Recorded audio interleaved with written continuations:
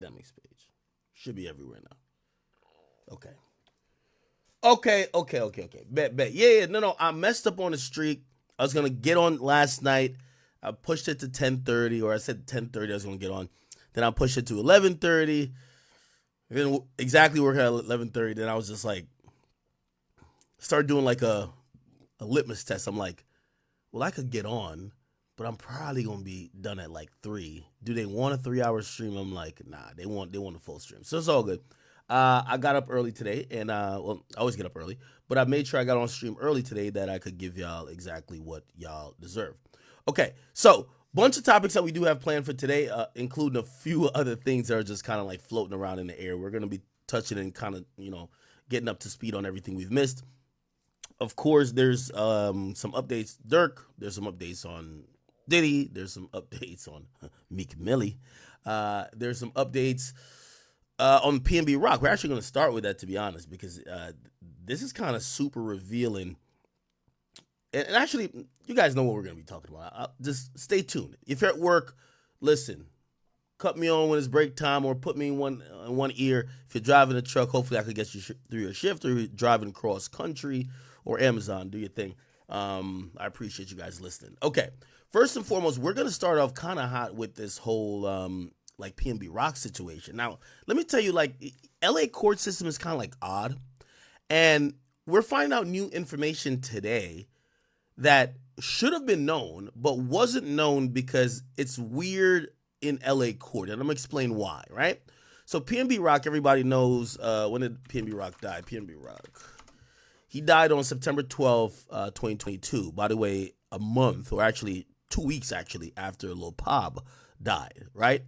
And what you find out is that in a lot of these cases that includes like these felonious type of charges, LA isn't that open with all their court documents, okay? They might list a complaint on a civil end, but it's kind of hard getting a lot of details that you normally get from, especially like compared to like Florida, Georgia, Texas. Those states are pretty open with, like, letting people easily access the information because these are public court proceedings. But when it comes to LA and California specifically, it's much more guarded. So, for example, you're not going to see, it's rare, very rare, that you see a televised court proceeding in California. It's usually not televised, right? Which means a lot of times you miss some of the details that go down, details of some of the nuanced things that would help you understand a crime. For example, it would have been very helpful to watch Nipsey Hussle's criminal proceeding for the killer, because it could tell us exactly, or we could have got a good understanding of maybe beefs or problems that led to this moment of Nipsey just getting killed in front of his own store. So I say that to tell y'all, a lot of times when it comes to these cases in LA, and the one exception obviously is Tory Lanez, because that was such a big thing. They still said no cameras, but there was so many reporters and like people within the culture that went to the hearing. The DAs were constantly almost damn near doing press conferences or putting stuff out to the media. We found out a lot about the Tory Lanez case, which was in LA. But when it came to PNB Rock, remember, it's not like a famous guy that got that. By the way, not only PNB Rock, but Pop Smoke. Their cases, we don't know too much. We kind of know about what's being reported on the media from what initially happened, and then we usually at some point get to the point where there is a verdict, and usually they do hold the people who killed these guys accountable. Now, what's came out recently is a broader understanding of exactly what went down with PNB Rock. And if you don't know the whole story, PNB Rock went on a date, little lunch date with his girl, lunch or dinner date with his girl to a Roscoe's Chicken and Waffles. Now, notoriously, a lot of people know Roscoe's and Chicken and Waffles. That's that's the hood spot. You know what I mean? But there are certain places, if you look in and around the LA area, there are some spots that aren't in, let me just say, as worse neighborhoods, and you could possibly foresee somebody who is a celebrity or who has a high net worth going there to dine because the food is historic. Okay, I've been there. Obviously, that was like 2017. Come on, everybody goes there, kind of like you've heard about Roscoe's Chicken and Waffles, right? Cool. All right. We now find out a bunch of more information that came out via there's this group that basically did some more reporting, and they also did all the legwork to get the stuff that we need, right? Another tip to all y'all, the reason why when stuff happens in LA, we don't see most of it, I just told you the court stuff, they're not that open. But even with like body camera footage, like they're really tight on it. And most things you have to request in person. Sometimes you even have to get the judge to approve on. While, say like in Florida, you don't even have to get near a judge. You just have to put a request in and you get it. So this is why we don't get these things. However, it appears that this group has gotten all the stuff for PNB Rock. So PNB Rock goes to the store. Goes to this restaurant. Apparently within an hour or so of him being there, someone comes to rob him. They wanted to rob him for supposedly he was wearing $1 million in jewelry. And he said, nah, I ain't getting it. And when he said no, the guy shot him. Now, we didn't know this at the time, but we got to learn later on once the police released their, narrative of the events. It was a 17-year-old kid that tried to rob him, and the kid shot him when he declined. Obviously, social media took the angle to say, I think his baby mama lying to him. She, like many women, and it's a very bad habit of women, like, we know you have a man, relax. You don't need to show every time you're having a meal, okay? They put up on social media, this is what I'm eating, this is where I'm at, date time, really trying to stun on other women, which if you know anything about just how hood niggas move around, the easiest way to find out a man's location is to find out what woman they're around, because those women are usually dropping all type of breadcrumbs to lead you directly to that man. You get what I'm saying? Some people thought it was her, and people was like, how did they know that this guy was going to be there? And we later found out that it was a family. It was the Trone family, PNB Rock. It was literally, this is the father, and the son, they wouldn't show the son because the son was 17. By the way, the son, I believe, was sentenced to juvenile life, which means, and so the dad got 30 years. The son got, I believe, let me see. The son, okay, actually there's a press release. The son didn't get too much. I think he only got juvenile life, which means he's going to be out in 26. Okay, now we also heard about a third defendant, right? Tremont Jones, and we didn't know who that was, but we're going to get into who that was, and we're going to get into a lot more information about that particular case, okay? So, yeah. Give me one second. All right, yeah. So he's convicted. He's doing 30, and let me just pull up what the son got. I think he's a junior, so I think it's Freddie Lee Trone son sentence. He got 30, and then his son, what did his son get? His son got like something really light. Really, really light. Now, obviously, I've spoken on this before. The reason why you have 16, 17-year-olds and 15-year-olds doing a lot of these crimes, they know even if they kill someone, the laws on the books in certain state is going to say that it's unlawful to punish him like an adult, which means even though they take someone's life, you can't punish him by giving them life in prison. You kind of you could give them juvenile life, and juvenile, that sentence ends at like 23 or something like that. Let me just see if I can find the son. All right, the father's got convicted to 31 years. And hold on. By the way, hold on. Let me see. Where did the son get convicted to? Does anyone know? Yeah, it's a reason why, I don't try to get political or nothing like that. It's why we gotta be happy Trump back up in the office, man. Really, it's democratic rule, period. Like, Democrats treat children or treat people that are minors like, even if they kill somebody, they're just a child. You know what I mean? Which I'm vehemently against, right? Murder is murder. I don't give a fuck who did it, right? And to me, a 16-year-old being able to make that decision of I'm going to take a life versus an 18-year-old, I don't see the difference. So I think they both should, throw the book at them.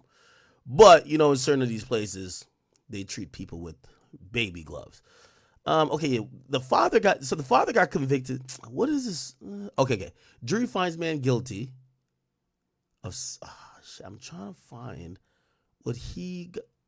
Yeah, they're not going to do too much reporting on it because the dude was 17, even though he's over 17 now.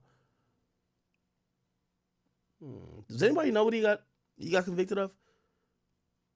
Or what's his name? Okay, we're going to watch a video anyway, so we're going to figure it out. I believe it's like 6 years. Like, just like the underage kid in the Pop Smoke shooting, they give him like 6 years, like, which is ridiculous, right?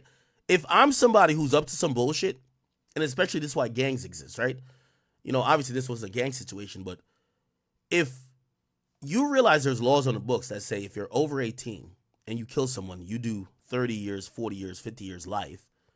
But if you recruit somebody who you could indoctrinate via a gang or something else, in this case, it's just a father and a son, you let the YNs, you let them do the crime, right? You let them do the killings, the shootings, the robberies, because the max they'll get is 6 years. It kind of makes sense, right?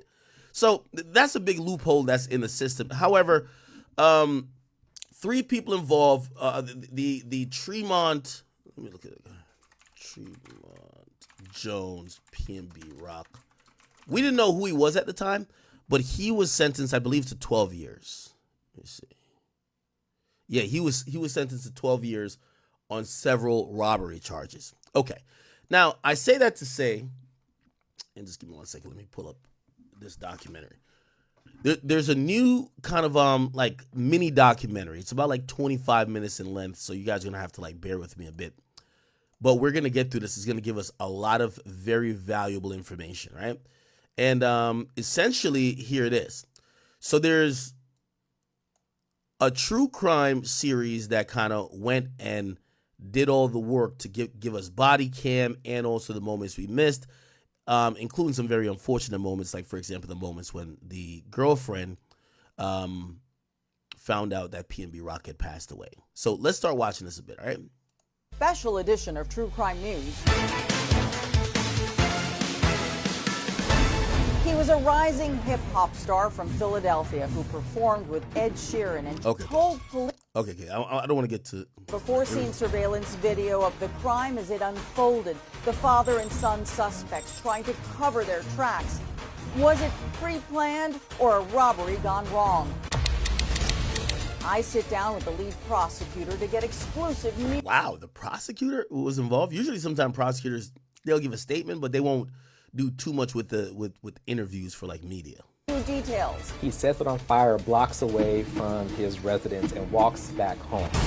What PNB Rock's fiance, the mother of his daughter, told police after he was murdered right in front of her. And there's finally justice for PNB Rock. Your daily source for true crime starts right now. Shot and killed while having lunch with his fiancée here in Los Angeles.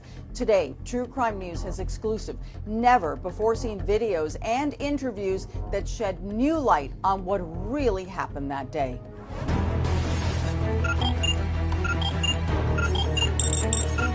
A camera lens is trained on a restaurant parking lot and also inside.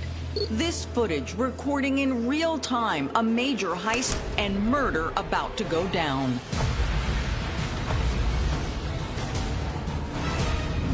A spontaneous stop at an iconic Los Angeles restaurant collides with gold, greed, and bullets, ending in carnage and one of the East Coast rising rap stars lying in a pool of blood. He was a guest in our community and was gunned down by a cowardly act. He was P&B Rock, a Philadelphia rapper with a loyal following and a taste for extravagance. His real name was Rakim Allen, but he fashioned his stage name after the streets where he grew up. P&B Rock was paying homage to his neighborhood, and Pastorius and Bainton was the areas of the streets in which he lived on. So he came up with the name P&B Rock. Featured in major music magazines like Rolling Stone's 10 New Artists You Need to Know and XXL's freshman class of 2017. As an artist, he straddled the fence between R&B and rap, and that's something that a lot of people couldn't do. R&B historian Tyrone Dubois says, Okay, I'm going to try to get to the incident, actually, okay? I'm not trying to skip through, but, you know, you guys can watch the whole thing in full there. his brother's death on X, sharing, "It ain't right." But he'd push past the grief and pain through music. He started off selling out of his trunk and then becoming noticed and observed. P&B landed a record deal and launched hit songs like Issues, which showcases his love of expensive jewelry. As the money poured in, the rapper often showed off the rewards by posting to social media, mostly highlighting his love for expensive jewelry. P&B on top. Yeah. A love that would ultimately cost him his life. That's Thursday. Not for bragging, but for, you know, celebrating yourself, celebrating your wealth, celebrating the success that you've made in the industry, which I do believe made him an instant target at that particular time. It was September 12th, 2022.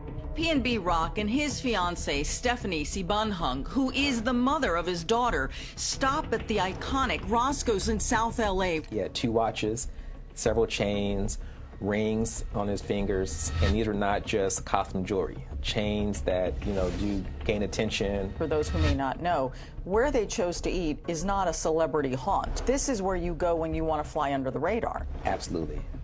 I said, quite frankly, $500,000 reasons, $500,000 worth of reasons to come and take advantage of this young man. P&B Rock and Stephanie had been partners for years, visiting LA for a business meeting and to celebrate an engagement party for fellow rap star T Grizzly, where the partiers compared their assets on social media posts. Come on, man. AP's rollies. Yeah. But P&B Rock and Stephanie dressed down to head to Roscoe's, and Stephanie had raised concerns about him wearing so much jewelry in a restaurant. He declined, telling her it's in God's hands. This surveillance footage shows P&B Rock and Stephanie walking in. It's lunchtime, 12:28 p.m. As they wait, a man seated to the right fist bumps the rapper, but the couple is quickly taken to a table. The waitress can later be seen bringing their food. Stephanie posts a photo of their meal to Instagram, geotagging the restaurant's South LA location. Now, real quick, and I'll just point this Their out. meal to Instagram. Now, I do think a lot of people owe his girlfriend, Stephanie, an apology. It's clear that she wasn't the person that was responsible for the chain of events that led to his death. But I don't think anyone should apologize for chastising, and not necessarily her, but chastising the habit of women, men, or anybody else when you go out with someone who is known posting locations. We just got to be honest. So it's not her fault for this situation, but to be honest, this habit of I have to show y'all where I'm at and what I'm eating is something that's very pervasive among certain people, and that shit cannot be co-signed. It cannot be co-signed. It's like, I'm telling you, the best way to find a nigga is to find the girl he's fucking. So that's just something where, yes, we shouldn't blame her for his death because that had nothing to do with it. But that behavior of posting your location when you know who you're with, That's not cool neither. We just got to point that out. And both things could be true. Geotagging the restaurant's South LA location. But what they don't know, outside in the parking lot, a plot is being hatched to rob the rapper of the $500,000 in jewelry that he's wearing. Although it was 12:30, I think this was like a Tuesday. This was not a day that you would think that you need to keep your head on the swivel or be alert to crime or someone trying to jack me, rob me, steal from me. But at 1:16 p.m., a gunman walks inside ready to score. There was some sort of verbal exchange at this point. At 1:17 p.m., the unarmed security guard notices the commotion and flees. Seconds later, P&B Rock is shot. His fiancée, Stephanie, restaurant patrons, and employees watch in horror. Others flee. 1:22 p.m. LAPD officers arrive on the scene within 5 minutes. They attempt to... Oh my God, you can kind of see it here that they kind of put little filters over it, but there's a lot of blood. You could tell like he's shot. He's kind of probably like moving around kind of queasy because probably can't breathe. Probably, I forgot where he got shot at. They're probably going to tell us, but there's a lot of blood on the ground. So by the time police get there, this is a body cam. By the time police get there, there's a lot of blood already there. Save the rapper, who is still breathing. 3 bullets have ripped through his chest and back. The crime scene, a mix of blood, jewels, and the gun P&B Rock had stored in his belt, resting on the table. Now, this is info we didn't know. P&B Rock had a gun himself. And when you now know that, because we're trying to reconstruct what probably happened, and I know some of y'all hoodmans in here act like y'all did millions of robberies or got robbed a million times, but I'm just thinking logically here. We know that the guy, the young kid, comes in. You see how he's walking with like intention, like, yo, he clearly knows exactly where he's at. You know, they don't show it to see if someone kind of goes in to look to make sure they know where he's sitting at. So he walks square in and he's almost pulling already. And he's pointing the gun at them saying, yo, give it. Let me go back a little bit to show. Okay. So this is the front door camera right here, right? Okay. Okay. So this is the front of the place, right? He goes to sit right here. Y'all can see it right here. Y'all see my mouse? He goes to sit right here. This is the front door, right? The guy who comes in later, he's not looking around to see where they at. He knows exactly where they're at, right? Okay, next thing. You see when P&B Rock walks in. And by the way, this is another thing I was trying to tell you. Again, we all owe his fiance, and I empathize with her grief. We owe her an apology for even insinuating that maybe that location being posted has something to do with his death. However, as I keep saying, we will never, us as men, I don't know if you guys ever been in a place where your head got to be on a swivel. I don't like when I go out with women, I like to have security because you can't do both. You can't keep your head on a swivel and have fun with her. She want all your attention. If you just sitting at a table looking around like, yo, wait, who that over there? Like, if you doing that, first of all, you look pussy. Number two, like, she wants you to be all eyes on her because women lack awareness. I'm going to give you a case in point. Again, we're not blaming this woman, but this is exactly why the idea of you posting a location, whether it's the reason why something happens or not, is bad.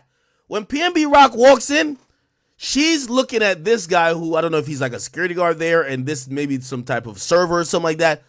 P&B Rock is automatically noticing everything else going on around. He notices a guy who probably, listen, I've seen this a million times. When you start to get a little popular, you learn about the double take. When you walk somewhere and somebody hits you with a double take, their mind just said, wait, ain't that so-and-so? So now you don't know if that person likes you, hates you. He been tweeting at you for 2 years saying when I see him, I'm going to kill him. So you have to be very cognizant of it. I guarantee his girl, none of that's on her mind. No disrespect to her. She's just there. P&B notices him. The guy probably says something. You're going to see him go for the fist bump. His girl is oblivious to this. She don't give a fuck. She's just thinking, I'm about to have dinner. I'm about to have lunch with Bae. I'm about to post it on my gram. These bitches be like, yo, this is really important, right? Look, he does this to somebody else. She doesn't look the nigga direction. I'm just talking about having your head on a swivel here, people. She's on her phone. She's just thinking, okay, what am I going to get off the menu? He's already has to be so much on point. That's another reason why I don't like going out with women if I have to be drunk. You need somebody to watch it back, because the woman definitely going to lead you to death, right? Again, I'm not saying this woman did anything. I don't think she did anything. But we're talking about the precautions that probably were almost instinctual for PNB Rock that she probably didn't, think about at the time. And that's kind of normal for women, right? So he daps this guy. You're going to later, or he pounds this guy. You're going to later realize that this is a guy who allegedly is the guy who gives the drop up, right? So cool. That happened. Quickly taken to a table. They bring him over here, right? The waitress can later be seen bringing their food. Stephanie posts a photo of their meal to Instagram, geotagging the restaurant's South LA location.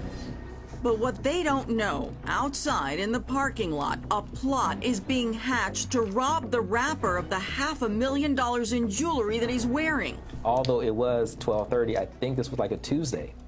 This was not a day that you would think that you need to keep your head on the swivel or be alert to crime or someone trying to jack me, rob me, steal from me. But at 1:16 p.m., a gunman walks inside. No, somebody says it wasn't a robbery. Dude shot him because he was scared. This is what I was trying to tell y'all. Okay, yeah, I kind of cut myself short. Okay, his head is on a swivel already. Now, this happens a lot. I hire security, and I like hiring security when I go out.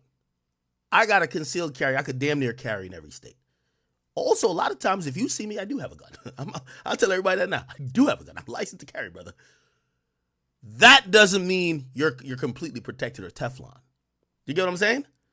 Again, it's a line of defense, hopefully self-defense, but now you're eating with your lady. You're focused on her.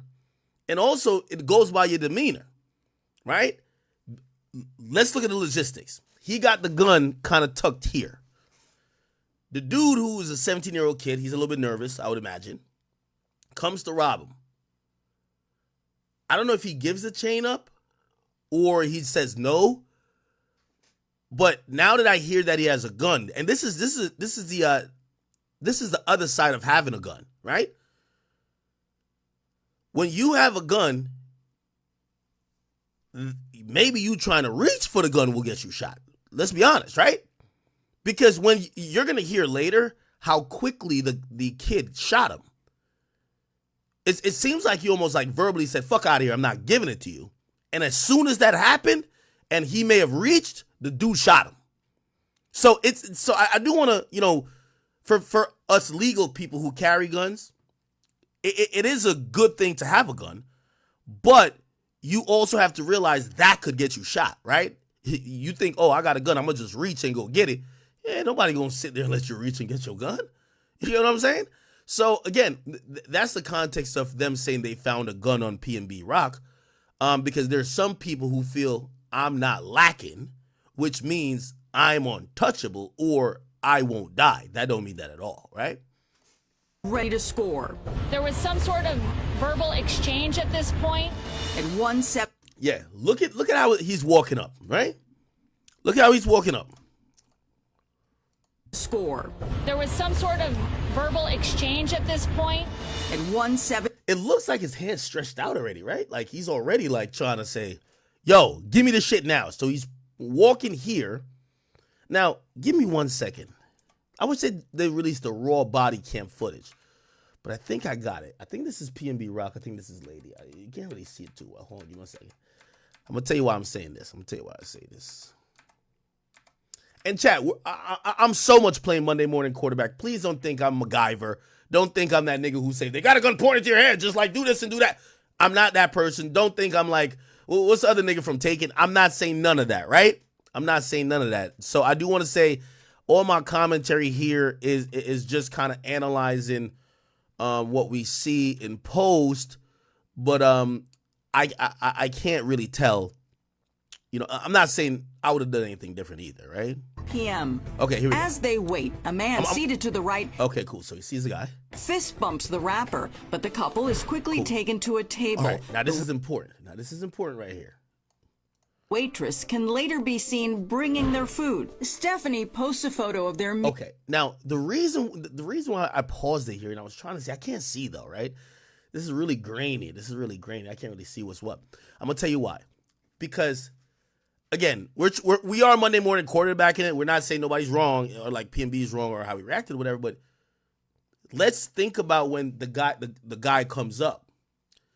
Now, you've been in a restaurant, you're in a little booth thing, and you have one chair, a table, then the other chair. If the guy comes this way, he came over PNB's shoulder. So PNB is already blindsided. Do you get what I'm saying? As opposed to if PNB is on the other side, he would see anybody walking up from the door. Do you get what I'm saying?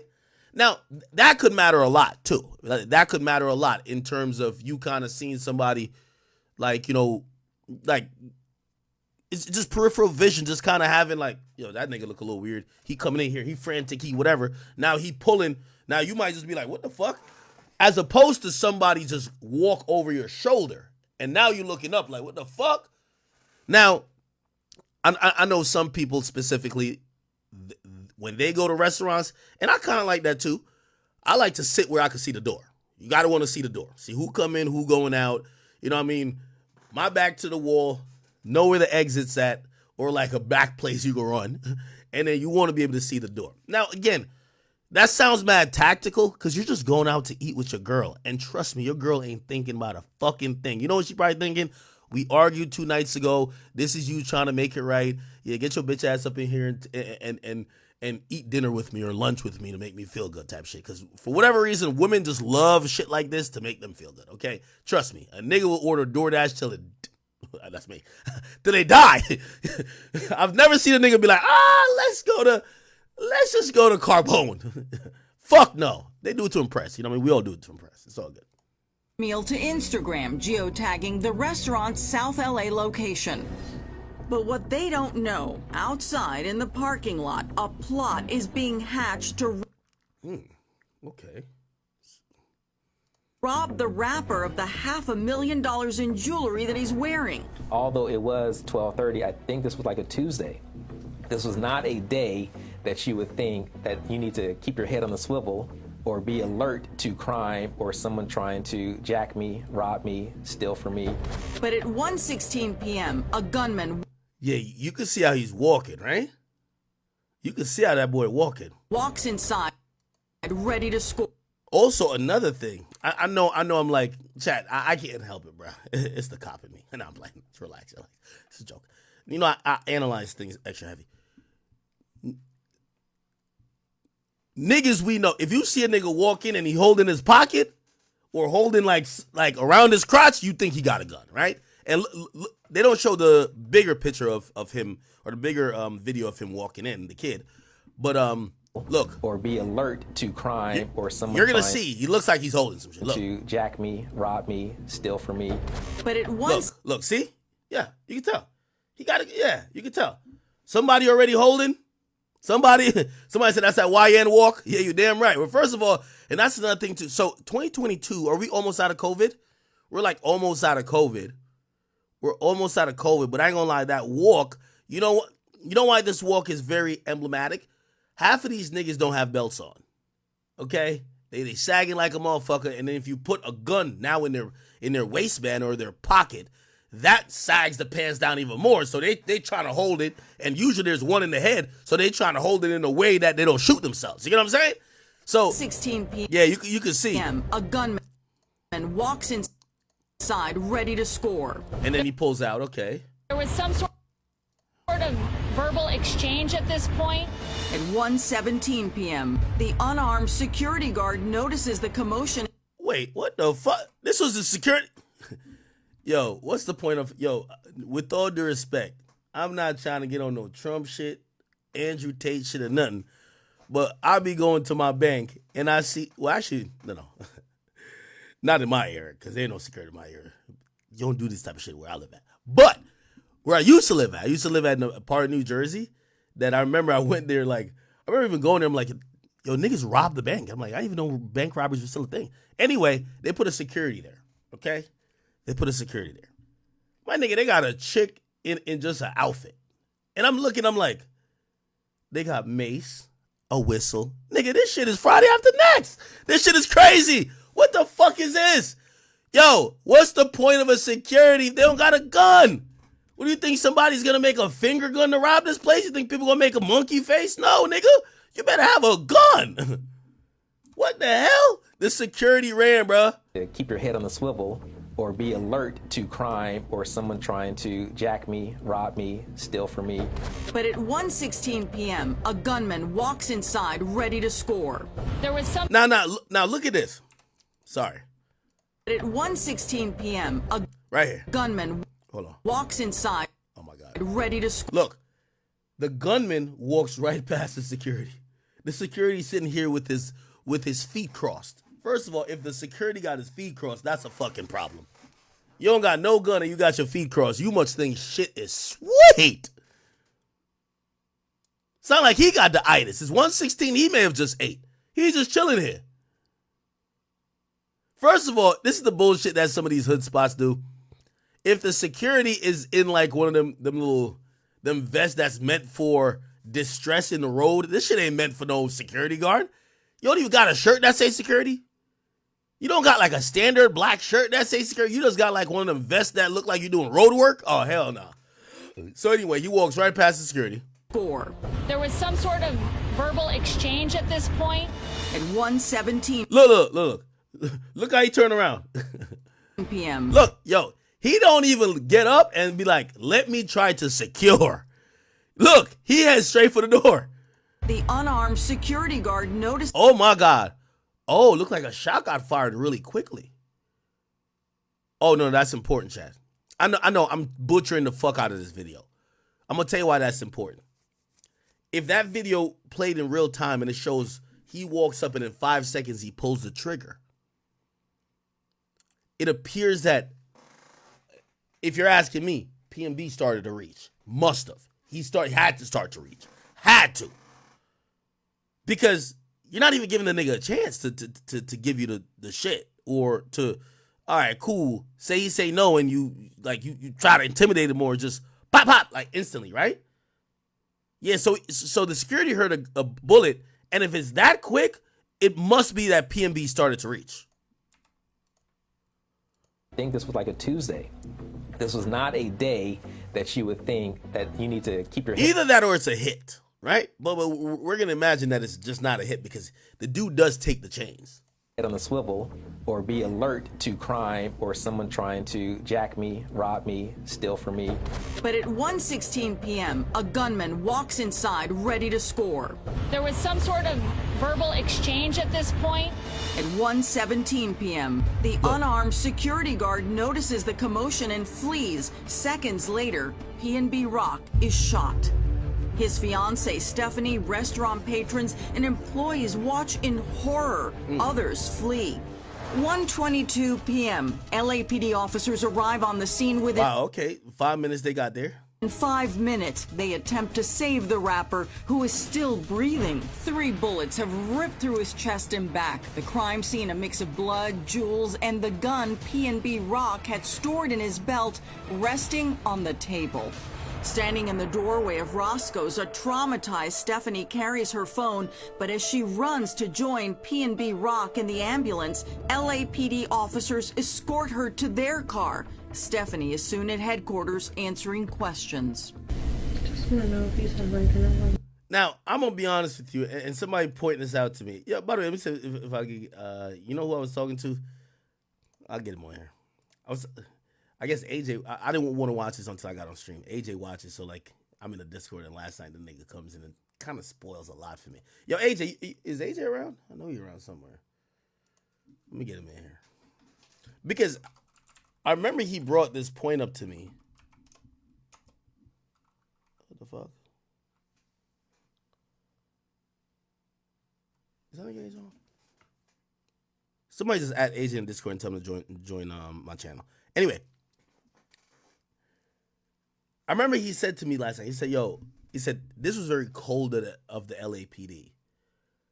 They wouldn't let the girlfriend ride with her man, her baby father, fiance really, to the hospital.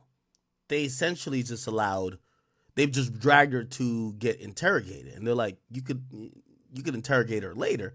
And at first I was like, nah, maybe they thought she's involved, this and third. And I'm like, actually, there's no way they thought she's involved, right? I thought this was rather cold. Like, they should have allowed her to go to the hospital at least initially. Even if, I get it, they want to ask her some questions. Like, hey, y'all had beef with nobody? Hey, did anyone threaten y'all recently? But to have her hold up in a interrogation room when the father of her child, her fiance, is potentially fighting for his life, it's absolutely cruel. I do think it's cruel. I ain't gonna lie to you. Okay. Can we call the hospital to see if he's okay? And she's in an interrogation room basically saying, hey, could y'all call the hospital to see if he's okay? And like, I could imagine they're just trying to ask questions. Yeah, that's kind of cold. Yeah, that's definitely kind of cold. We're back now with more of our Seemingly they were treating her like, maybe like a suspect more than anything. Exclusive investigation into the murder of Philadelphia rapper P&B Rock. Yeah, she's a witness, chat. I get it. And that's what my initial thought was. Yes, she is a witness. But then you think about the humanity side of it. It's not like she's going anywhere, right? If anything, like maybe, she can't be in the actual ambulance vehicle, but bring her to the hospital and then interrogate. You can interrogate her later. That's what I'm thinking, right? Especially if she's a witness and not a suspect.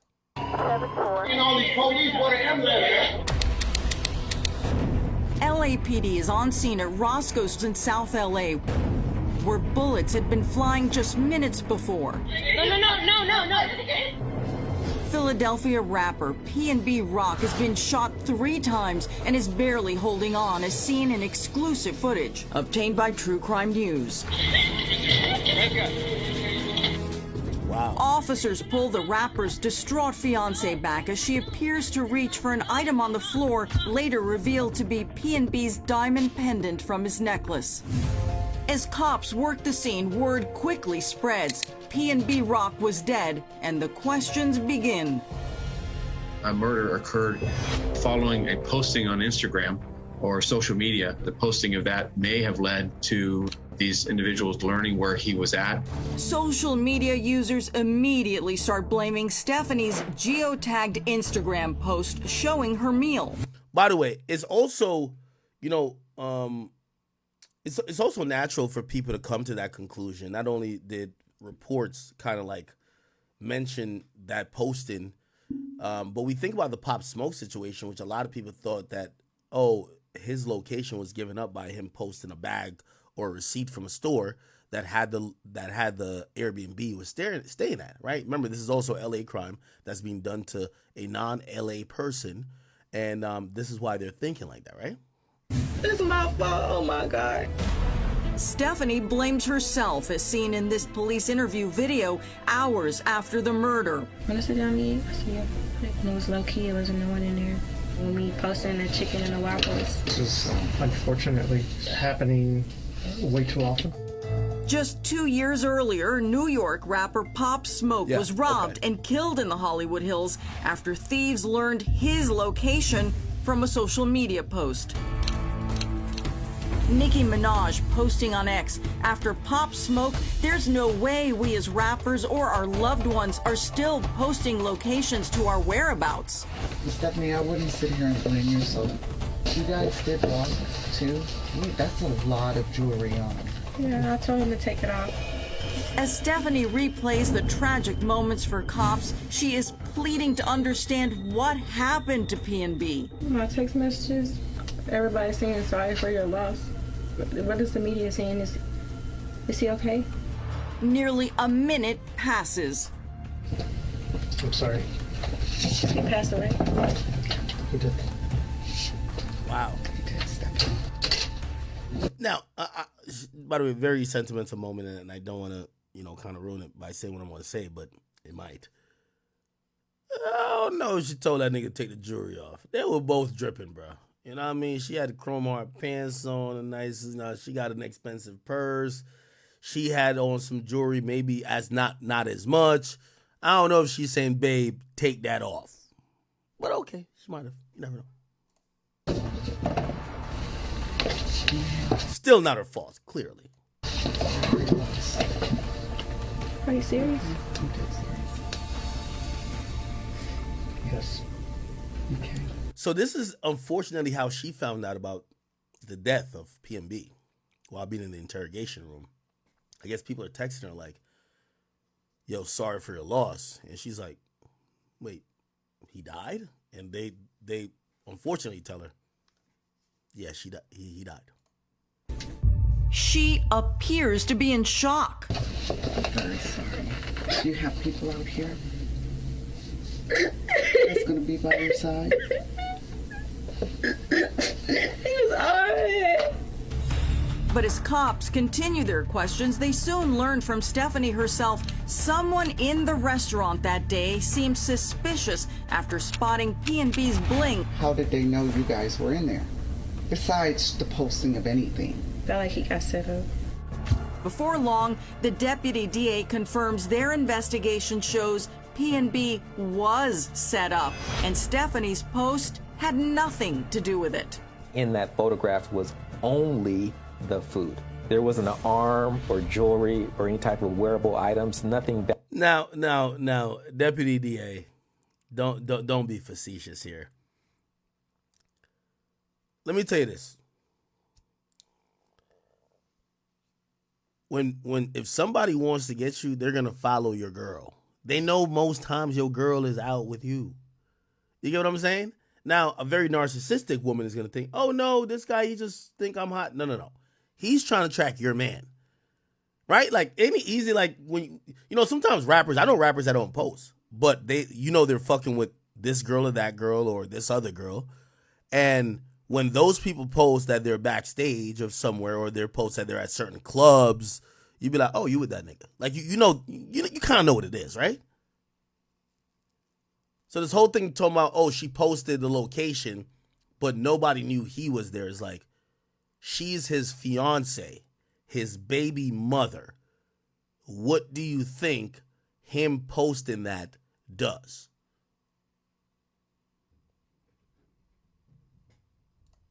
Valuable on the post that could not have given enough time to orchestrate a plan. Instead, it all started with a man named Tremont Jones. Does anybody know who they are when they walk in? Immediately, Tremont Jones, the gentleman who was sitting right inside the door that fist bumped PNB Rock, knew who he was. Tremont Jones loiters at the Roscoe's. That's just his hangout spot. Detectives soon gathered hours of surveillance video that pieces together exactly what happened in the minutes leading up to P&B's murder and after.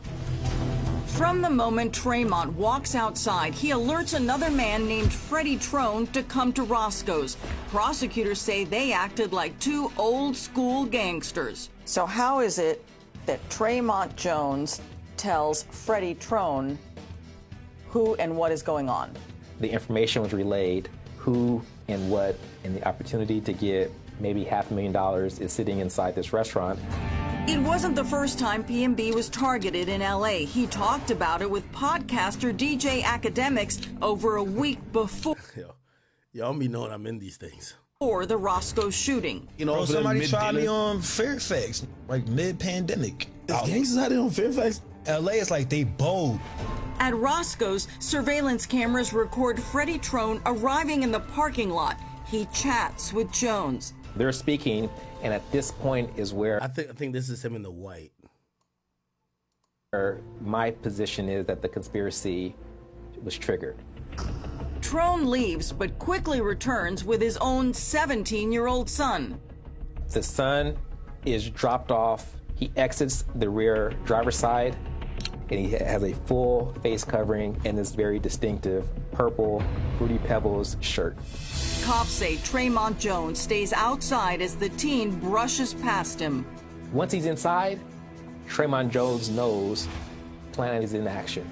And at that point, we're seconds away from seeing a muzzle flash captured inside a very grainy camera inside Roscoe's. Oh, that's when the shot got fired. Okay. Oh, so it looked like he did reach. I think he reached for the jewelry, too. Stephanie recounts the horrifying minute-by-minute details when the 17-year-old approaches them. As soon as he walked in, he pointed the gun at his stomach. He said, "Give me all that, or I'll shoot you right now." And he just started shooting him. He took his rings off, necklaces off, took his 2 watches off, and he made me take my watch off. He said, "Give me that right now, I swear." That's the part of it that told me, I was like, hey, again, I want no hate towards this woman. She's actually a victim in this. She deserves all the apologies for people thinking that she set this up. But remember when she said, "Oh, I told him don't wear all that jewelry." Well, you got your watch on and shit like that. You got jewelry on because they robbed you too. It ain't like they just robbed him and you came there bare with no jewelry. You had on jewelry too. You know what I mean? So I don't know. Whatever. God, I shoot you in the head. It's so scary. Before he flees, the teenage gunman can be seen snatching diamond jewelry from P&B's body. Prosecutors say the gunman's dad, Freddie Trone, was outside in a waiting car and all the suspects made a quick getaway. Rapper P&B Rock was only 30 years old when he was shot to death during a robbery. We continue now with our exclusive investigation into his murder. In Philadelphia, fans of rapper P&B Rock gather in the neighborhood where he grew up, dancing to his music and celebrating his life. We got the whole city mad, they know we did it, we standing on murder business. And Los Angeles police are on the trail of his killers. This surveillance video shows Freddie Trone and his teenage son walking near their apartment minutes after the shooting. The son has changed clothes and not long after tosses a bag into a dumpster. You think they threw away their clothes that would have all sorts of incriminating evidence? As far as the shooter, yes. Early the next morning, cops say Freddie Trone leaves the apartment and torches the getaway car. The same car seen picking up the hitman at Roscoe's. So the car is the Buick Enclave. He sets it on fire blocks away from his residence and walks back home. Investigators learn the car is registered to Freddie's wife, Chantel Trone. Soon, Chantel and the suspected 17-year-old son and gunman are arrested.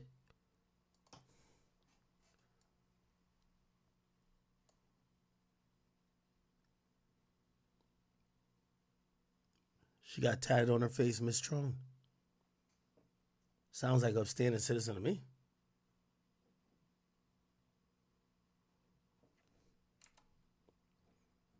Did she get prosecuted? Enclave. He sets it on fire blocks away from his residence and walks back home.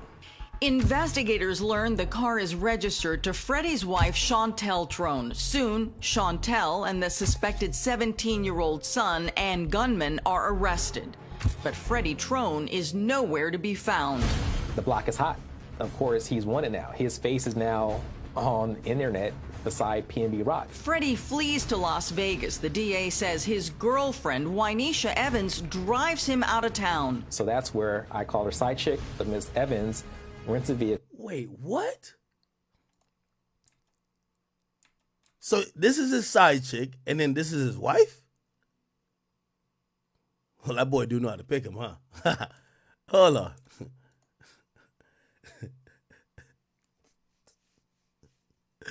Investigators learn the car is registered to Freddie's wife, Chantel Trone. Okay, so the wife is Chantel Trone. Chantel and the suspected 17-year-old son. And this is her mugshot, I guess. Son and gunman are arrested. But Freddie Trone is nowhere to be found. The block is hot. Wait, hold on. Arrested. Chantel and the suspected 17-year-old son and gunman are arrested. But Freddie Okay, so they locked up the mom and the son. Freddie gets out. He goes to Las Vegas. Trone is nowhere to be found. The block is hot. Of course, he's wanted now. His face is now on internet beside PNB Rock. Freddie flees to Las Vegas. The DA says his girlfriend, Wynesha Evans, drives him out of town. So that's the side chick drives him out of town. That's where I call her side chick, but Miss Evans rents a vehicle and she drives him to Nevada. But before long, Trone is captured. LAPD homicide investigators head to Vegas and grill him as heard in this exclusive interrogation audio. He goes by PNB Rock. This is the case that we're investigating right now. That's really unfortunate. God bless that young man. So Freddie denies he and his wife are involved in the Roscoe's murder. if y'all figured this guy, my son did it, why didn't hurt? You're in here for murder. For 187. But cops can pin Freddie, his son, and others to the heist and murder through the hours of surveillance footage. Trone, Tremont Jones, his wife and girlfriend, along with his juvenile son. So let's go down what the charges would be. So we all know this is conspiracy for murder. This is the dad. Also, you get the murder charge as well, because without you, it don't happen. Tremont Jones, definitely conspiracy. He's the guy who gave the drop up, but you get the murder charge as well. Now, we don't know if the wife was involved that much, but apparently it was her car, and apparently she also tried to, she's definitely getting the aid and embedding charge, which I would imagine maybe some accessory to the crime. But if they called her a bunch of times trying to get the son there, she might be in on the conspiracy. This is going to be accessory to murder right here, 100%, right? Or an aid and abetting charge. And then the juvenile gunman gets murder and conspiracy, gets every charge that these two would get, right? It sounds like pretty much what they would do. All face charges. One thing that Freddie Trone said on the stand that I really highlighted is he himself said his son was dangerous. In a Los Angeles courtroom, Freddie Trone is convicted of murder and robbery. Tremont Jones is found guilty of robbery and conspiracy to commit robbery. So the DA didn't overcharge. They could have, though, right? They could have. They could have charged this guy with murder, but it was probably likely that he could either beat it. They could have overcharged him and tried to get him to get a plea. The reason why the murder charge for him wouldn't stick is that when even though he gave the location up, he didn't give he gave the location with the idea in mind that they were gonna just try to rob him. Now, obviously, robberies turn to murders, but it's just harder to prove that he was aware of the murder or the possibility of murder. Because of him giving the location. So that's why they probably didn't give him the murder charge. But he got 12 years anyway. Guilty of robbery and conspiracy to commit robbery. Freddie's wife, Chantel Trone, pleaded no contest to accessory after the fact. Okay, so all right, so we kind of got it. We kind of got everything. So she got accessory after the fact. She didn't get the murder because, again, she had no idea before. And Wynesha Evans pleaded guilty to accessory after the fact. Okay, accessory. Both of them got accessory. Okay, it's kind of like aiding and abetting. Did you ever find the jewelry? No. Did you find the murder weapon? No. Wow, so you got a conviction without a murder weapon. No murder weapon, no property recovered, nothing. Justice was served, but with little comfort to PNB Rock's family and his fiancée, Stephanie, who called him their shining light. When we come back, PNB Rock's mother reacts to the verdict, plus the latest on the 17-year-old accused of pulling the trigger.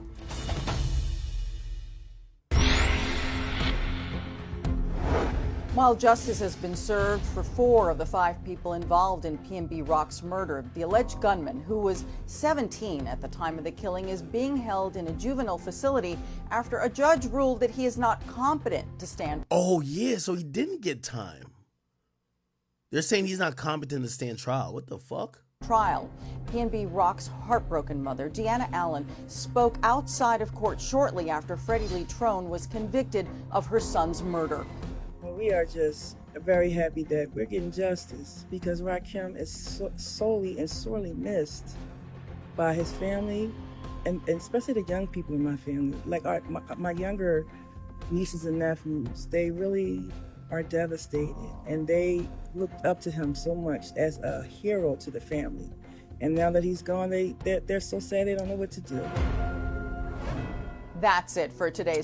Interested, man. A lot of these, like, you know, murders, once we kind of get into the nitty-gritty of it, and this is why the trial and the police work and the detectives that are involved in use so many surveillance cameras, they're gonna go with warrants to get your phone messages, to get your Instagram messages, everything you do, no matter if you try to delete it. It kind of gives us an understanding. Yeah, this story comes down to this.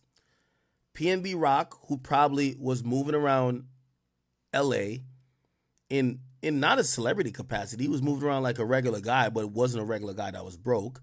He was a guy who, number one, came from Philly. And that is also like sometimes that's a Trojan horse sometimes, where you come from a place where you're like, yo, I know how, nigga, I really was in the trenches of Philly. I know how real niggas give it up.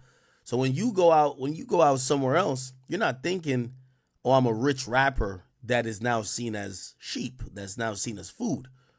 I'm a real street nigga. Niggas going, shit, I used to be them. I used to rob niggas. I used to whatever. So, shit, I know how to move this and third, and also, you know, a wolf gonna respect a wolf. To a broke ass nigga, ain't no wolf got $500,000 in jewelry. You get what I'm saying? So him having that gun became inconsequential, right? And I'm pretty sure he was moving around. I'm pretty sure he went to mad little spots to eat brunch, lunch, dinner, and nobody bothered them, right? He was moving around with his girl, no security. He was moving around with his girl at spots that other people frequent. And clearly, you know, probably wasn't scared of the people because he was there. He was out there with people. And this, unfortunately, is one of those situations. I keep saying about most of the deaths we cover, even like the Pop Smoke situation, we could Monday morning quarterback it, right? And be like, oh, well, we could avoid it this way, this way, this way, this way. But then you get to realize these are like almost like divine lining up of things, right? Yo, he goes into a random spot. I'm pretty sure he's gone into mad random places to eat, and he's gotten universally love. The most they might say, because this happens to me all the time, like somebody sees you, and they might not even be that big of a fan of you, but like they know somebody who fuck with you. You know how many times they be like, yo, my brother watch you all the time. They make a call. They just want to put you on FaceTime with their family. Now, that could be just like some good positive love. Hey, what's up, bro? I appreciate you watching me this and third. You never know. That could have been shit. Now that's in a group chat. Niggas are like, nigga, I'm like 2 blocks away. That nigga got on 2 Cubans? Yo, I'm about to go rob that nigga. Yo, no, so again, there's a part of this that everybody likes to act like, oh, I would never be in that situation. But part of living life is these unexpected, just random events that could turn violent, right? Or could turn deadly. And that's what that was. You have a nigga who's a loiterer. I don't even think that guy was probably a hater. That guy was probably just broke. Oh, shit. Damn, that nigga, like, he probably don't see that many celebrities come down there. And here's the thing, too. PNB Rock is from Philly, but he was out in LA and moving around in LA for the last, like, 2 years. Remember, he did an interview with me. He was talking about, like, you know, he was in a very interesting place when it came to his career. To that dude there, is an older dude, they're not looking at PNB Rock as, oh, you from out here now. They're looking at him, oh, he out of town. PNB Rock been moving around for 2 years out there. So he's looking at like, nigga, I'm chilling, right? To that dude, he's like, oh, this nigga's out of town with this girl, no security, at the spot that we ain't never, and I be here like I don't never see him at. Oh, he's lacking. PNB is probably thinking, nigga, I got my gun on me. Man, nigga, I've been out here. I seen how these niggas kind of move. I'm good. Now, I don't know if it was said in this or maybe we missed it, but apparently it took about 40 minutes to get food. And if you're wondering why so much was able to happen, they get seated and they order some food. It takes 40 minutes for the food to even get there, right? So Shorty posts the food, but that's still 40 minutes after they're just sitting there waiting. So this loiter, I don't even think he's a hater. I think he's just broke. He probably hit somebody else like, damn, whatever. Like, yo, this guy, he's just out here, no security, out of town, this and third. Dudes be like, oh, shit, he must think it's sweet. Yo, shoot, we could try to get him robbed. Again, that plan, because you gotta remember, he meets up with Freddie.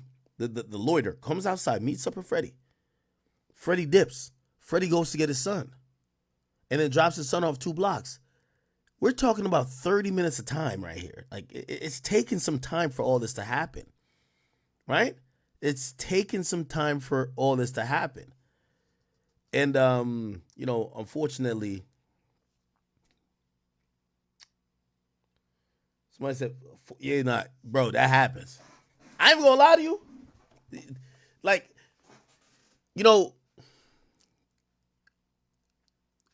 one of the scariest things is when you walk, when you're moving around and people notice you and like you're just a sitting duck for mad time. Because you're obviously hoping everybody's just a fan and they're like cool. Or even if they don't like you, you're not expecting them to try to set up somebody to go kill you. You get what I'm saying? But I'll give you an example. Shit, when was it? About like a year ago, I go to Vegas, right? I go to Vegas, and of course, my liquor loving ass, I'm like, yo, fuck the hotel liquor, even though they had us staying in a big ass suite that had liquor all over. But I'm like, from the airport, the first thing I'm getting is liquor. Let's get to the liquor store. I gotta get this right. We in Vegas. Now, Vegas is set up weird. You got the Strip. We weren't going to, I'm not gonna tell you the hotel I stayed at, but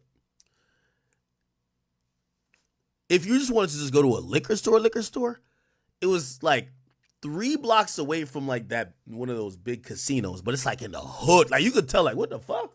Did y'all just stop spending money right there? Like you could tell when the money stops in Vegas. That's any casino city. If you've been to Atlantic cities, you know what I'm talking about too. Casinos look amazing. 4 blocks from the casino look like you're in hell. So anyway, that's where the liquor store is at. We get there. We sent somebody to go get the liquor. All right, cool. They go get the liquor, but I'm in the car. And I think it was we got a rental, so we fishbowling, so people can see whoever is in the car.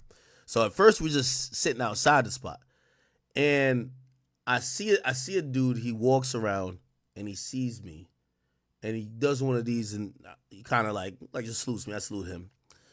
And I'm watching, and I'm waiting. I'm like, what's taking so long? Now, this is only like about 4 or 5 minutes at this point, right? I'm just kind of waiting, like, all right, you're going to come out the liquor store. Come on, we got to go check into the hotel. The person's taking dumb long, right? Now, the guy who I said what up to, I see homie, and the homie, like, after he said that to me, I see him, it's like he got a call. No, actually looked like he made a call. I don't know what it was, but I see him on the phone. And it's one of those where I see, like, he starts pacing. And there's a corner to it. He's just pacing around. And every now and then I see him just kind of look up at the car. Now it's about 10 minutes since the person went in the liquor store. You get what I'm saying? Now, here's the thing. There's a great possibility that person was just telling somebody, like, yo, you know who out here? Right? Axe right here. He chilling right here in the hood. He's just lacking like a motherfucker. He right here. But I'm going to be honest with you. Every energy that nigga was saying was like, yo, come here now. Nigga, I was with security too, but in my security city, we just said, yo, fuck that person in the store. Spin the block, nigga. We out of here. We told that motherfucker to meet us. Yeah, but like, it's one of those things where, again, you don't know, either or, right? You don't know, shit, it could have been love, it could have been whatever. But it's the same with PNB Rock, right? So he's sitting there for 40 minutes with his girl, right? I guarantee you, bro, when a nigga be going out, he's doing it for his shorty, bro. Like, he's trying to appease her. She been bitching at him. You don't take me nowhere. You cheated on me with this bitch. Like, yo, you hiding me. So, all right, cool. Let's go somewhere. He's sitting there for 40 minutes, And this plan that is to rob him eventually takes place, and he's still sitting at the same spot, right? Probably like a few minutes after he got his food, right? And unfortunately, kind of turned out the way it did, man. Rest in peace of PNB Rock. Also, my prayers go out to his girl. This is his girl right here. She's been posting on the gram recently. Let me see what she's been posting. Oh, she posted. Yeah, I can imagine she's still going through, man. Yeah, she posted this recently.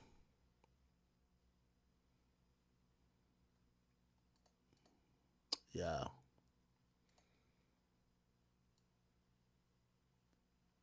Yeah, they were heavy. See, this says Beverly Hills, California. They were heavy in LA. I think this is their she says happy 3 months. Oh no, this isn't 2020. Oh, this is their newborn. This is their newborn right here. Yeah, very sad. Very, very sad. Yeah, she's probably trying to, I think the fucked up thing, well, he's not married to her, so I don't think anything goes to her. They have a kid, but everything probably goes to his estate. And even then, it's not like he was at the point of his career where, like, he was Juice WRLD. So, she's trying to make ends meet, and, obviously she lost the love of her life, the father of her child, and her potential husband. But she's out here trying to make it work. Okay, this is a couple weeks ago. Yeah, I think she got a little name. She's probably just selling these little ads for Fashion Nova and shit like that, bikinis. I see her. Salute to her. And, yeah, she still posts him every so. She said, 2 years without you. It doesn't get any easier. You just get stronger. I miss you. I love you. Think about you all day long. Strange to say, as time goes on, I become more and more obsessed with you every day. It can't be normal. Nonetheless, can't wait to see you in paradise for an eternity. Forever in my heart. PNB Rock. Damn. Damn. Okay. All right, people. Rest in peace, PNB Rock. Hey, couple other things that happened. Did y'all see this chat? Oh my God.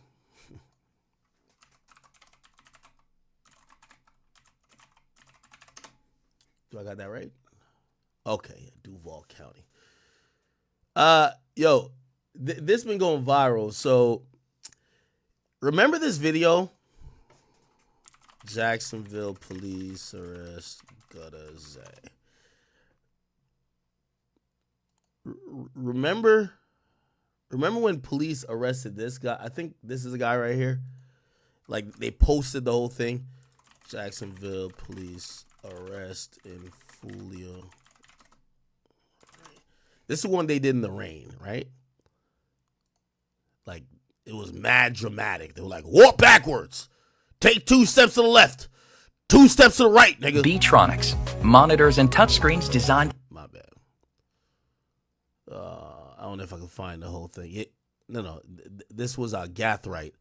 But then the other one was... let me just go on YouTube and try to find it. Isaiah Chance arrest. That's Gutta Zay. Isaiah Chance arrest. This was it, right? It was at 4:30. Yeah. Yep. He's coming. He's coming. That's them arrested. He's coming. Keep coming. Stop. Turn around. Keep your hands up. Turn around. By the way, the irony and so much drama with this.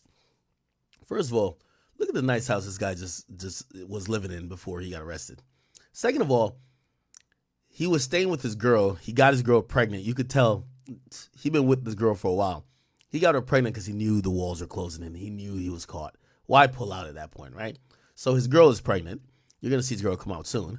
But his name is Gutta Zay, and he's the guy who's accused of, he's actually not one of the trigger men, but he's accused of essentially being giving up the drop, right?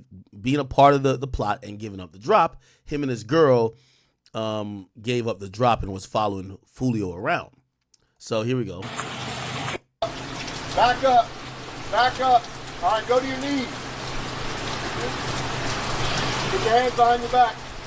Yeah, look at his face. Stay there. Stay there. Don't move. Yeah, look at this shit they got pointed at him.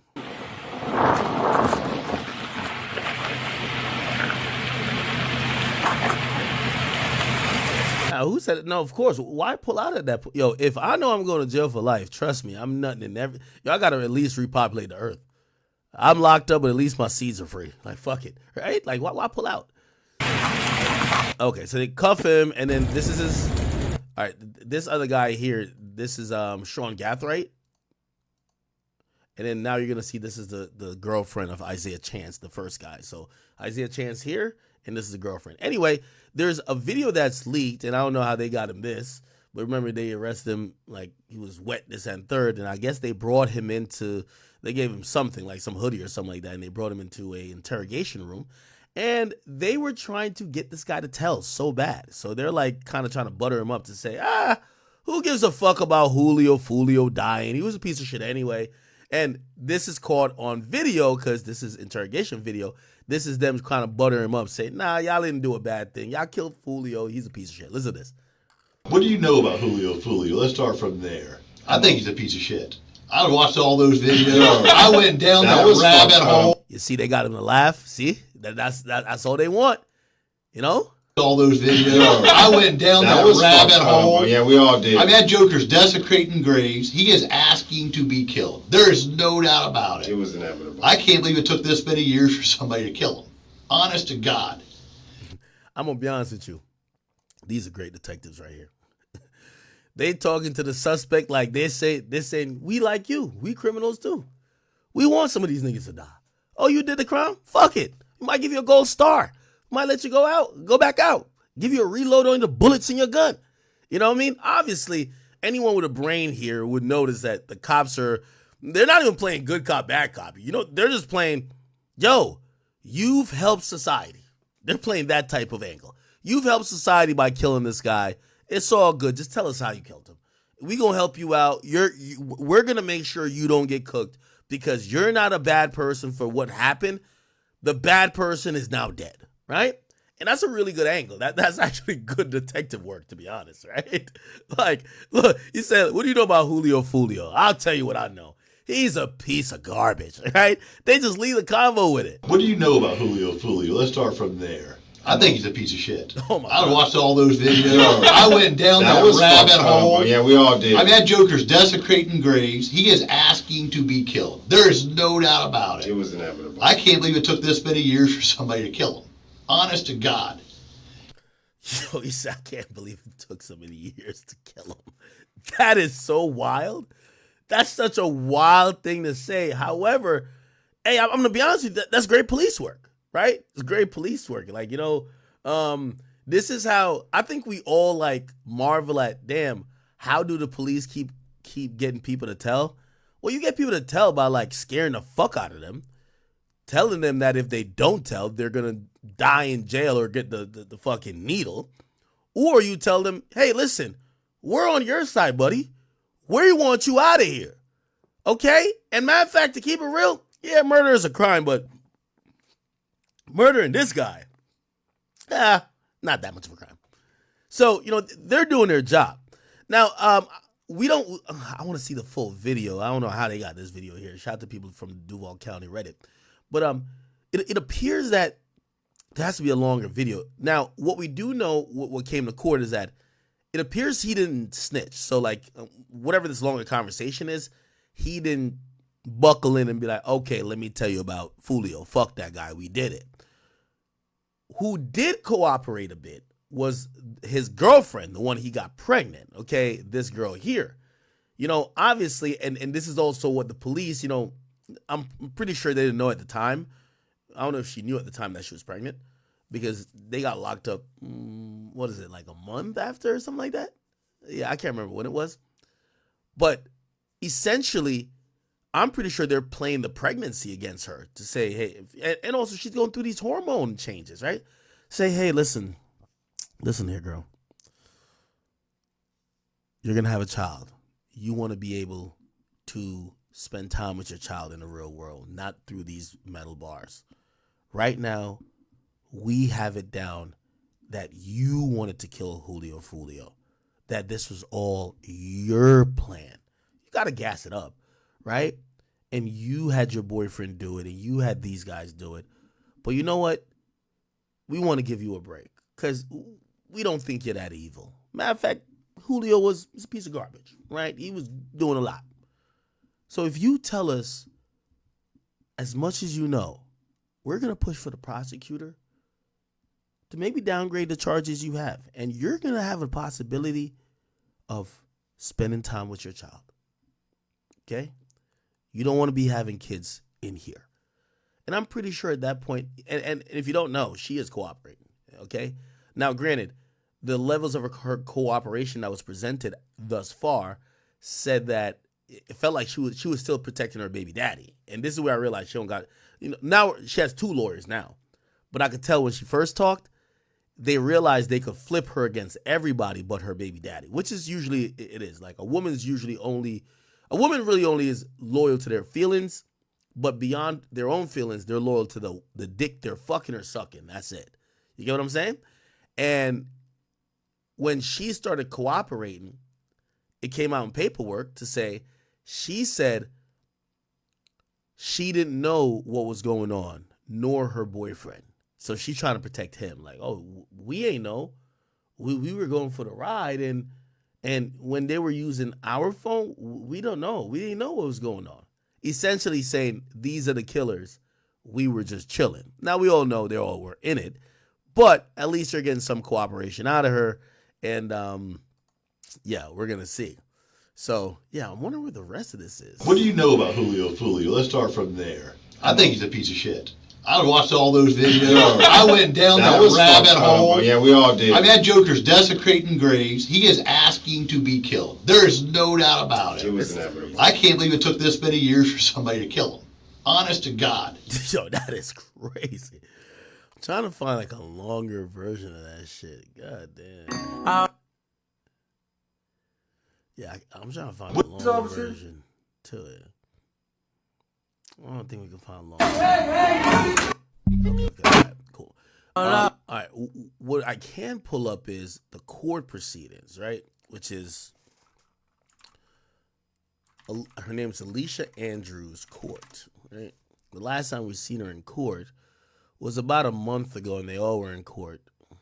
And defendants are present, as well as they set trial dates. I'm still wondering how the hell she got her baby hair still laid. What the fuck is going on? Right? their counsel. On behalf of Mr. Murphy, as the court knows, he's charged with first-degree murder. We have not received notice yet.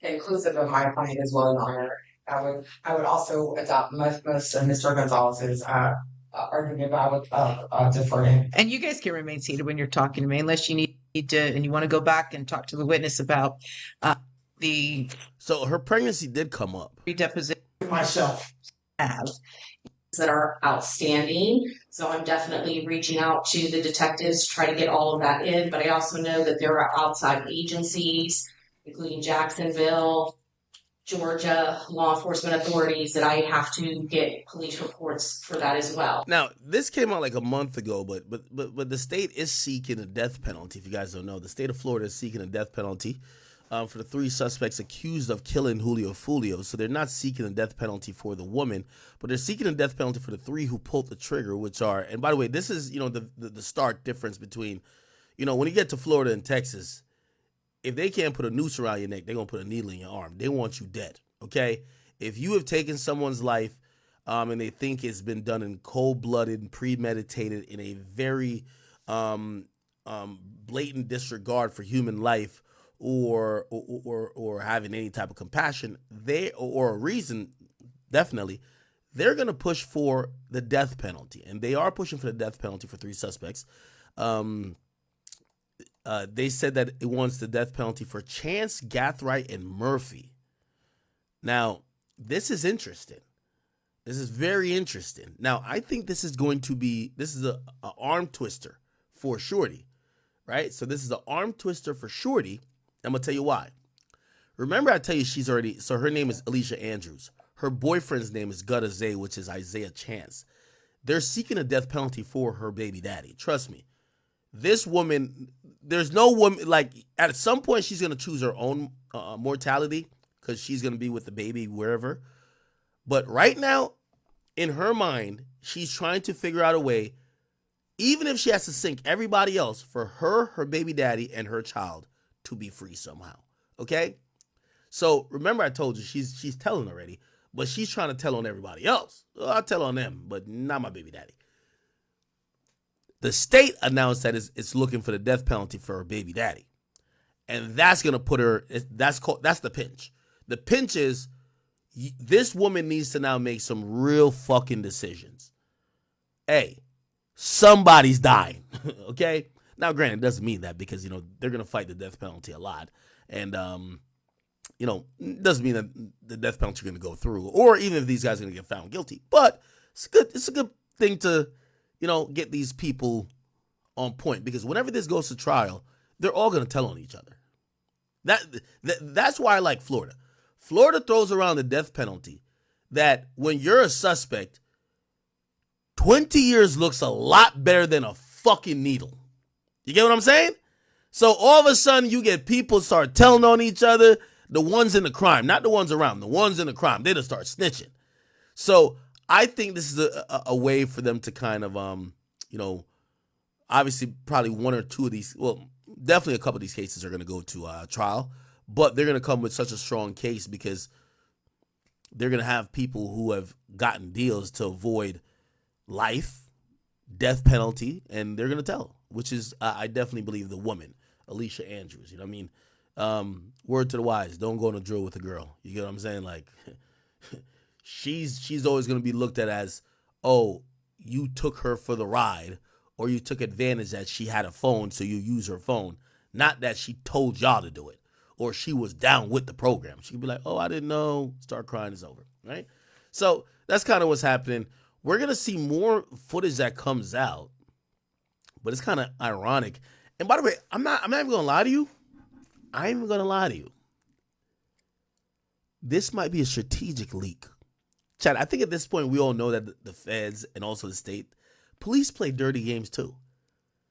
You think that maybe you think they're not leaking this guy in the interrogation room that everybody could go hit up the other guys and be like, yo, he might be talking. He didn't say nothing in this thing, but it cuts off before he could answer.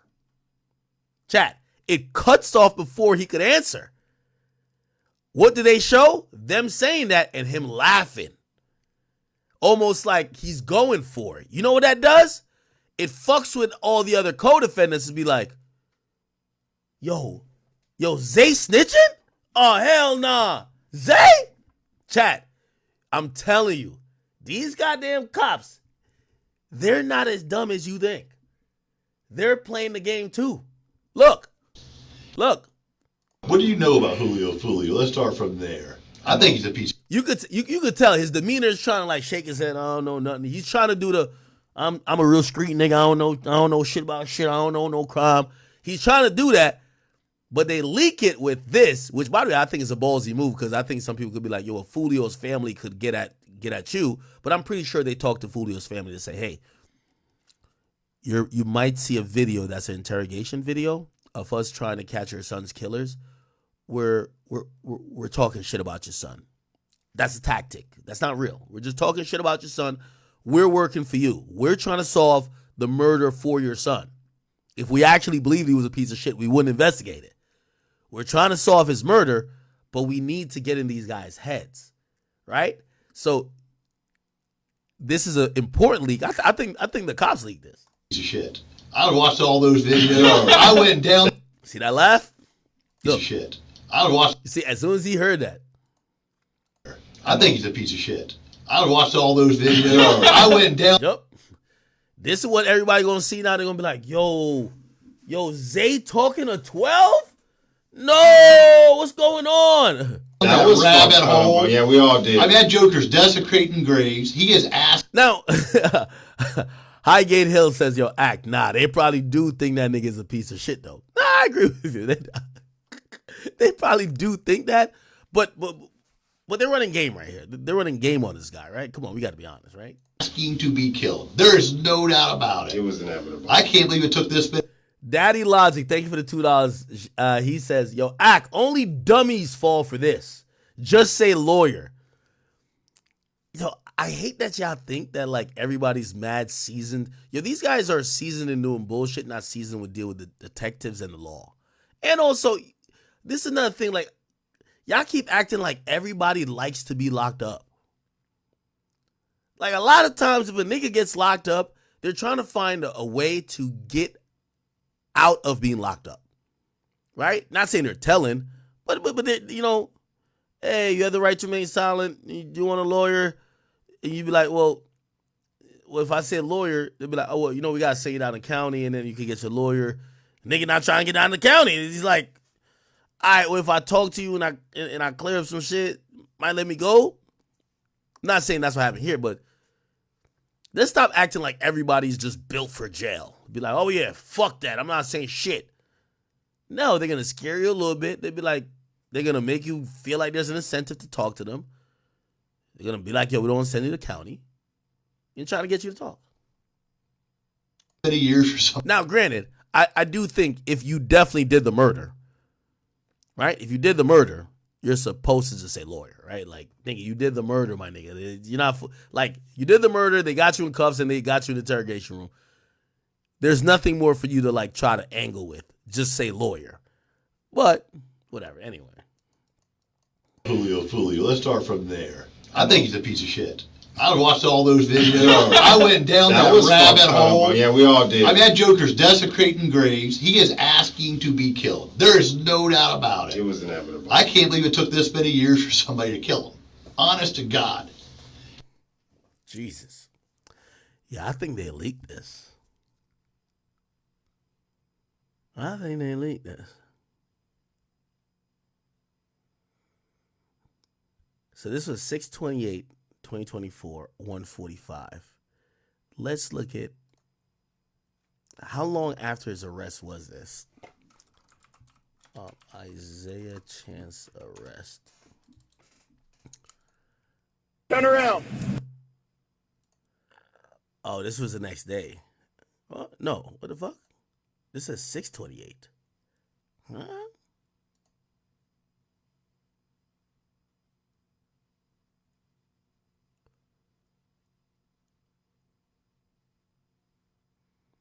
Maybe meant 7/28?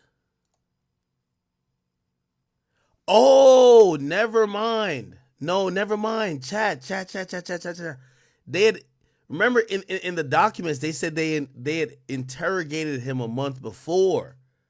Yeah, they interrogated him a month before. Yeah. That's why he knew the cops was going to come back. So when they came back, they came and locked him up.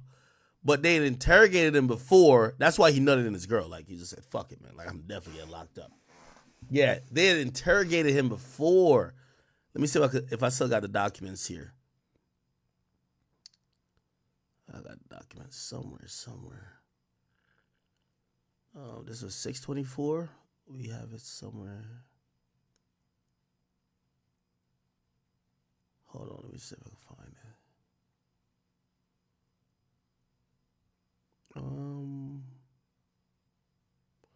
No, it was 7:20. It was after 7:27 that we got it.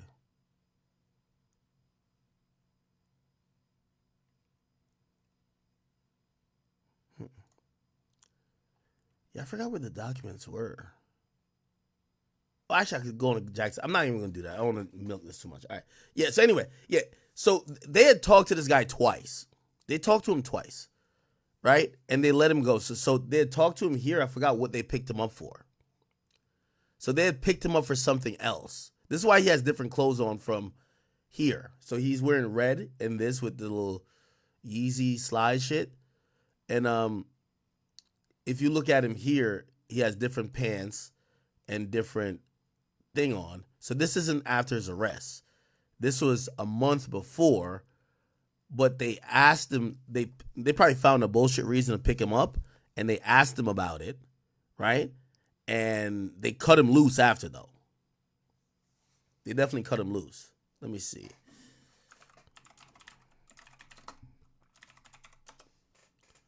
I'm gonna find it. Give me 1 second. It's Duval County. Here we go. Sorry, Chad.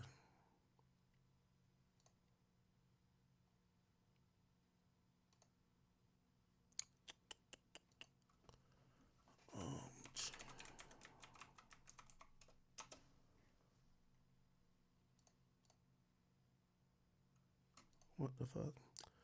Oh, I gotta log in. God damn it. Give me 1 second.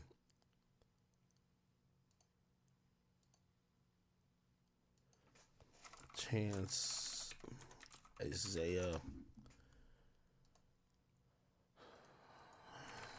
Yeah, give me 1 second. I'm gonna pull up the documents. I forgot it. I didn't download it yet.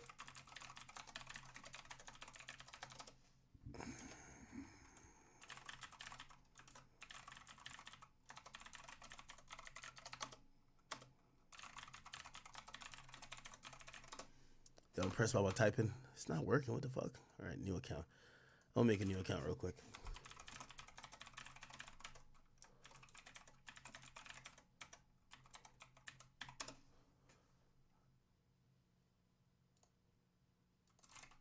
Oh.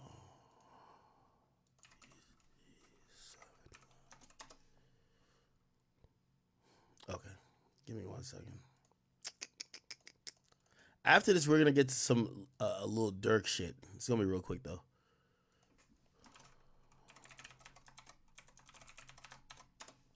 Okay. All right, I'm in. Now, Chance.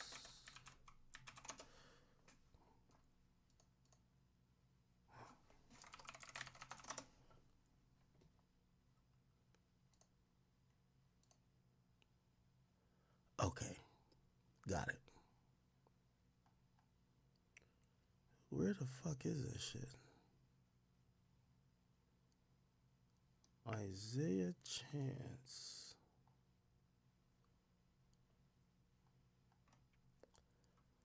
Open.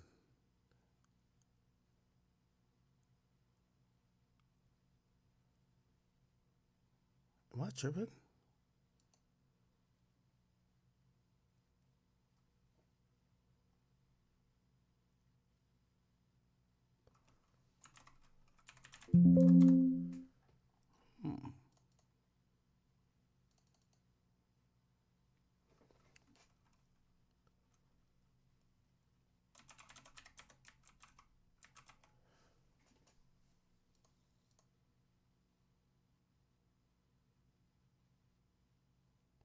Oh, it's in Tampa. My bad.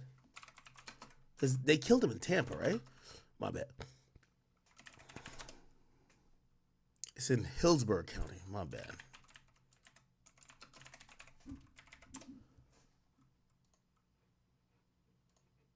I was looking at that, but I couldn't find it. Okay.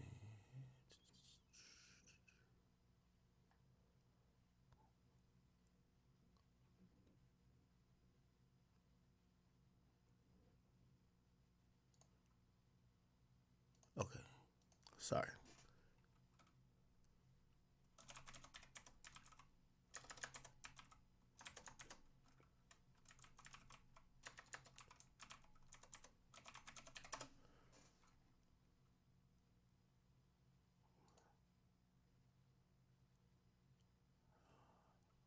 Okay.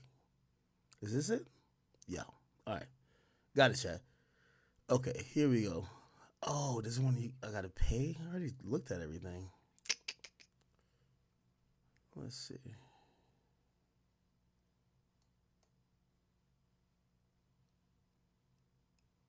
Okay, here we go.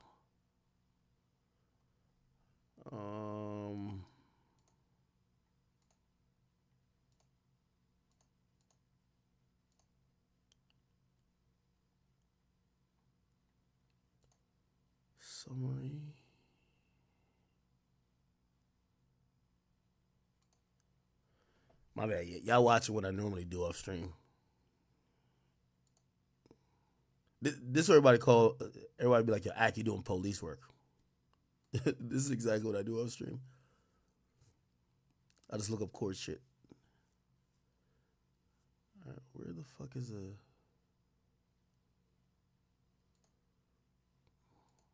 All right. This is taking too much time. I'll just put it on the site later. But there was a whole narrative. Oh, here he goes. Found it.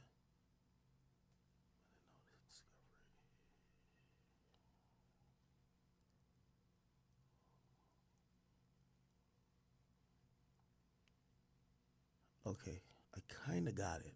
Just give me one more second. If it don't happen in a minute, we're moving on to Dirk. Okay, here we go.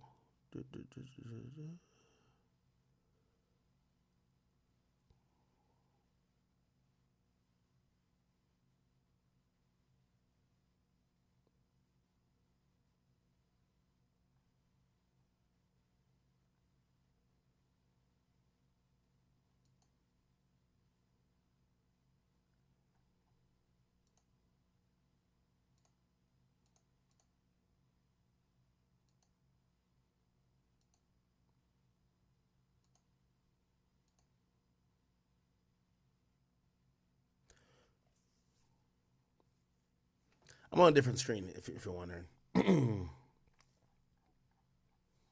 I had to log into my little FBI portal. You feel me?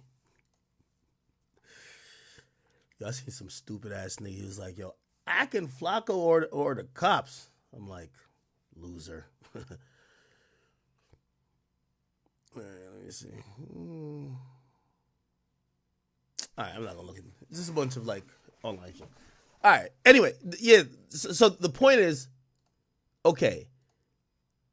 To make a long story short, you just gotta take my word for it. I like to not only just say it when I'm talking about these things. I like to show you in documents.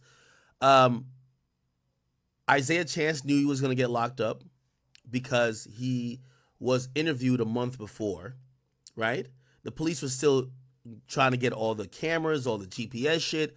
But they picked him up on, I forgot what it was. They picked him up on something else, and they asked him about Fulio. They didn't accuse him of killing Fulio. They asked him about Fulio. And this is why I think the cops are leaking this. I don't think, like, we would have saw the full video, not just this part. We would have saw the full video if someone got it legally, right? Which, legally, we're going to be able to get this at some point. But I believe the police leaked this just to kind of throw it in the air for the other defendants. Yo, one of these guys sat with us and they talked. You get what I'm saying? So we'll see what happens, though. We'll see what happens. Someone said, wait, play the video? I played the video already. What do you know about Fulio? Let's start from there. I think he's a piece of shit. I watched all those videos. I went down that rabbit hole. Yeah, we all did. I mean, that Joker's desecrating graves. He is asking to be killed. There is no doubt about it. It was inevitable. I can't believe it took this many. And also, with how clear this fucking footage is, the cops leaked it, my nigga. Years for somebody to kill him. Honest to God. Hey, salute to the Jacksonville. Well, actually, not Jacksonville. This is well, actually, this might be Jacksonville police. However, it's now in the case file for Hillsborough County, which is on where Tampa is at. All right, whatever. Yo, on the Dirk situation, right? I watched this interesting video, and this detective like in Chicago. I think he's retired. I don't know if he's retired, but he said he covered Dirk a lot. He gave some valuable insight on Dirk, right? And a Grammy Award-winning friend. Essentially, he's gonna give us some details that it's gonna make a little bit of a sense to us. For example, we had questions like, was there a snitch? Is there a wire? And the most surprising thing of this all, you're gonna hear him say, he has a theory that Dirk heard about the grand jury happening, and that's why Dirk started changing his image. Which, if we start putting some time together, if we start, like, when did Dirk just automatically say, I'm Muslim now, I'm not with those people over there, I want to to squash beef, this and third. That time and Wood matchup. Let me just play this for y'all real quick, okay? Check this out. The detective's going to come on soon, I believe, and he's going to give valuable insight. Listen to this. The feds, that's when Asa Houston allegedly drove to a nearby alley before Keith Jones, David Brian Lindsay, and a third unidentified man known in the indictment as co-conspirator 2 carried out the shooting, which was captured on surveillance video. According to the indictment, 18 shots were fired during the shooting, but instead of killing Rondo, they killed Rondo's cousin, who was ID'd in court documents as SR. Authorities tracked down the men involved after the hitmen used money from Lil Durk and OTF to carry out the hit. According to federal prosecutors, bank and flight records showed an OTF member and close associate of Lil Durk coordinated and paid for the 5 co-conspirators to travel from Chicago to California on the day of the murder. Court documents say around the time the one-way flights were purchased, Lil Durk told an OTF associate, "Don't book no flights under no names involved with me." That same day the hitmen traveled from Chicago to California, Lil Durk also traveled to California, but in a private jet with Kevon Grant. When they touched down in Cali, Grant allegedly purchased ski masks for the shooters and paid using a credit card in Lil Durk's name for the other co-conspirators' hotel rooms. Grant was named as a top OTF associate in the indictment and allegedly also used the money to rent the luxury sedan used in the shooting and gave Jones, Lindsay, and the third unnamed suspect guns, including one that was converted into a fully automatic machine gun. After Grant, Jones, Lindsay, Wilson, and Houston were arrested in late October, Lil Durk tried to leave the U.S. According to the FBI, Durk booked at least 3 in late October machine gun. After Grant, Jones, Lindsay, Wilson, who's this guy? Converted into a fully automatic machine gun. After Grant, Jones, Lindsay. Who this guy? This guy don't look like no savage. I guess he is, but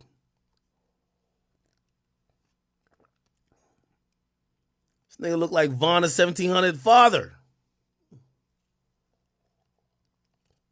Wilson and Houston were arrested in late October. Lil Durk tried to leave the U.S. According to the FBI, Durk booked at least 3 international flights. U.S. Custom and Border Protection alerted the feds he booked 2 one-way flights to Dubai and Switzerland. However, he didn't board either flight. Instead, officials say the Chicago rapper also booked a private plane to leave Miami and arrive in Italy. Durk was booked into custody on October 24th, an hour before the plane's departure. And he was taken to the Broward County Jail before his transport to Los Angeles to face the charges. Meanwhile, the other 5 men named in the indictment are still in federal custody in Illinois, pending their transfer to LA for arraignment. The Grammy Award-winning rapper and his co-defendants are facing a lengthy sentence if convicted on all counts, a max sentence of life in prison. We have a lot to unpack with this new superseding indictment against Lil Durk, so I have a great guest that I want to bring on, and that's retired Detective Commander Will Spieler. Will, always great to have you on. Now, you're from Chicago. What's your reaction hearing Lil Durk's been arrested for this murder for hire? So this is someone who worked in Chicago or is from Chicago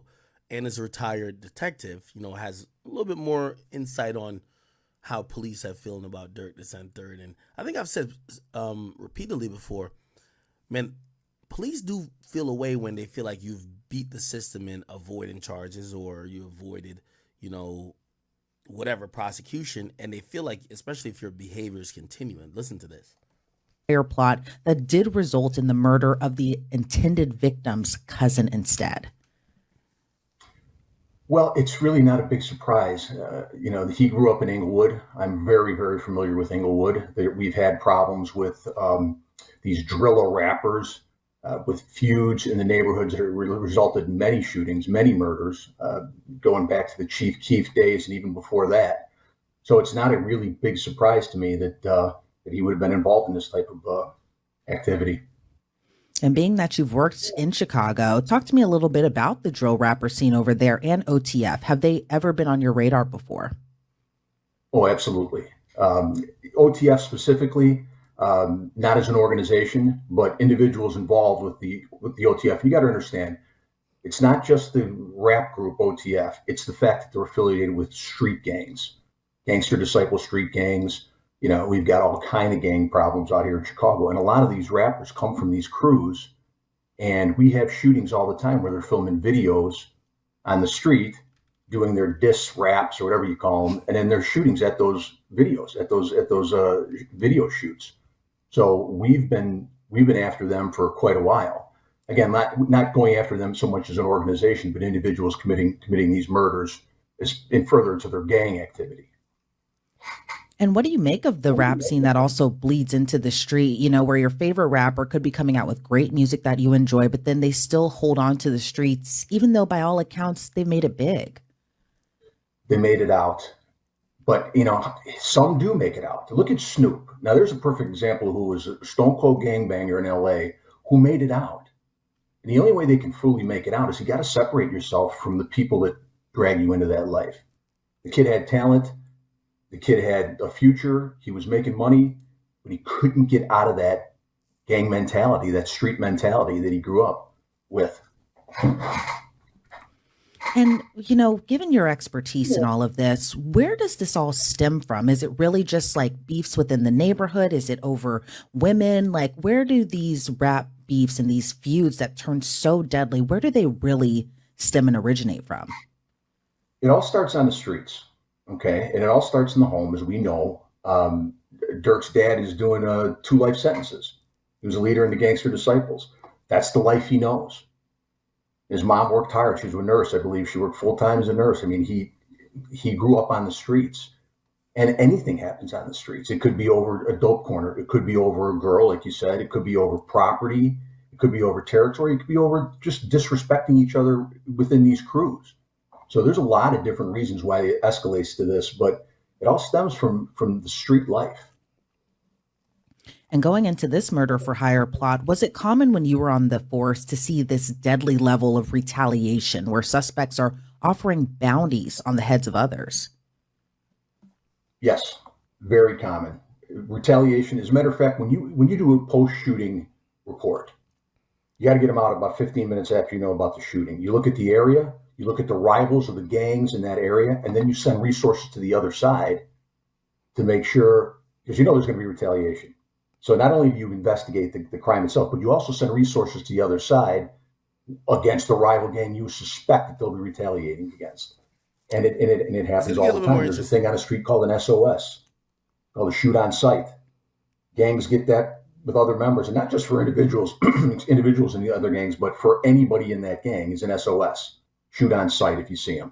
So it's very common and still going on. And it seems there was heavy planning involved. They bought masks, rented cars, tracked Quando Rondo down to Los Angeles. Are you surprised about this amount of planning that went into this?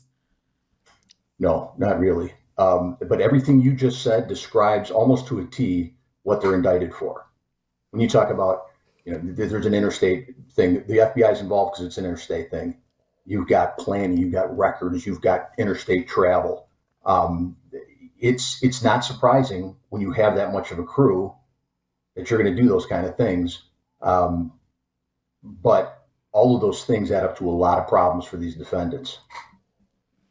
Yeah, and according to the feds, Lil Durk even tried to flee out of the States, too. In your opinion, what does that kind of tell you about how much he was allegedly involved in all of this? Oh, it tells me that he knew that he was going to be targeted by a prosecution. Here we go. And again, this happened in 2022, and the indictments starting with last in October for this murder that happens in 2022. So I will tell you this much. My experience with the feds are when the feds come looking for you, they pretty much already have you. So there was probably a grand jury convened. There were witnesses spoken to, and it got back to Dirk that, you know what? They're hot on your trail. So I think he knew full well what was happening. And, and in the superseding indictment, they named him as the head of the organization, shot caller. That's not a good position to be in. And there's been a lot of rumors circulating online that there was an informant within OTF that may have snitched on Lil Durk. What are your thoughts? And, from what we know so far, is anything pointing out to you that a snitch might have been involved? I would say absolutely. A lot of information you get is from confidential sources, confidential informants. And when I worked with the feds, we did a 10-month wire. We had a bunch of informants. And not only do we have informants, we have informants that we put listening devices on and spoke to people. And that's how you build your case. And in that indictment was up for 10 months. We had 51 indictments. We had one trial. Everybody else pled out. Because, and again, as this progresses, as you speak to more and more people who come in and say, all right, listen, this is what we have on you, and your sentence is from now on. When people start looking at that type of sentence, they start giving information so they can get departures. Like I said, out of that 51 count indictment, we had 50 pleas in one trial. And we're seeing 6 men who were allegedly all involved in this murder for hire that, did end up fatally wounding Quando Rondo's cousin. What are your thoughts on this case going to trial? Do you think all 6 of them could take a plea? Do you think some could end up standing trial? What are your thoughts on where we could end up later on as this case continues to evolve? Well, they're going to be getting offers. They're going to get offers. They're going to say, like in our case, we had the head guys were looking at life, and they pled to 30. Now, these are guys in their 20s, early 30s. Maybe they have some life after that. You're going to see people plead out in this case, depending on what they give them. But you're going to see people plead out, especially when you're looking at a life sentence. And I'm going to tell you, when the feds come after you, like I said, they've got a good case. So you're going to see some people flipping, as we say. And kind of going back to the downward trajectory that we're seeing Lil Durk right now, where he was, going from winning Grammys, getting out of the streets to now still being tied up in his alleged gang affiliations back at home, still being tied up in the street life, and now facing a life sentence behind bars. What are your thoughts on this overall? He went to the Cinderella story now to possibly ending up behind bars for the rest of his life.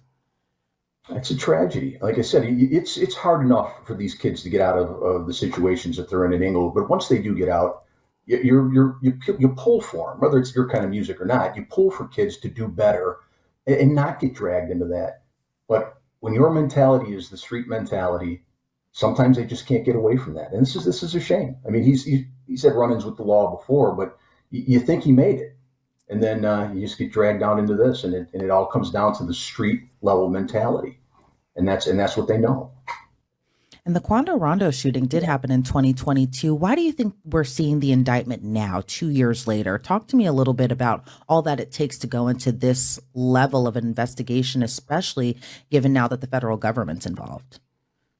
Well, it's just that. It's that the federal government is involved, and once the federal government gets involved, whatever information they have, and it starts out in L.A. LA will develop information. They'll see that there's a federal tie when you start talking about crossing state lines. You start talking about crossing state lines, using public transportation to get to a crime. Then they start to build it. And like I said, with the feds, they're not in a hurry. They will build. They'll interview. They'll convene a grand jury. They'll get all kind of testimony in before the grand jury, before you'll do your indictments or before you'll do your criminal complaint, where you'll name your defendants. 2 years is about average. All right. Well, Will Svilar, I appreciate always. Okay. Yeah, I mean, this kind of goes into a lot of the thought that we're having about the whole Durk situation. The Durk situation, I think Durk's case, obviously one's murder, one's sexual assault and sex trafficking. Neither are cupcakes here, but I think Durk is in a significantly worse place than Sean P. Diddy Combs. I think there are certain things that's in Diddy's case that's going to be left up to interpretation. And even though there's, dozens of civil cases coming out against him, accusing him of many different things, a lot of those things, if they're not included in the criminal complaint, right now there was only one victim, which is Cassie. Apparently there's going to be more, but we're still waiting for the feds to present that. With Durk, it's going to be, hey, we have a dead body. Did you set these guys, did you tell these guys to go do it? And if he has people that, on his own team that are willing to cooperate and say, of course he told me to go do that. Yeah, he told me to go do that shit. He paid me to go do it. That's going to be super tough.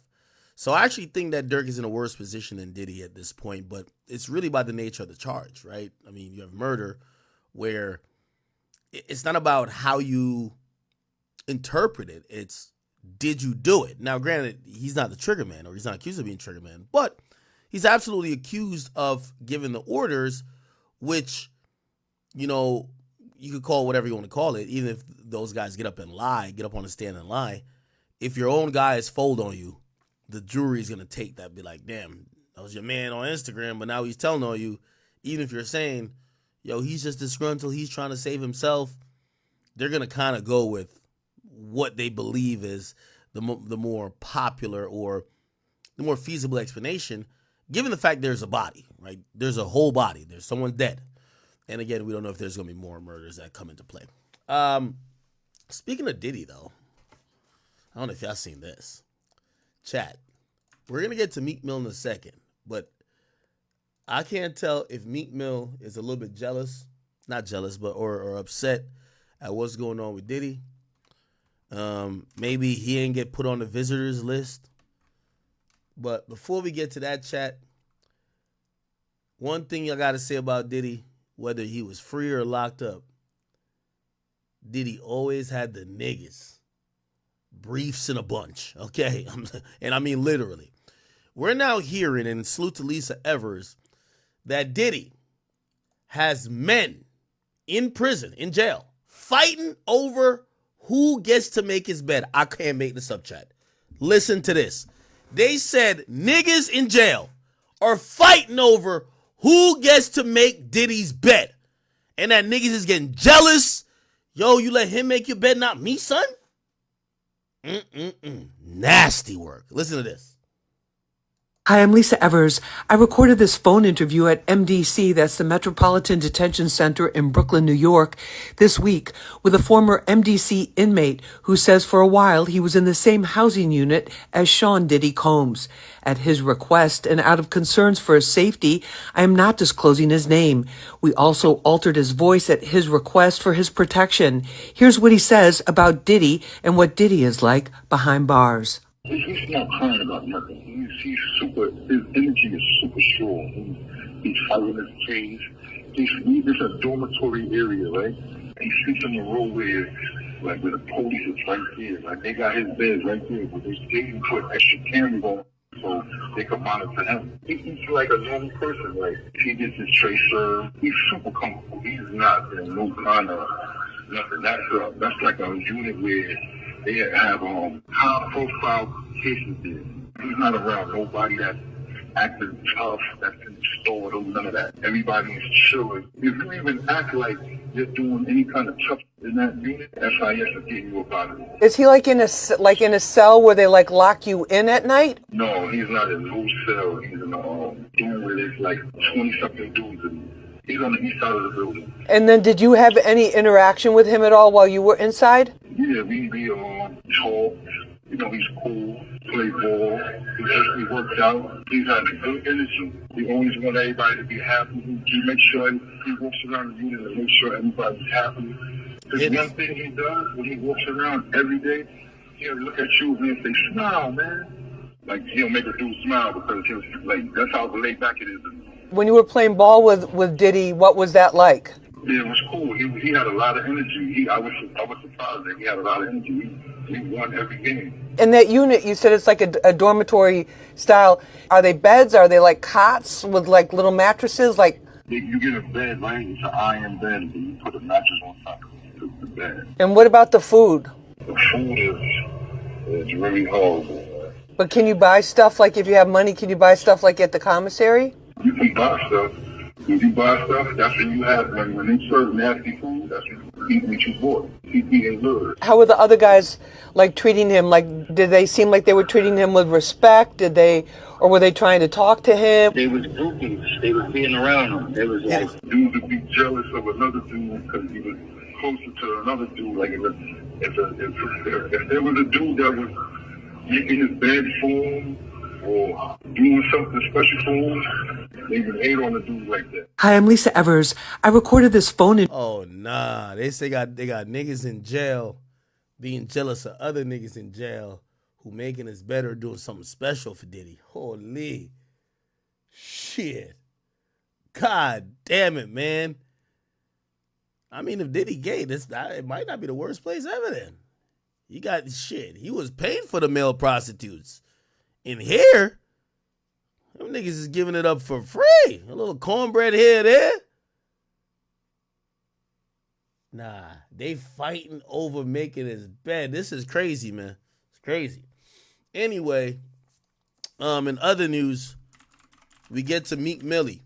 And Meek Mill, while being in the trenches, wanted to let the streets know that he's now claiming no Diddy gang, okay?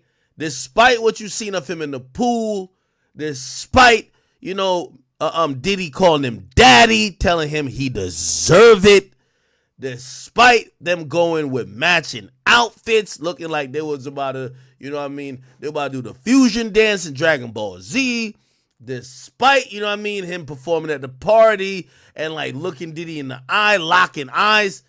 Apparently, no matter what Diddy has done for niggas, man, Young Miami already claiming she got another nigga, and Diddy's claiming he's no Diddy gang now, okay? He showed up in the trenches, and this is what he had to say, chat.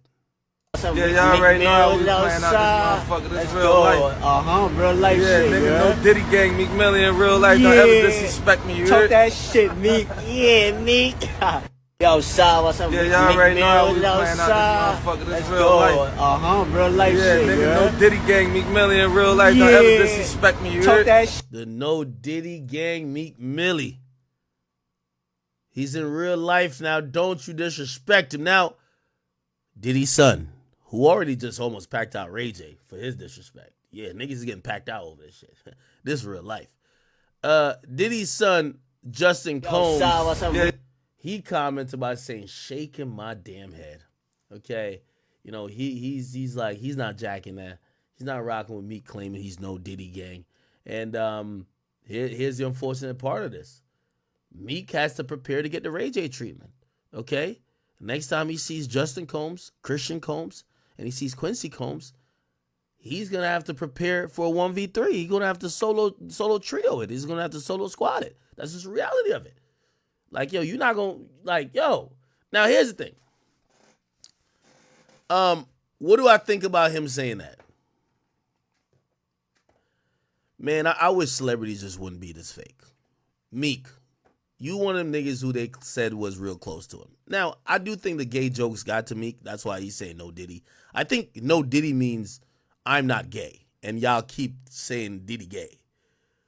But you should know Diddy's. Well, actually, I don't know if you should know Diddy's gay. Here's my thing.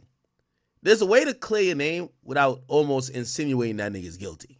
And I think that's what his son is kind of like doing the shaking my head for. You're saying no Diddy when you used to be at the parties with Diddy. You used to have fun with Diddy. You used to be in those situations with Diddy. Why aren't you saying no Diddy? Oh, is it because fans is finally getting on you?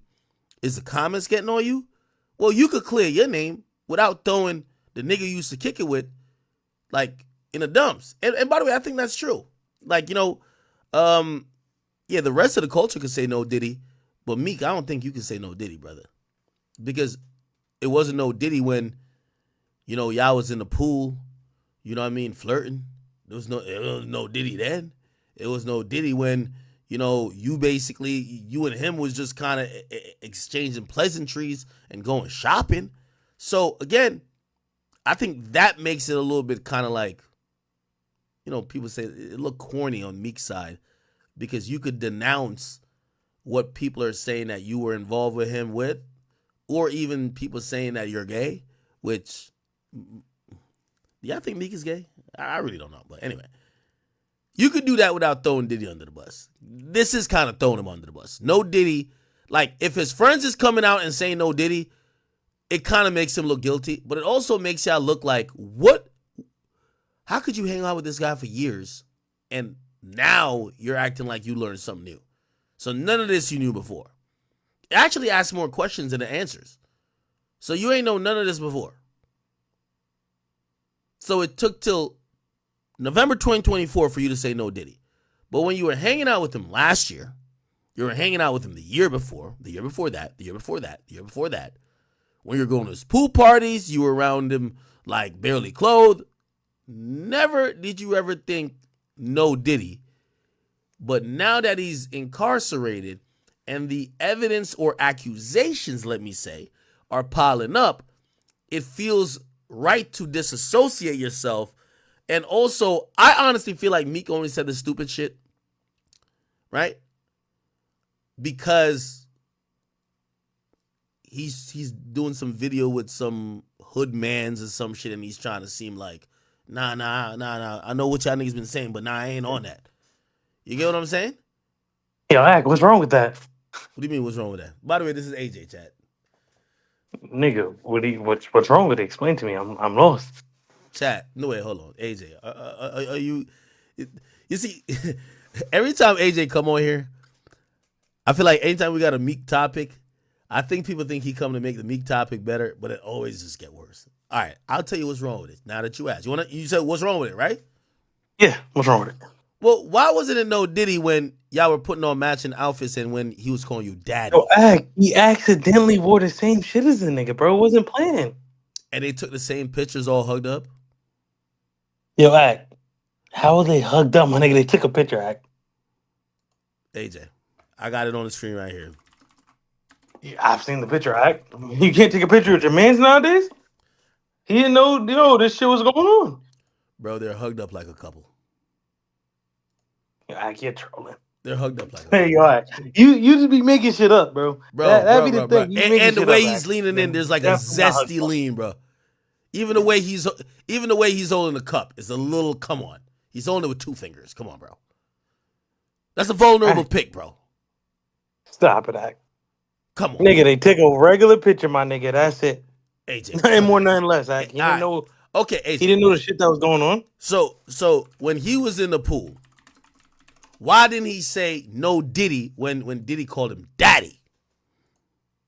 Clearly, you didn't hear that, Ak. Man, you doing it, man. You deserve it, daddy. So when Diddy was telling him he deserved it, he didn't think to say, nah, no Diddy, bro. Like, chill. I don't believe he heard him. You don't think it's kind of, all right, hold on. All right. Now, I'm going to speak your language a bit. You don't think it's slightly corny that Meek, who has been cool with this guy, right? Despite what? He's been cool with Diddy. He's been cool with him, right? Could you admit that? Yeah. He's been cool with him for dumb long. That now the internet has gotten to him so much that rather than just clear, because he could just clear his name and not throw Diddy under the bus.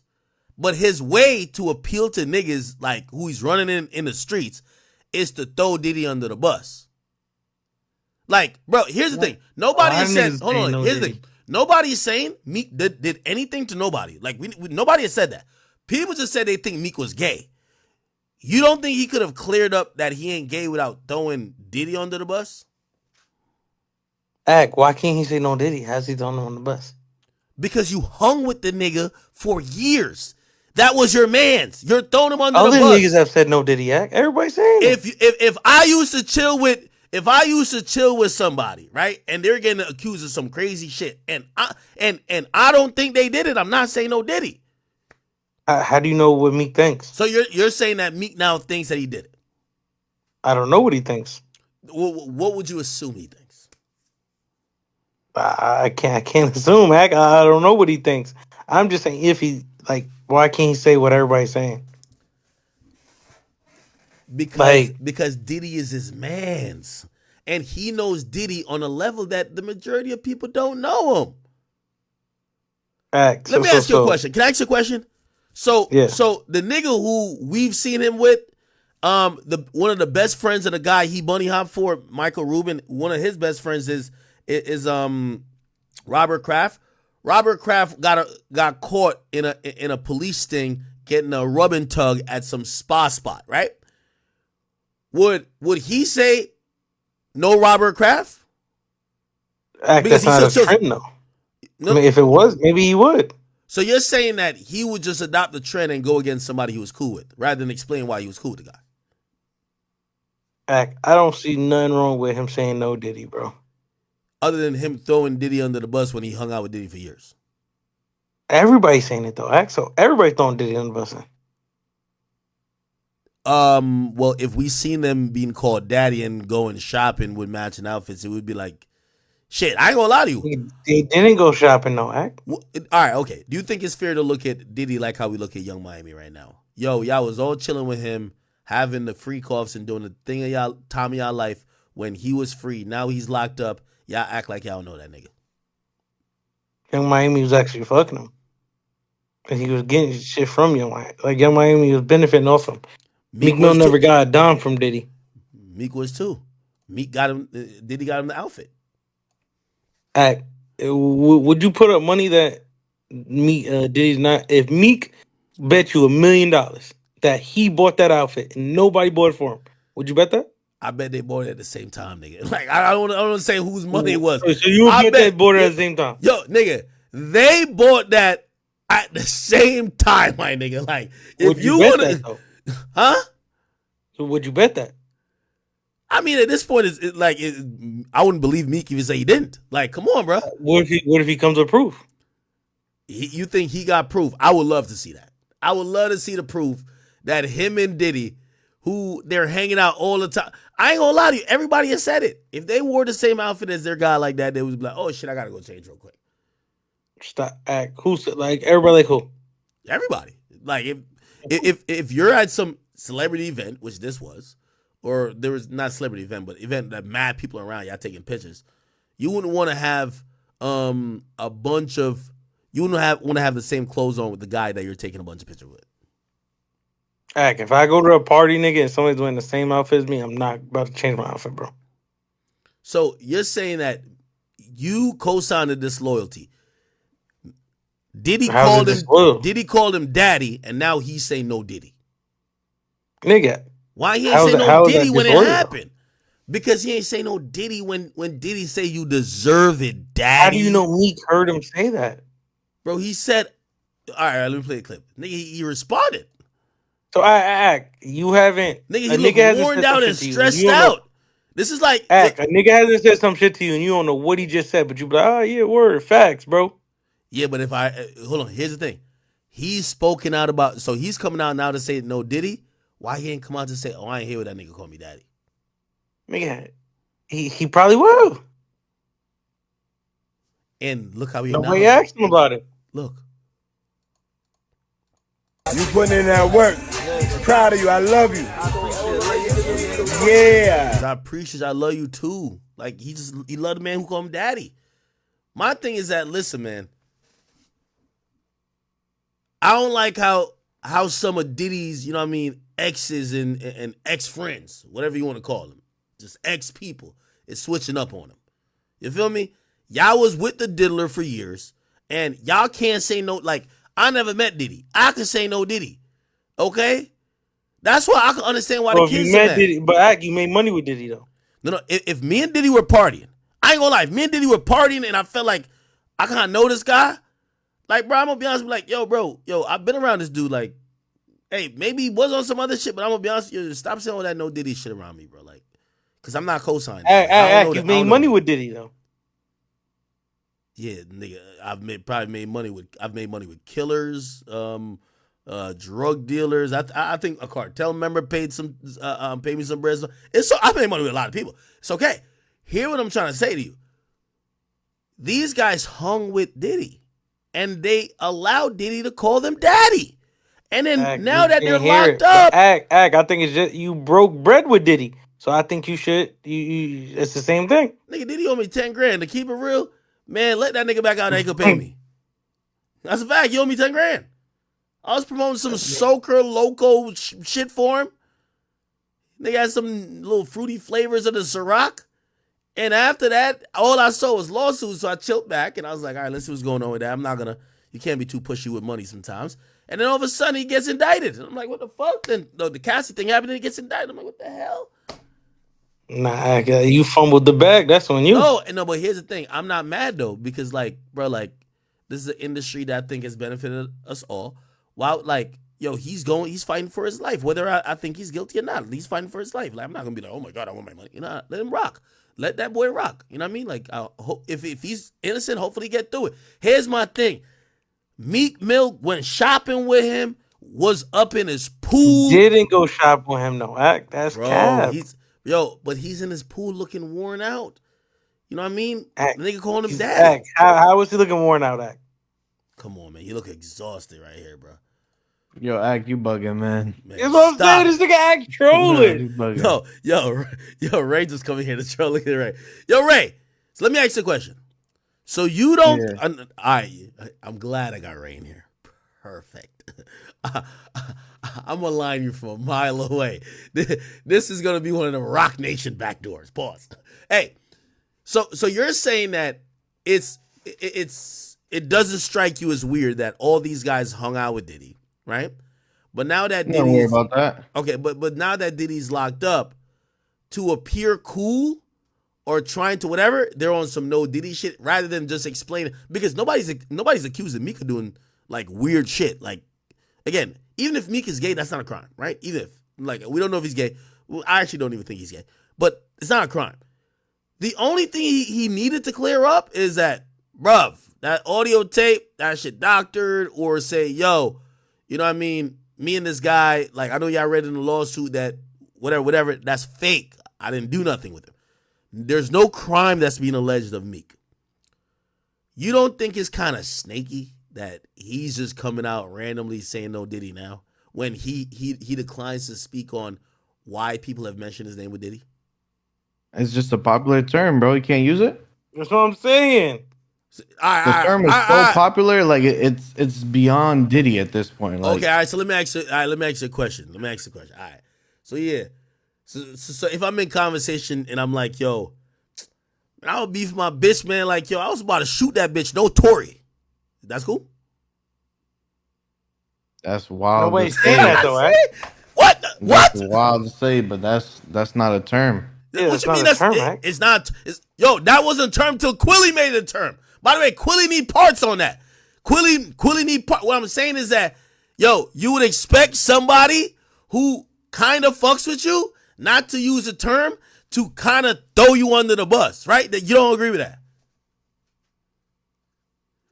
Nah, I don't agree with that. I ain't gonna lie to you. Yo, Wait, it's I like actually thought you had some there, it just didn't stick, Bro, man. it's like little boom, little groom, man. Like, come on, bro. Yo, it's the same thing. It's the same thing with even for example, this not no term either, but people use it at times to be like, yo, man, shit, man, yo, my friend's active. I might have to YNW Melly him. Now, if you was mad cool with YNW Melly, would you use that term? Because it almost feels like you're almost like co-signing, like, yeah, he did whack them niggas. You get what I'm saying? That is a popular term too, though. Bruh, it's a popular term. So you're saying it's cool that Meek Mill went against the guy who called him daddy just because it's popular? That doesn't mean he's going against them. He's just using the term. Bro, did you hear what he said? He says, no Diddy gang, don't disrespect me. That's what he said. Yeah, let it be known. No Diddy gang, no disrespect to him. What's wrong with that? Yo, stop like, it, bro. You've been asking him to clear up these rumors, these gay rumors. You got it right there. Now you're trying to point it against him a whole nother way. No. I'm glad you said that, because I have been wanting him to clear it up. Him saying no Diddy don't clear it up. We don't know what he's clearing up. Is he clearing up the gay part of it, or is he clearing up, oh, Diddy be doing stuff to bitches? We don't know what he's clearing up. That's what I'm trying to say. It just feels like what I take from that more is like he's saying, oh, I'm not on the Diddy shit. And I don't know if he's talking about accusations or what he knows. Because here's the difference. I don't know Diddy personally. He been damn near in a bikini at Diddy's parties, and Diddy called him daddy. You seen Diddy address that? Huh? And his sons ain't rocking with it.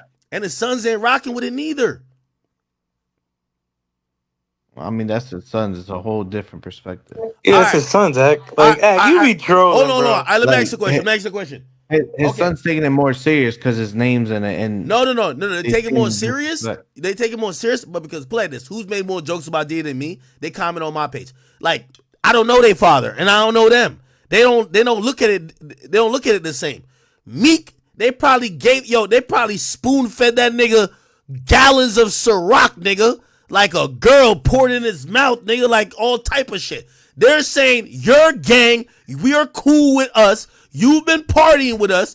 If Act, the nigga we don't know, say it, we expect his ass to say it, but you've been rocking with us. Why are you saying it? That's the point. You don't think that's the point?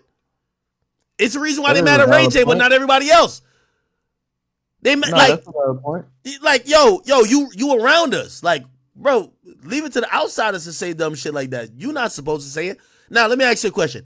If the three amigos, the Ditos, okay, the young diddlers, if they jump Meek, would it be warranted? Because you know what they just did to Ray J.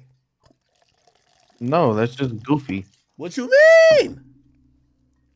It's goofy, man. How? You can't beat up everybody in the world that says no Diddy, man. You heard what Christian Combs says. You ain't hear him on the song? Hold on. Christian Combs lyrics. He said the next nigga that says no Diddy. He said pick a side. So you think Christian Combs has a problem with Meek now?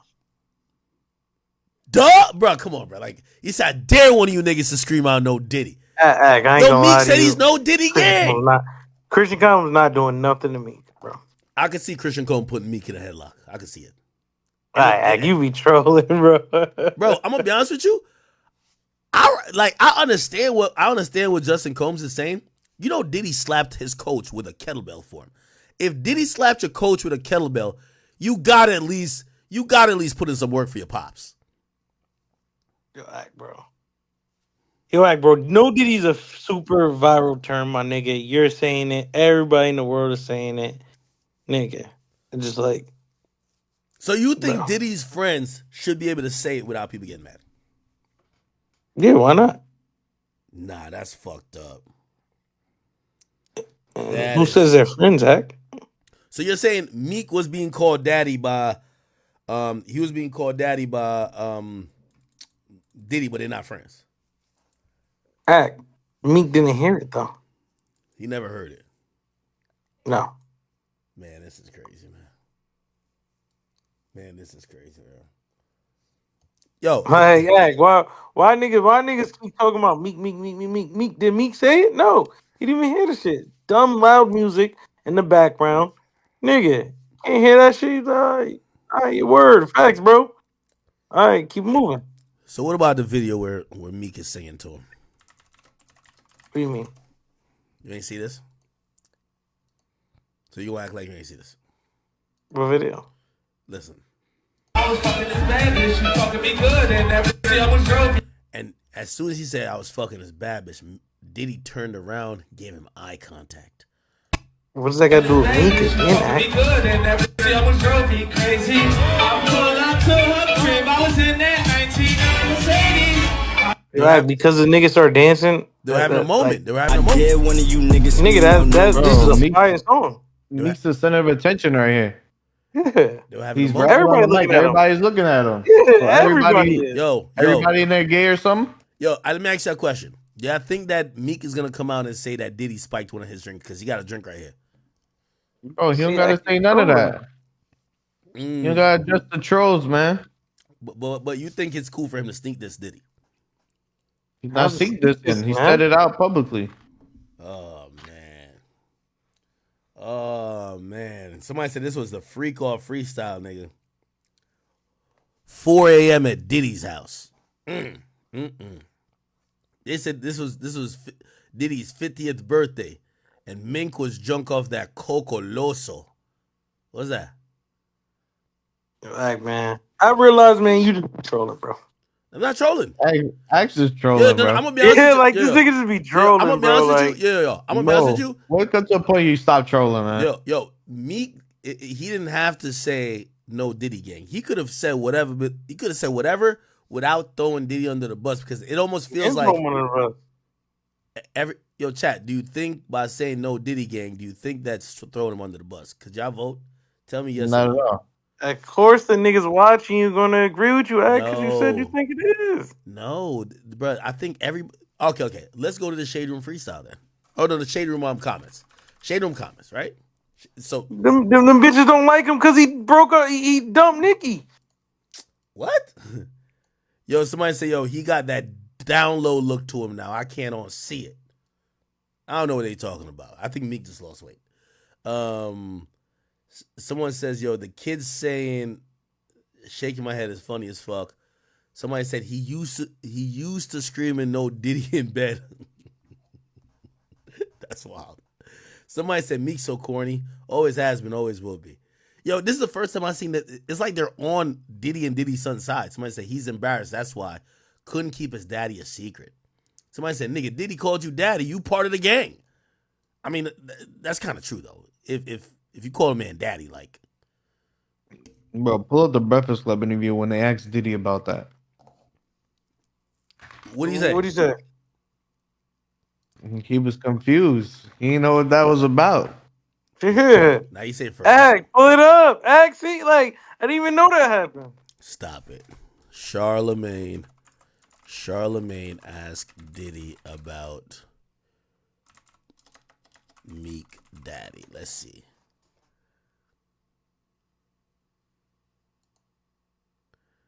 Here we go.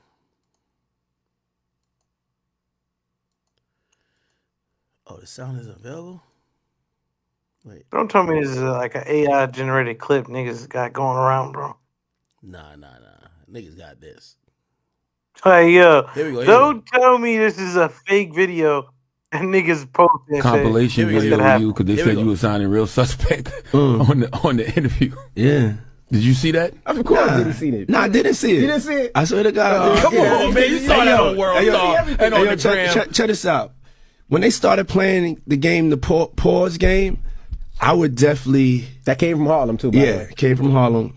I definitely would say some. Oh my! Woo! The crowd would be like, "Whoa! Did he just say that?" You know what I'm saying? I don't play games. Y'all know. You know what I'm saying? I'm a grown man. I don't play games. But yeah. Did you compilation? Nah, I was coming off of being in Miami a night of party, and I don't really remember what I was saying. You know what I'm saying? Would you like a reminder? Yeah, sure. Play some. Hey, yo, listen, yo, I love it all. I love it all, man. I like when you like this, Daddy. Daddy, I like when you scrambling and scraping for shit. That was you scrambling. Nah, that was on Drink Champs though. That's one of his other bays. He was talking to another man. He said like when another man was scrambling and scraping. What? You said I like when you do it like that, Daddy. When you scrambling and scraping for shit. Hey, man.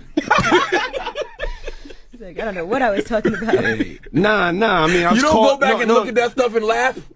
I mean, it could be funny. I don't really be on it like that. Yeah, you know what I'm saying? Like.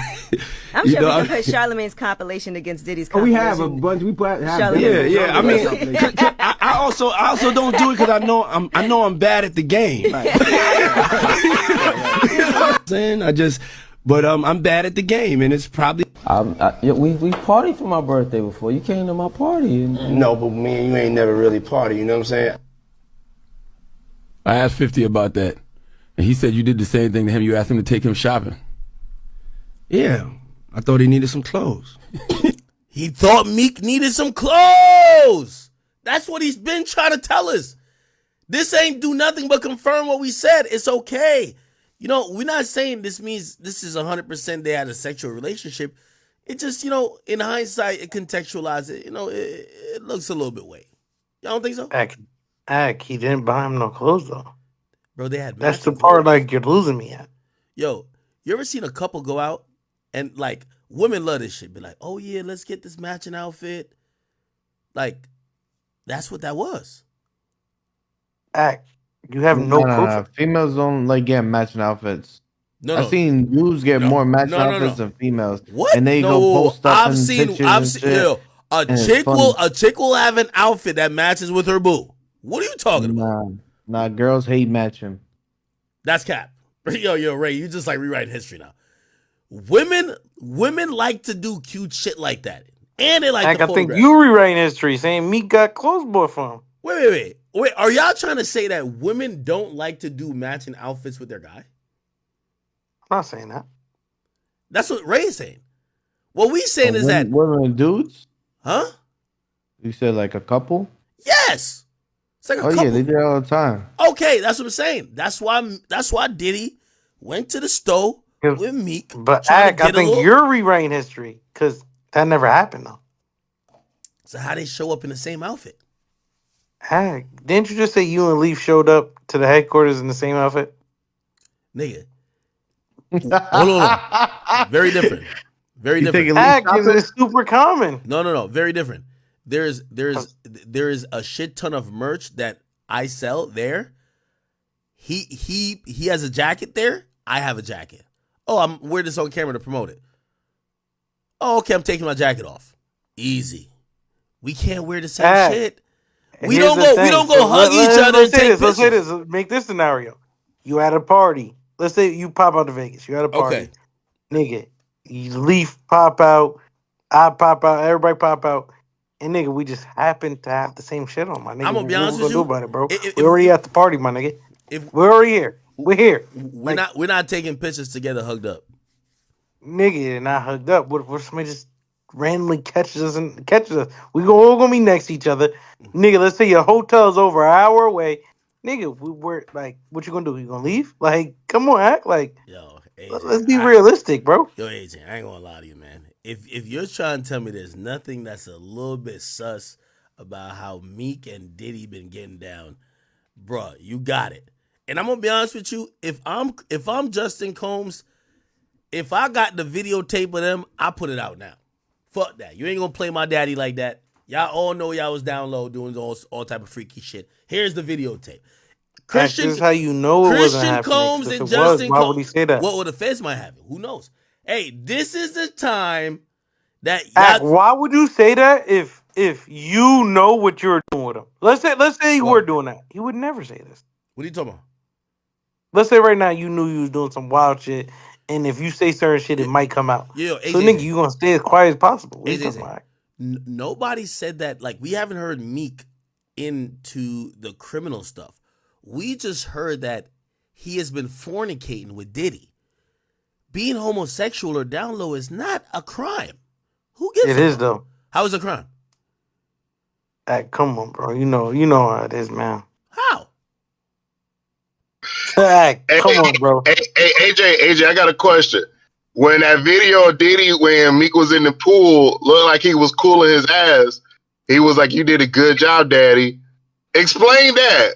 Like, I'm not, like, is your homie gonna come to you in the pool calling you daddy and telling you did a good job? Answer that. He didn't hear him. Wait, hold on. AJ, do you have any men that call you daddy? He didn't hear him. No. Well, I didn't ask you that yet. I said, do you have you had a man call you daddy? Hell no. Aiden has. Okay, you're talking about a clear troll. All right, hold on. And okay. Oh and perfect. Yo. No. Wait. No. I'll lean into what you're saying. Okay, let's say Aiden did, right? Okay, Aiden's a white boy who, to keep it real, we think he probably is gay. Cool. If somebody said to me, Aiden's gay, I'd probably be like, he probably is. Now, here's the thing. Have me and Aiden been in a situation where I'm in a pool wearing matching outfits as him at these freak-off parties with him? No. That's the difference. All right, so if you and Aiden showed up wearing the same clothes, because it is possible, you're acting like this is like the hardest thing to do. If you wearing if y'all think hoodie, Aiden gay, Aiden's wearing a if Mary y'all hoodie, think Aiden's y'all gay, could have the same Mary hoodie. If y'all think Aiden is gay, and me and Aiden, right, are at these weird parties together, and y'all said maybe how is it a weird party? And I don't think Aiden gay, but how is it a weird party, bruv? We read all the shit about Diddy. All these parties are gay. What do you even do? I'm gonna be honest with you. Let me announce it right now. Everybody who was at Diddy's house with their shirt off, we think you gay too, unless proven otherwise. If your shirt was at Diddy's house, I don't give a fuck. He's in the pool. I want a nigga to go into a pool with a shirt on. Yo, anybody in a compromising position with Diddy, if you wore the same outfit as him, you're saying you should get in the pool with a shirt on. If you at Diddy's house and you in his pool, I'm thinking he might have sauced you up before.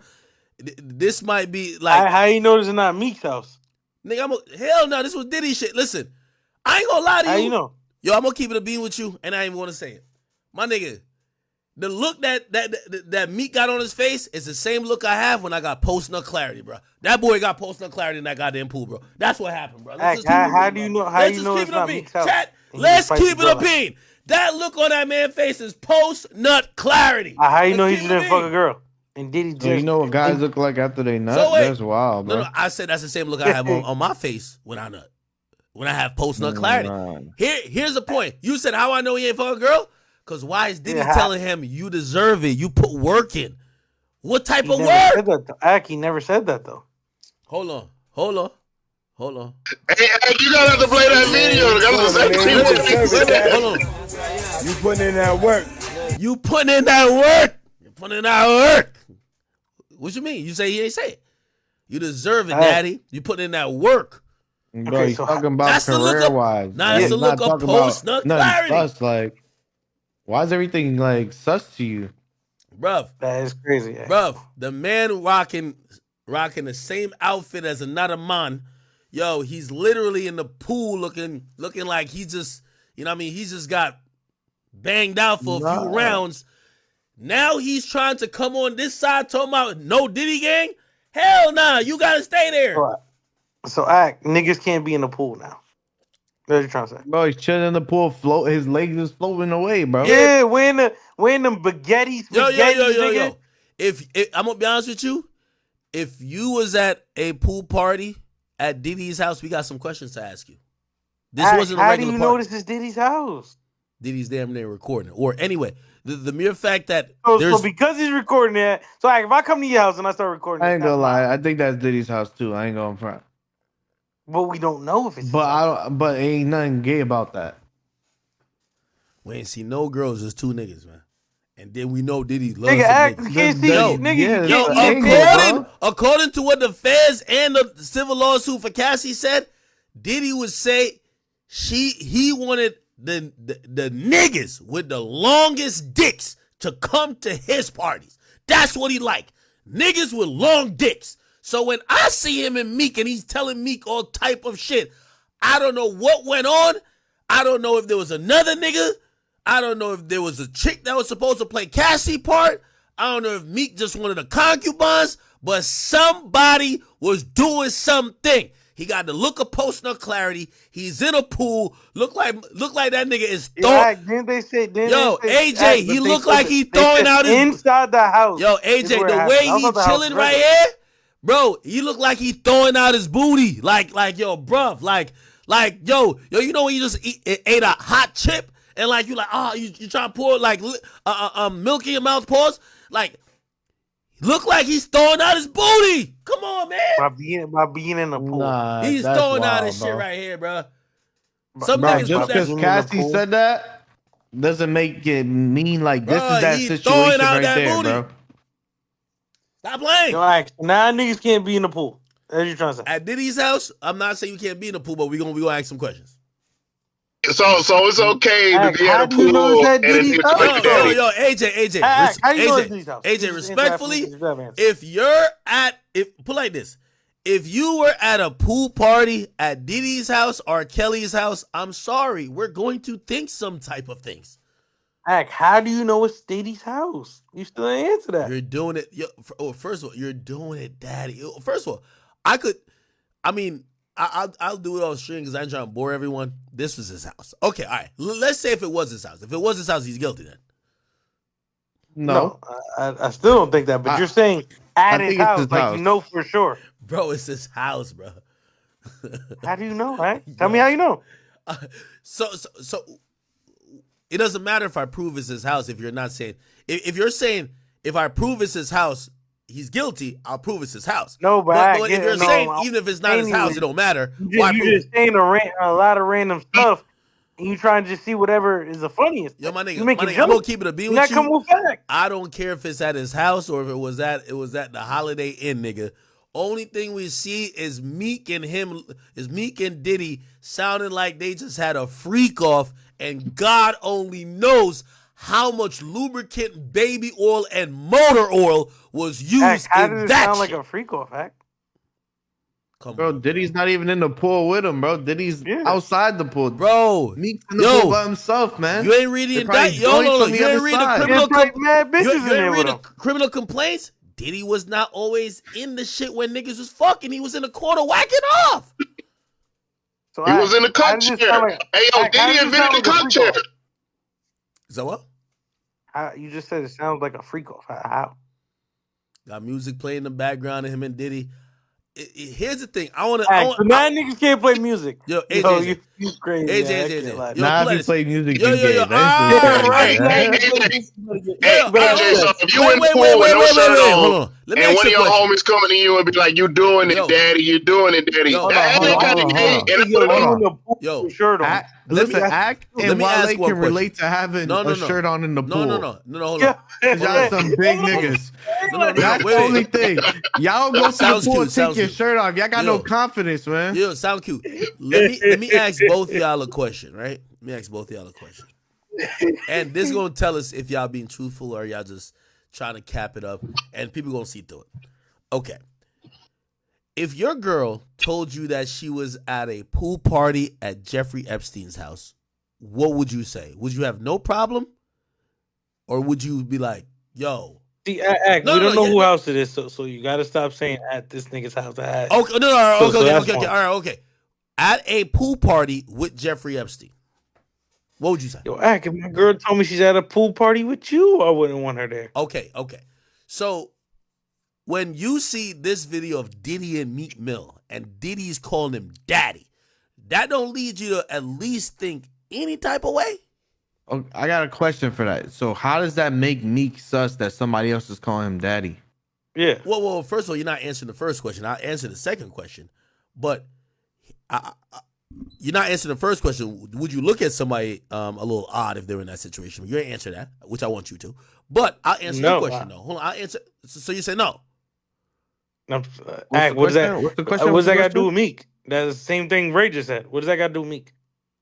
So you're saying if your girl was at a party at Epstein's house, you might think something. But if you see Meek at a party with Diddy, knowing how we're hearing how Diddy partied, you think like I said, I don't want my girl at no party. My nigga, it could be a party with her moms.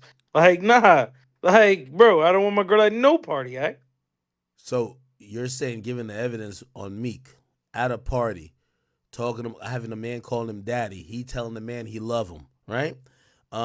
Him wearing matching outfits, him singing. He never told me, yo, Act. Hold on, you didn't tell me you love him? Hold on. You didn't tell me you love him? Hold on. Meek Mill is a real street nigga, man. He's hearing this. He's probably like, yo, this drunk billionaire dude he's just drunk, bro. He's just saying shit. He's not paying no mind to it. But people like you is gonna take him like, yo, let me ask you a question. So you tell me when you drunk, you let a gay man take advantage of you, right? No. First of all, we don't even know if Diddy's gay, man. It's been very well documented that Diddy is at least bisexual. So would you let a gay man take advantage of you and call you daddy because he's a gay? If Meek heard that nigga, we just want to know. He never took advantage of Meek. So Meek is willing. Heard him say that, so you're saying Meek is a willing participant. Would you let a man that is seemingly bisexual, would you let Saucy Santana call you daddy? Yes or no? I wouldn't even be in the same room, brother. Like, okay. Come on, man. All right. So, AJ, would you let let me bring another name. Would you let, I don't know, Lil Nas X call you daddy? Yo, Act. You're wildin'. What if somebody said that to you? You didn't hear him. Like, I will clear it up at the first. What do you want him to do? What do you want him to do if he doesn't hear him? I will clear it up. Yo, I never heard what this bitch nigga said. Matter of fact, now I know this bitch ass nigga was calling me daddy. I just want to let y'all know I ain't rock with that shit. And I thought this was first. I always be cool. He just said it by saying no, did he, Act? So you tell me he's finally clearing it up. He been in this pool marinating his hot ass for 3 years, and he finally clearing up the no Diddy. I don't think he heard. I know he didn't hear that. Act. If he'd heard it, he'd have probably shot Diddy right there. No, he wouldn't have. AJ, reason why OT Kwani don't respect me, that's the main reason. Act, how would you know if he heard him? It was loud music, super loud music. Like, nigga, bro, it sound like Diddy had the phone to his mic. Like, okay. All right, okay. Let me ask you a question. All right, cool. All right. I hear you trying to play the what if or what could have been gay. If Meek did hear him, you believe that Meek's a little bit sus, though. I get it. You're saying he didn't hear him. But if he did, let's say he did hear him, he's sus if he did hear him, but you don't think he heard him, right? That doesn't make him sus. I still wouldn't say I wouldn't make him sus, Act. So no matter what, unless you see Diddy long dicking him, it wouldn't make him gay. Act. So Justin Combs got to drop the video. Justin Combs got to drop the video of the video. If there's a video. So Act, what is it? Here's what I'm trying to say. It's like why I bring up Aiden. Aiden calls you daddy. Aiden says wild shit to you. He says it to all of us. Yeah, I'm gonna He's be honest playing, with you. You ain't catching me and Aiden in no pool or in no any type of remotely situation that you could associate with sex. And secondly, that's cap. That's cap. You say you want to go to Tootsie's with him, or you went with him. No, not say you wanted to. You did go, nigga. What the fuck that got to do with me and Aiden, nigga? Oh, Aiden's sex. Yeah, that's you went there with Aiden. Oh, y'all niggas on private party. Nobody else besides y'all in there. Like, what and security and a bunch of managers and a bunch of witnesses. Nigga, how do you think it wasn't women and mine? Video with Meek and Diddy? Yo, come on, Act. I ain't gonna lie to you. With Aiden? Is that what's going on? Yo, I ain't gonna lie to you. Here's the thing, man. Y'all trying to make this about everything other than what it is.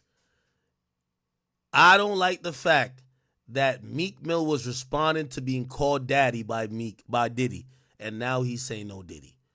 Yo, you can't disavow your father like that. Even if it's not in a sexual context, that man called you daddy, okay? And you need to treat your daddy with some respect. You feel me? Because a daddy's gonna put belt to ass. Literally. Figuratively and definitely probably sexually. Depending on what Act, context. that don't make sense though. Act, you just said Diddy is Meek's daddy. But Diddy's the nigga calling niggas daddy, so that don't make sense either though, Act. Yeah, well, they got some reverse BDSM shit going on. See, Act, that don't make sense. You said like Meek never called out added one in nigga words, daddy. man. Yeah, now you trying to flip shit. Yo. But hey, but AJ, time he was with Aiden, that's why. Hey, so who was the bottom, Meek or Diddy? Who was the bottom? Y'all gonna be honest with you. I kind of look at this and I'm like, damn, yo, why Meek doing like what Young Miami did? It's like y'all used up the dude. You feel me? Y'all always bouncing on it, type shit. Y'all always doing y'all thing. Y'all was getting called daddy. You know what I mean? Yo, Young Miami called Diddy daddy, right? Meek was getting called daddy. And then how y'all all just switch on him like that? That's disloyal. You feel me? This is why Brick Baby on programs talking like how he talk. Talking about niggas got good pussy. Because we finding out. What? Yeah, niggas is disloyal out here. If you was out here getting banged out by Diddy, or if you was out here doing your thing with Diddy, stop playing, acting like, yo, know what's going, like, you never spoke out once when Diddy used to bring, because this is how Diddy used to get down. He used to bring 20 girls and 50 niggas. You know, he like his flavors. You feel me? If you never said no Diddy publicly then, why are you saying it now? Yo, that's like you wait till your man get locked up to start speaking on everything about him when he facing a charge. Why you ain't say no Diddy when he was free? You had all the chance in the world. Because it wasn't a thing, Act. Yeah, hey, you gotta remember, Brick Baby get killed. Why would I say something that's not a thing? Man. Like, why would he say it then? Act? Maybe now he's realizing Diddy is gay, like how we all are.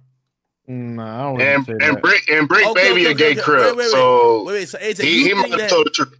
So you think that Diddy? So Meek is now realizing that Diddy was a Batiman from the get go.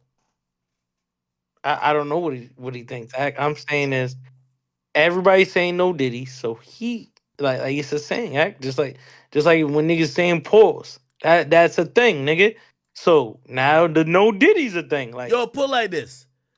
Yo, at least Fabulous. I don't know what happened with Fabulous and Diddy, but like Fabulous is knowing that, like, you know what, man, I could defend myself, but I don't gotta throw Diddy under the bus because I used to be at all the parties. We used to party together. He not trying to just throw his, whatever they were together. Like, Meek just seemed like he disloyal, like he throwing his ex-boo under the bus. That's crazy. How was that his ex?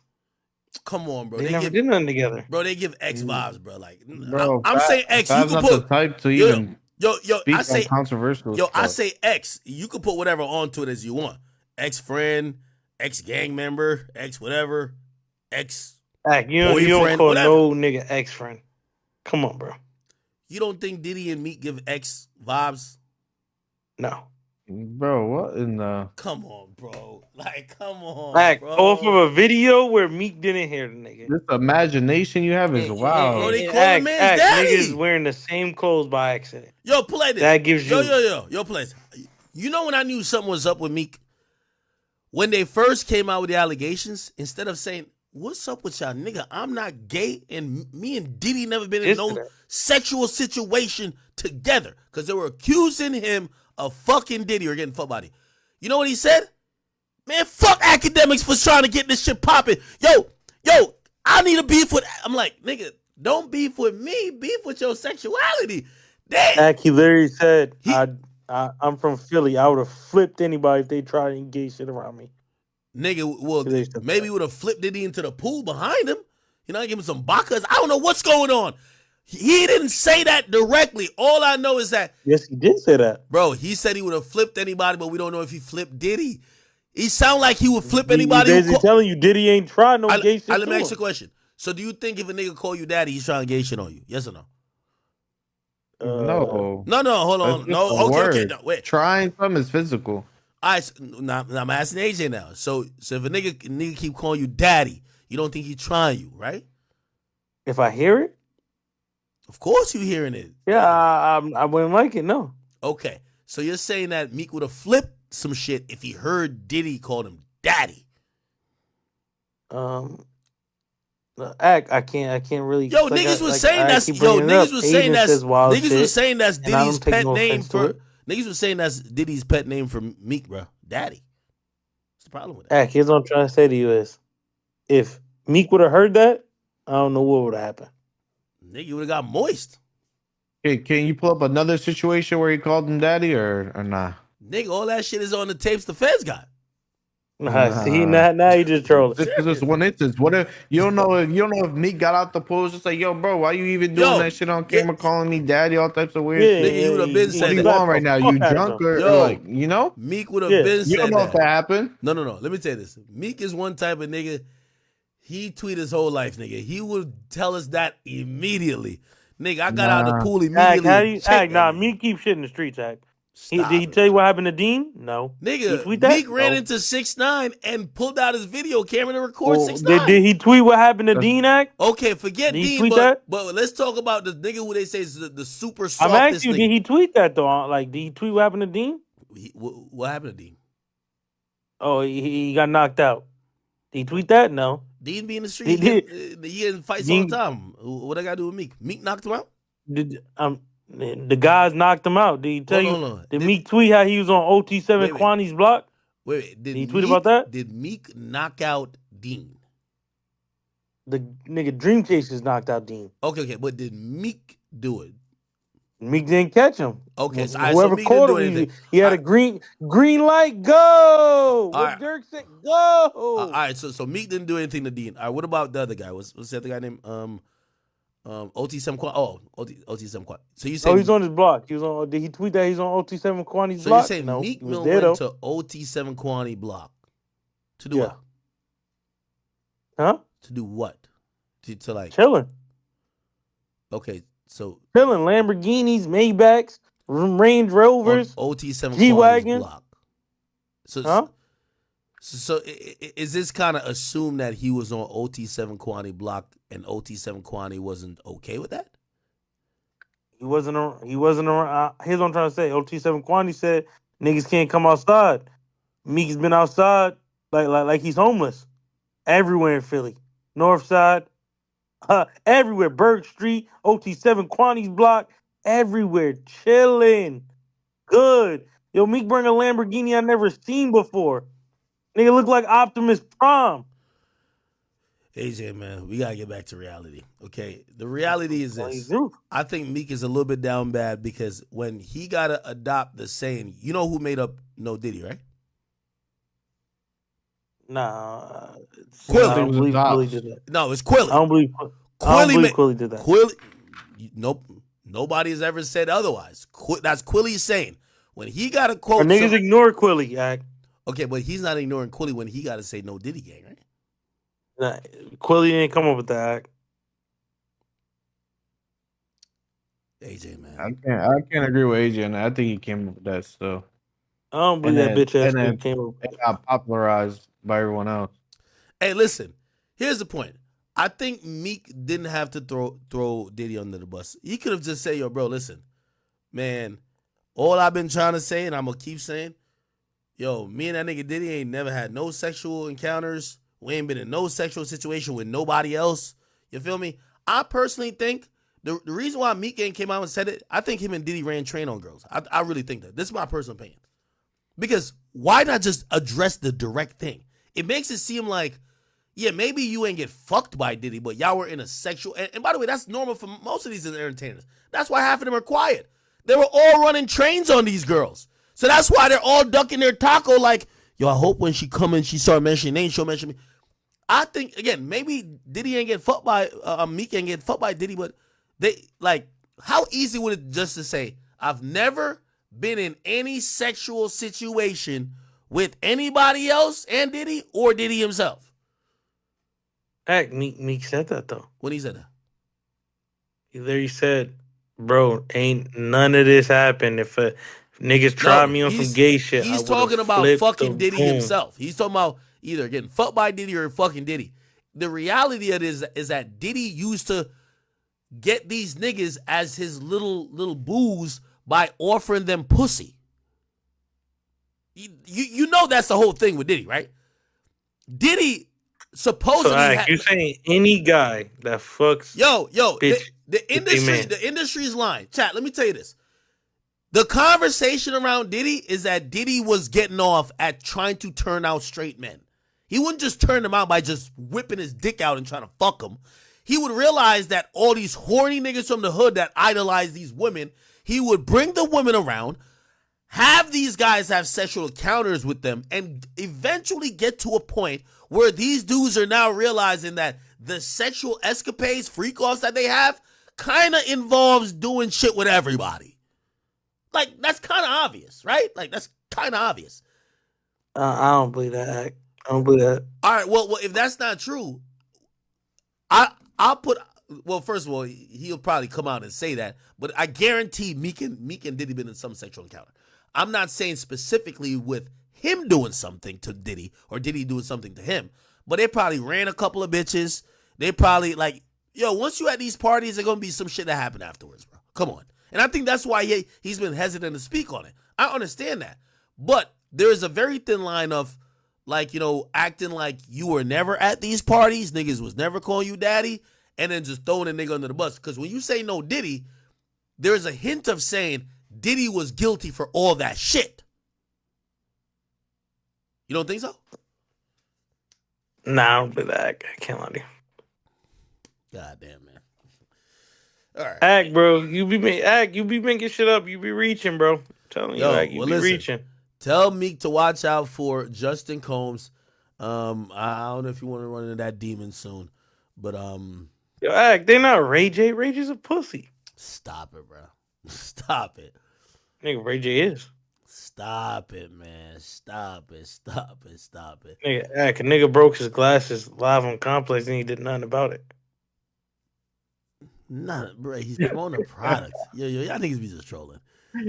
How? Nigga broke his glasses. Y'all niggas just trolling. Act, a nigga take your glasses off your face and break it. Nigga, that's cool. He told the guy to break it. Act, that nigga. If I told a nigga to break my glasses, he's still not gonna break it. Hey, chat. By the way, I'm grabbing food upstairs real quick, but I'm gonna play this video. Yo, I ain't gonna lie to you, which I saw Adam 22 mention this, and Adam do got a point. Adam was like, damn, how everybody get mad at me for interviewing the killer of Pop Smoke, but nobody has a problem with Vlad interviewing Lil Tim. Now I do think there's some differences. That's different, right? actually. Like I see the difference. The difference is for me is like one is already in the industry. Well, no, I don't think Tim is not in the industry. But, not Tim, but like Quando, Young Boy, okay, his connections. all right. Okay, cool, yeah. So that partially, but I think the thing is, if Tim was just a guy who just randomly killed Vaughn, I don't think people would care that much to hear from him. I think it's because people have pictured that situation, realized that Tim is really self-defense, and also it's really self-defense of another rapper. As opposed to the whole thing with Pop Smoke is like, yo, your whole goal that day was to go rob somebody. Like, no one wants to hear the interview of the guy who wanted to go. Well, I guess some people do, but like, I don't want to do the interview with PNB Rock's killer. What do I want to hear about? How you felt you were justified to go run up in that Roscoe's Chicken and Waffles and shoot him if he didn't give you your chain? Like, I don't think that's justified at all. So I think there is a little bit of selective morality a bit, but if people feel like they could, they could understand why the action happened, which they could with the little Tim thing, they don't mind it as much. But the Pop Smoke killing, it just always feels like just some random predatorial shit. You know what I'm saying? Anyway, let me play a little bit on Lil Tim talking about, you say he found out that he killed King Von, and this is his point of view on it. I'm going to go grab some of you. Okay, so now you're shot, you're bleeding on the ground. And since you're shot in the legs, are you able to walk at all or no? Nah, my left leg didn't really get shot. And then I didn't even know I got shot in the ass until I got to the hospital the next morning and stuff like that. Oh. But I knew I got shot in the hip because I felt that.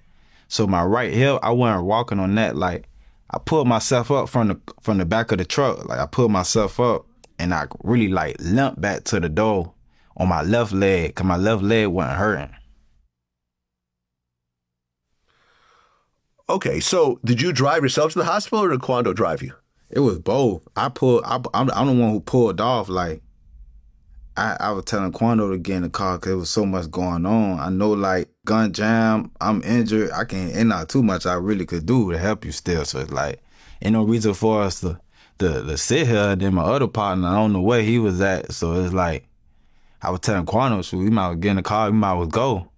Because there ain't too much we could do. Ain't no reason to be just standing here looking stupid. But, like, I'm the one who pulled off. But by me, like, leaving the scene and stuff like that, I eventually started losing energy, I guess, from bleeding out and stuff. So he eventually helped me and started driving. But okay, so you guys go to the hospital. Right. Do you go into surgery at that point? Yeah, like, when we first get there, the doors was locked. The lady wouldn't let us in. She panicking inside. We still standing outside. I think that's why he went on live, because he was trying to say like he was gonna get a lawsuit or something just in case. But anyway, lady was panicking inside the hospital. You know what I realized, chat? This video, I never knew that shit was real. I thought it was like a fake video or like an old video. Quando Rondo outside hospital. This was actually real. It's like a 3-minute video somewhere.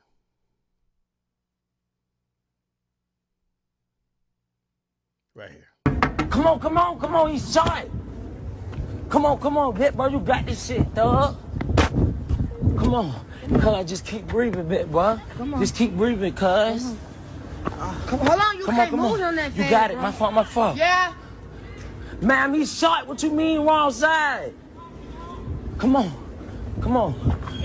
man, please, come on, all right. Okay. Get him a wheelchair.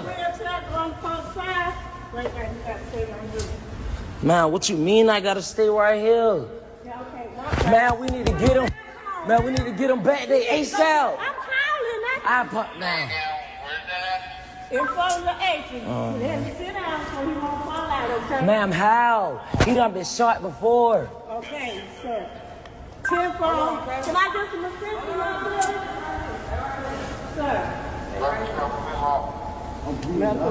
Medical step and route. Yeah, I thought this was fake. This shit was real as hell. Man, let me hold your phone. Please. So, people had titled this as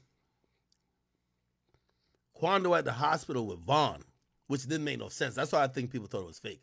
But it was at the hospital with Tim after he got shot. 8757. 8757.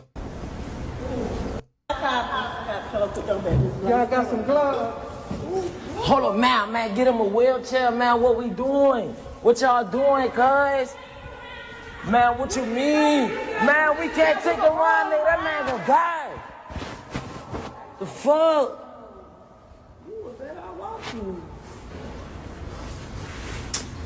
Walking around. To the emergency whenever. Man, how we? Can you show us? They did that when I'm like, just walk straight down. Man, we need help, man. They coming, sir. You got that's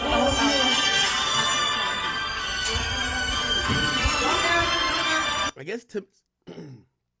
guess Tim is saying he went on live because he thought if shit went crazy, there would be a lawsuit.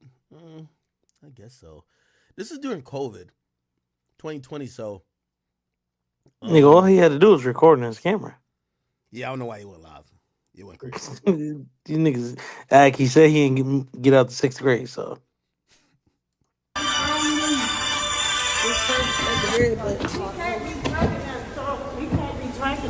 Now we. Man, fuck, man.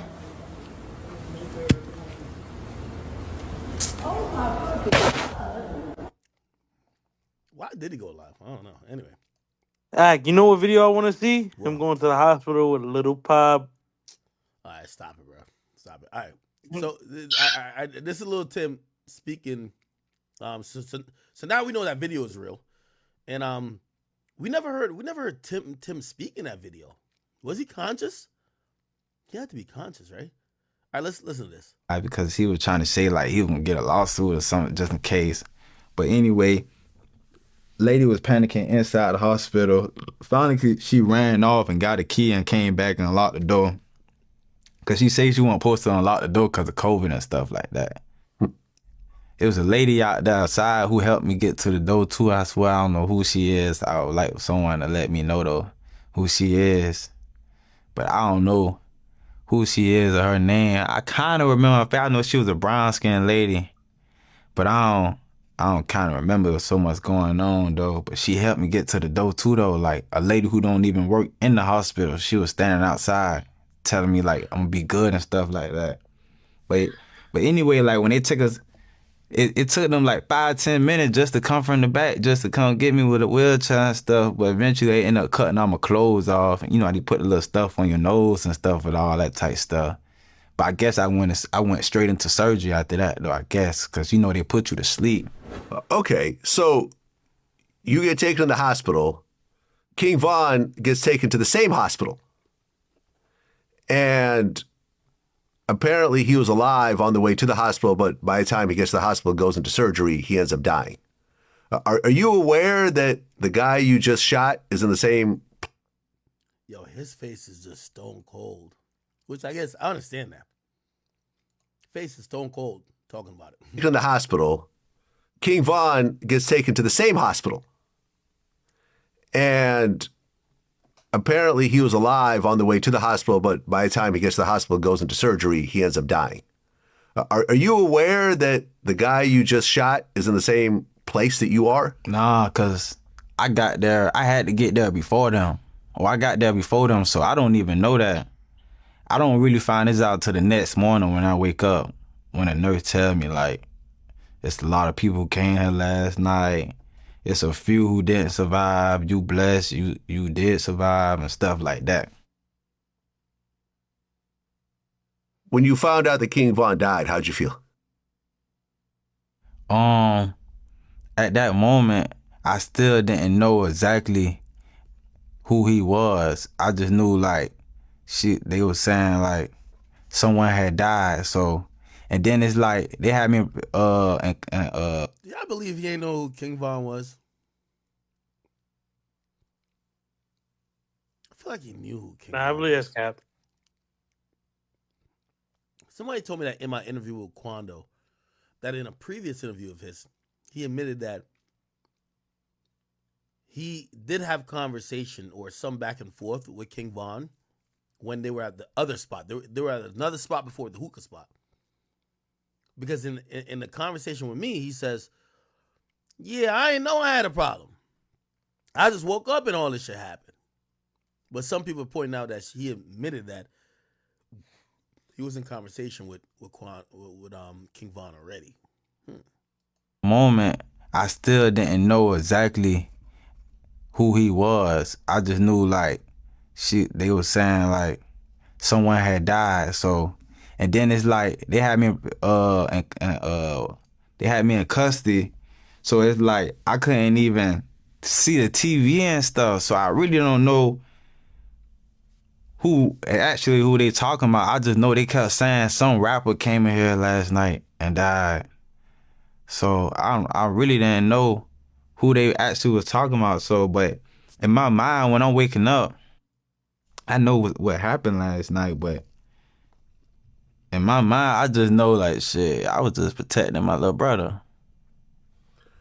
When you did finally find out that it was King Von who died, how'd you feel?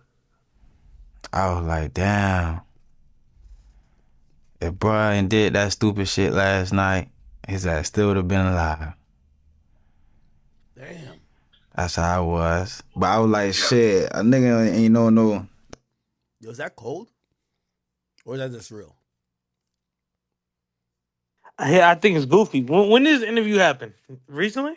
Hey, AJ, that wasn't goofy, man. He was being honest. And Von ain't Ag, did that's that goofy goofy. shit. Yeah, Ag, when did this interview happen? Recently? Within the last month, yeah. Here's why it's goofy, Ag. Because you did that and it got niggas shot multiple times. It got multiple niggas shot, and one nigga we know for sure killed. So and it got you shot, nigga. You should be dead. But Tim should be dead. He got lucky. He fucking by the grace of God, he's not. But one nigga is confirmed dead, and probably multiple others because he did that.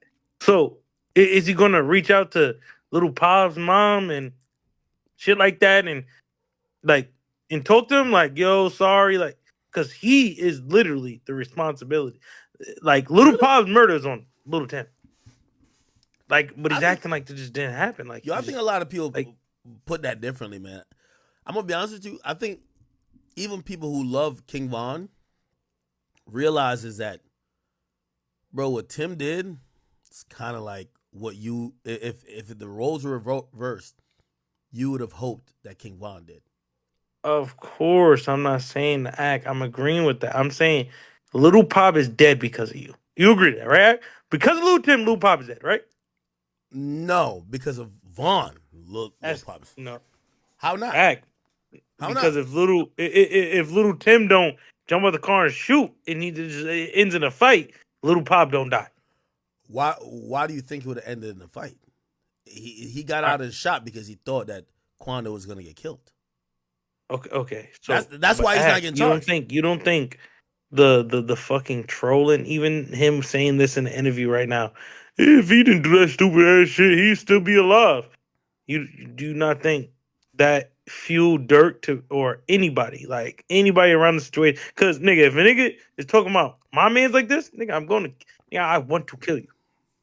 Hey, All right, AJ. cool. You keep talking crazy like this, I'm gonna smoke you. Like, it's cool. Hey AJ, that's how We're gonna catch you. how down south that's how down south niggas talk. Like you can't say that. Like if Von wanting to step out of his purse, and his manager even said that. Like, yo, if he wanting to step out of the club and did that stuff, he'll still be here. Yeah, AJ, respectfully, so this is how I look at it. And I love Von.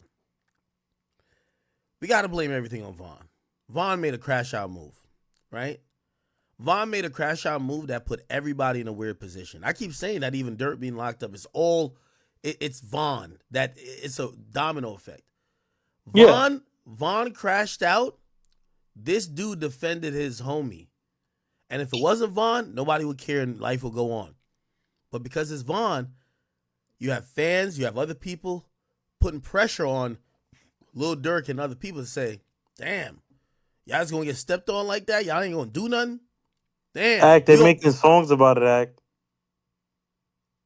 Hold on. They're making songs about it when Vaughn's whole career he was making songs about people he shot at. Okay, and now Little Pop is gone. Plus probably other niggas. Okay, and then all right, with you saying that, now Lil Durk is gone. So you can't like you're trying to blame it on one that's side. fine, but Act, Yo, pull like this. I Play just this. don't like I'm gonna keep it a beat with you. interviews Yo, talking like hold on, I'm gonna keep it a beat like with you. Big Bad Wolf. I'm gonna keep it a beat with you, and I love Vaughn. I love Vaughn and I love Durk. But a non-emotional aspect of this would have been this. Yo, keep it real. Our man's ran up on some nigga trying to fight him when he had niggas with guns with him. Them niggas ended up killing him. Bro, we gonna just leave it at that. Like, that situation just went left. Obviously, we don't like how it go, but we gonna... No. Nigga, they took the situation and said, all right, we gonna kill more of your niggas. They continued it on. Let's keep it real. Like, after that situation... Act, but you're making songs talking about it. You're antagonizing niggas. Yo. And now niggas have done got dropped behind that. But So, Dirk did the same thing too. I'm not saying he did it. Act, and Dirk is not on interviews talking like this. Act. Dirk's on songs talking worse. Act. Yo, I love Dirk. Again. Yo, I love Dirk, But and I hate I gotta say this. He's reciprocating I love Dirk, and I hate that I gotta say this, but Dirk got a line in Aha where he says, you on interviews saying whatever. Yo, Dirk on the songs is way more vivid than any interview. Facts. And I'm not saying the next day after my brother died, them niggas was down too. Hold on. Nigga, let's pull the lyrics up, nigga. Like, bruh, with all due respect, bruh, just listen to it. If I'm Little Tim, Act, if I'm Little Tim, no, you're playing favoritism. You're playing favoritism on who's a popping rapper. I'm not. I'm sliding if I'm Act. Little Pot. No! Act. My nigga. They made the nigga a meme. My nigga. Because of you. My nigga. Yo, if Act, do you not think Little Pop's mom blames Tim? Like, yo, bro, like, you don't think she blames him? Tim in Rondo? No. For her son dying? Hell no. Lil Tim gets no blame for this. Stop it, Act. Hold on. Wait. Let me bring this perspective. And by the way, this is what I was talking about Quando as devil's advocate, because I'm arguing a point, but I don't necessarily believe this point fully, because I like Dirk and I like some of these people involved. So I don't want to think. Whoa, what you mean, devil? Yo, here's the thing. If you're gonna blame Lil Tim for anything, you got to then give him credit to say Quando is alive because of him. We don't know where it went. Yeah, but there's 3 people that died. I would that do night. the same shit Lil Tim did. There's 3 so people I'm not mad at what Lil Tim did. There's 3 people that died that night, 5 people that got shot. None that included the main guy that they were supposedly mad at, which is Quando. Most people would say the reason why Quando didn't get shot is that the shooter popped out, and now everybody was trying to shoot the shooter, including King Von's guy who tried to execute him point blank range with his gun jam. The reality is this: you can't blame Lil Tim for anything without acknowledging, without him, there's a possibility that Quando is dead. Yeah, I would have did the same shit Lil Tim did. Okay, so so let's be clear: without him, it's a possibility that Quando is dead. Correct. Right? And if you're gonna look at it in that aspect, so remember, Lil Pop is Quando's cousin, which means Lil Pop's mom is Quando's aunt, right? Yeah. Which means she was going to, without Lil Tim, she was going to lose a nephew, right? But she lost his son. Okay. And I'm going to be honest with you. I'm going to be very honest with you, right? I'm going to be very honest with you. In situations like that, it's the fault. And when I talk to Quando, I get this type of energy from him. It's the fault of Quando.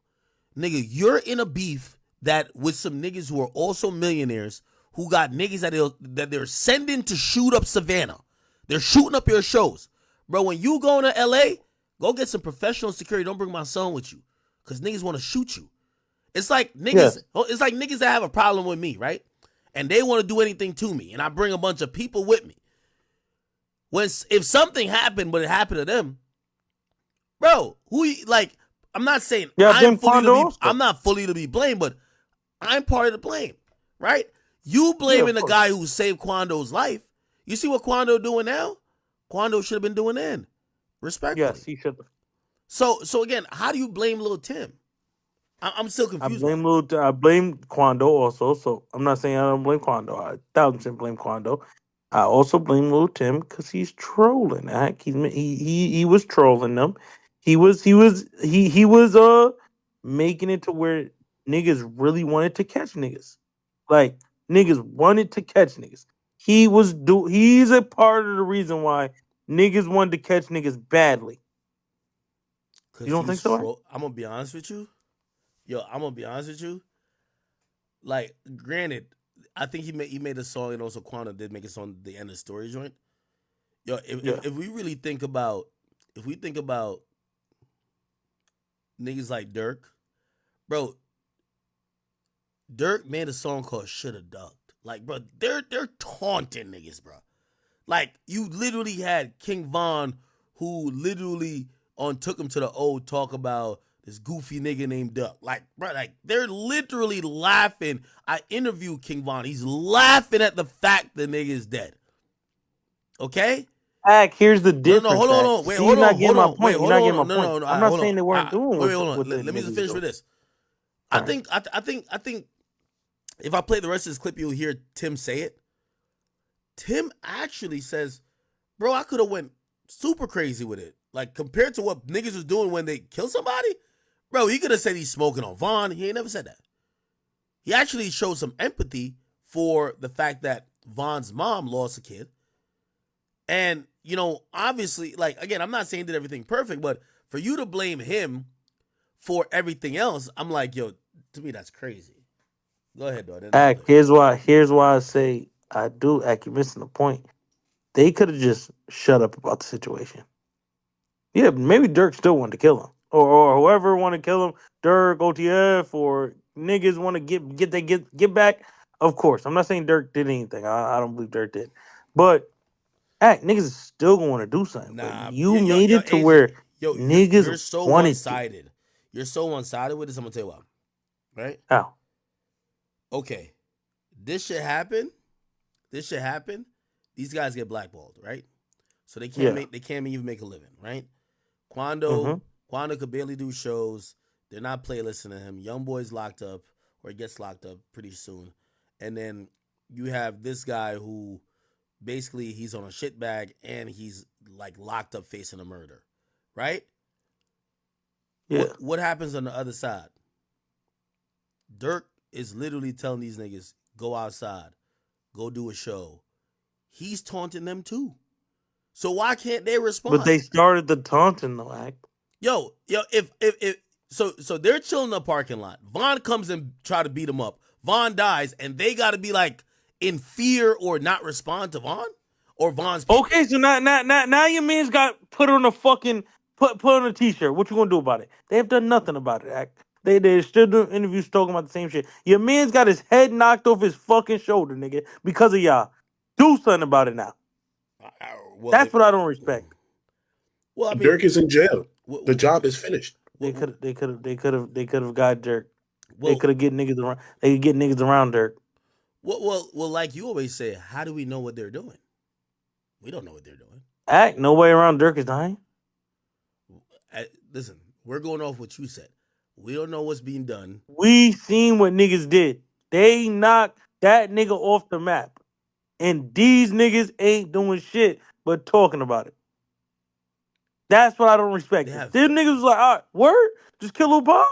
Bet I'm about to go. It's green light. We're green lighting them niggas. Yeah, AJ, I think the part you miss is that they're basically saying, and this is what I've just gotten from even Tim talking about this. Yo, all of these niggas is claiming they street niggas. We ain't got no beef with these niggas. We don't know these niggas like that. An issue came to our front door. We handle it like street niggas. Somebody died that people love. And ever since then, they're acting like we're in this never-ending beef. Nigga, we ain't trying to beef with these niggas, this and third. Plus, we got cases. We're getting Act, blackballed. it's like this, Act. Let's say me and you outside, Act. Let's say me and you. Let's say it's me and you, and I shoot that nigga, and I'm trolling the nigga that I shot, and now you get shot because of my trolling, nigga, and you die, nigga. Ain't I supposed to be like, yo, just kill this nigga, Act? Now I gotta go kill. I gotta go get somebody Yo, off AJ, on this side now. AJ, they didn't.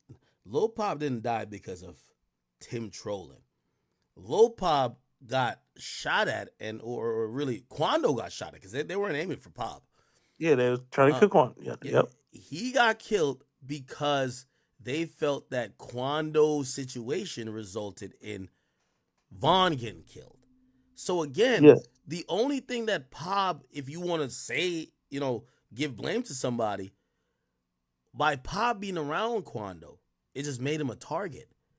But Yes, but I Ack, you don't can't. think so? You think Little Tim's song and all type of shit didn't play a role of how much niggas want the fucking wanted level on that nigga? How many stars he had? You don't think that played a role into like, yo, bro, I want this Yo, nigga now. what Like I'm I saying, want him now. I don't want to yo, wait 10 years. what I I'm don't want to saying, you're wait one sided 15 with years. it. I want What him I'm now. saying, you're one sided with it because you're saying that, yo, we have line by line where Dirk is talking about these things. So you're saying that Dirk could say whatever he want, but they should be so scared and just be quiet, No, right? I'm saying is why are they not getting active also? They couldn't do shows after niggas died. Why was Dirk able to do shows? Why was Dirk nigga Because do he's a what bigger Dirk is artist. doing to y'all? Dirk is the Do bigger it to him. artist. He's a bigger Dirk artist. has more money. He's a big artist, bro. It doesn't matter, Act. If Dirk I'm stalking that nigga if I was Quando. Nigga, I'm everywhere. Nigga, even if I don't do it, nigga, I'm shooting up your show, my nigga. I'm shooting it.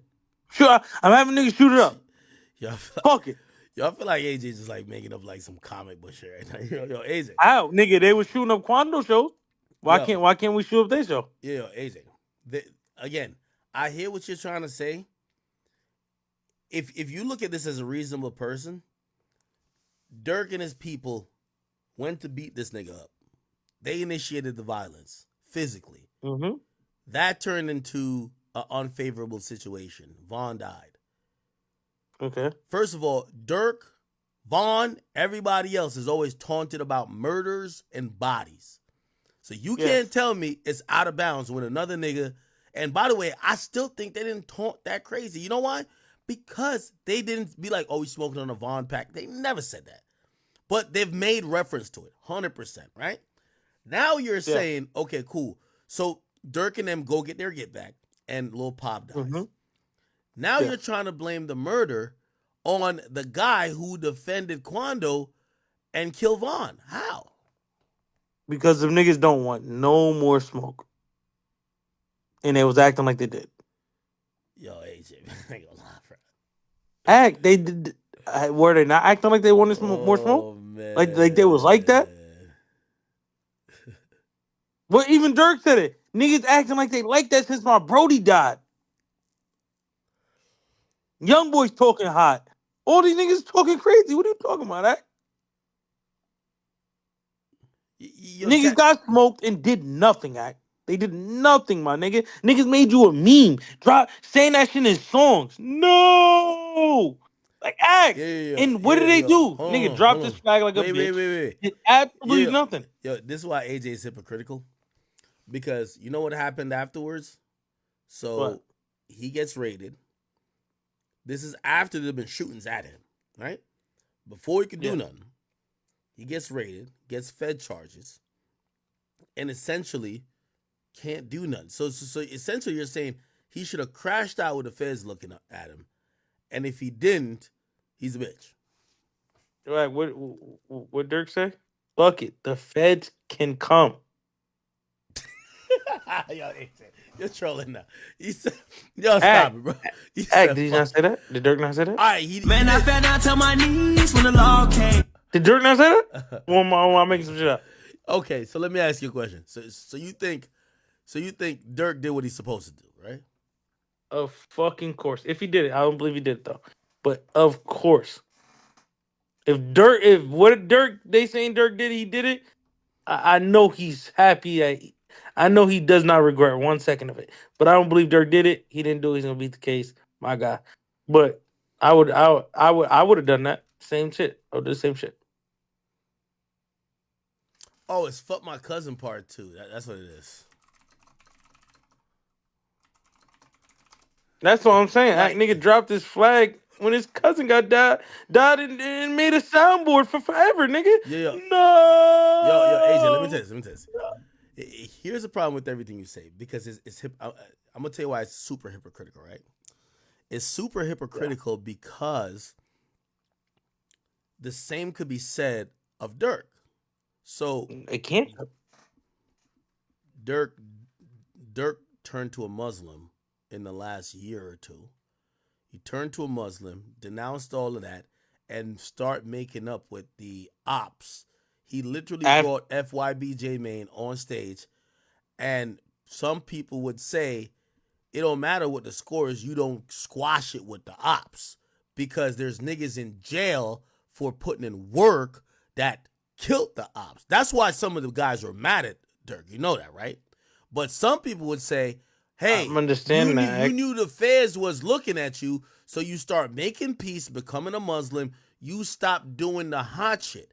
Now you're saying that Quando, when the feds came in and started like indicting his people, he should have kept doing the hot shit. So if I'm telling you they both kind of was cooling out, it's just that they already had Dirk, so they picked him up anyway. Why do you think that it's smart for what Dirk did, but it was dumb for what Quando did? Especially given the fact that Quando. Here's what I'm trying to say. I believe, let's say before Dirk got arrested, Quando got, let's say, get back for that little pop shit. Nigga, Dirk not stopping until niggas' heads on a stick, my nigga. Quando got his cousin killed and did nothing about it. That's it. Like that he got his cousin killed, my nigga. His aunt gotta wake up every day with no son because of little Tim and Quando. Yo, his cousin and he's doing nothing about it. His cousin got killed because of a situation that started years before that. And you talking about taunting. Yo, Dirk was taunting niggas like a motherfucker.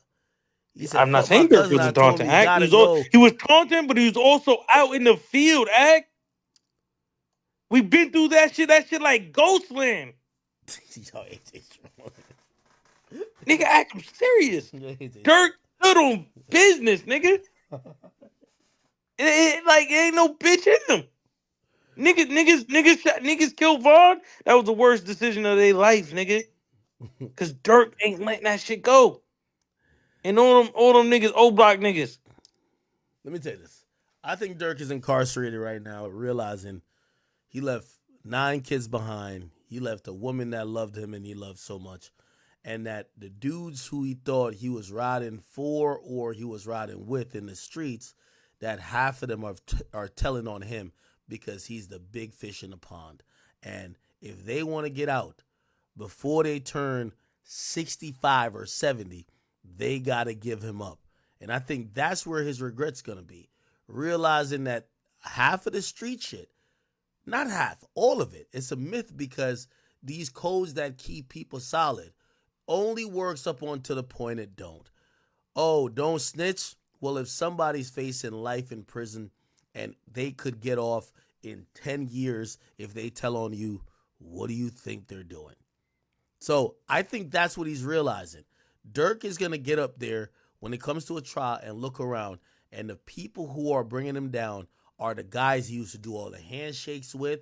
Is the guys he used to be jumping around the music videos with. The guys who he used to be like hyping up, saying they putting belt to ass. And the reality is, Everybody's saving themselves. So I don't know. Yo, I bet you Dirk is in that cell right now. I'm like, it was worth it. I don't care. You don't believe that. I 1,000% believe that, 'cause that's what I would be thinking. You be in jail saying it was worth it to get them niggas killed. Yes. I'll actually be mad that I didn't get Quando killed in Tim. What if he in there making his cellmate bed right now? That's what I'll be in jail thinking that. Yo, Yo, AJ, I ain't gonna I'm lie. mad they caught me before I could kill Quando and Tim. Yo, AJ with the trolling is like legendary, man. I ain't gonna lie to you. I'm not trolling. Act, niggas kill niggas kill your mans and all you do is drop your flag and say no, no. After you taunted you made these niggas have to do it to you. What Dirk say in his favorite song? Act, say the lyrics. Hey, I'm not saying Dirk ain't do what he thought was right at the time. Niggas will be alive if niggas ain't gas him up. Act. What I think we could say about Dirk is that I don't believe that Dirk is happy with every decision he's made, given the fact that for the people he thought he was riding for, they're working with the feds to take him down. I'm not saying that's a good feeling. I'm saying them niggas are clowns. But again, Act, I don't think he regrets nigga Little Pop dying if he's a part of it. Act, he said in his most famous song, niggas be alive right now if niggas ain't gas him up. Act, did he not say that? Let me know if he said that. Am I misquoting his lyric? Yo, AJ, we talking about Niggas be people that alive are today if in niggas prison ain't now, gas bro. them up. We're talking about people in prison. Like I feel like you tweaking out right now. Yo, the point is this: you can't blame Lil Tim. Lil Tim operated and did what he thought was the honorable thing. You said you were done what Lil Tim did. Yeah. Let me ask you a question. If someone tried to kill your mom, right? Mm-hmm. And you intervene and you stopped it from happening and you killed the person, right? Yeah. If then later someone tried to kill you, right? But they didn't kill you, and they were trying to kill you as revenge for you killing the person. They end up killing someone else. Whose fault is it that that person died? You said if I kill somebody trying to kill my mom and if somebody trying to kill me, they get somebody else. Yeah, someone else killed. Act, if I'm online talking about the nigga like, yo, in the story, fuck yo, that hoe must not have watched the video. Yo, his goofy nigga shouldn't have did that. He'll still be alive. If I'm online talking like that, nigga, I'm expecting niggas to try to come kill me, especially these street niggas. Yo, AZ, this is one thing I've Like, realized. if niggas get a nigga that I'm with, nigga, I'm sliding back. Nigga, like, This is one thing I realized. This is one thing I realized about life. Now, people who do talk shit, there are ramifications for it, right? But I realize there is much quicker, much firm, and usually you can see that more as a one-to-one basis of ramifications for people who did something to someone than people that talk shit. So, for example, you know how many people I done cussed out online? I've seen some of them. They don't even have that energy. It's because it's like I'm not physically hurting them. But it's very different when someone is dying, right? Like so again, you're trying to say the reason why Lil Pop died is because Quando was talking shit. No. The reason why Lil Pop died is because Dirk died. Not Dirk. Oh, sorry. Vaughn died. Yeah.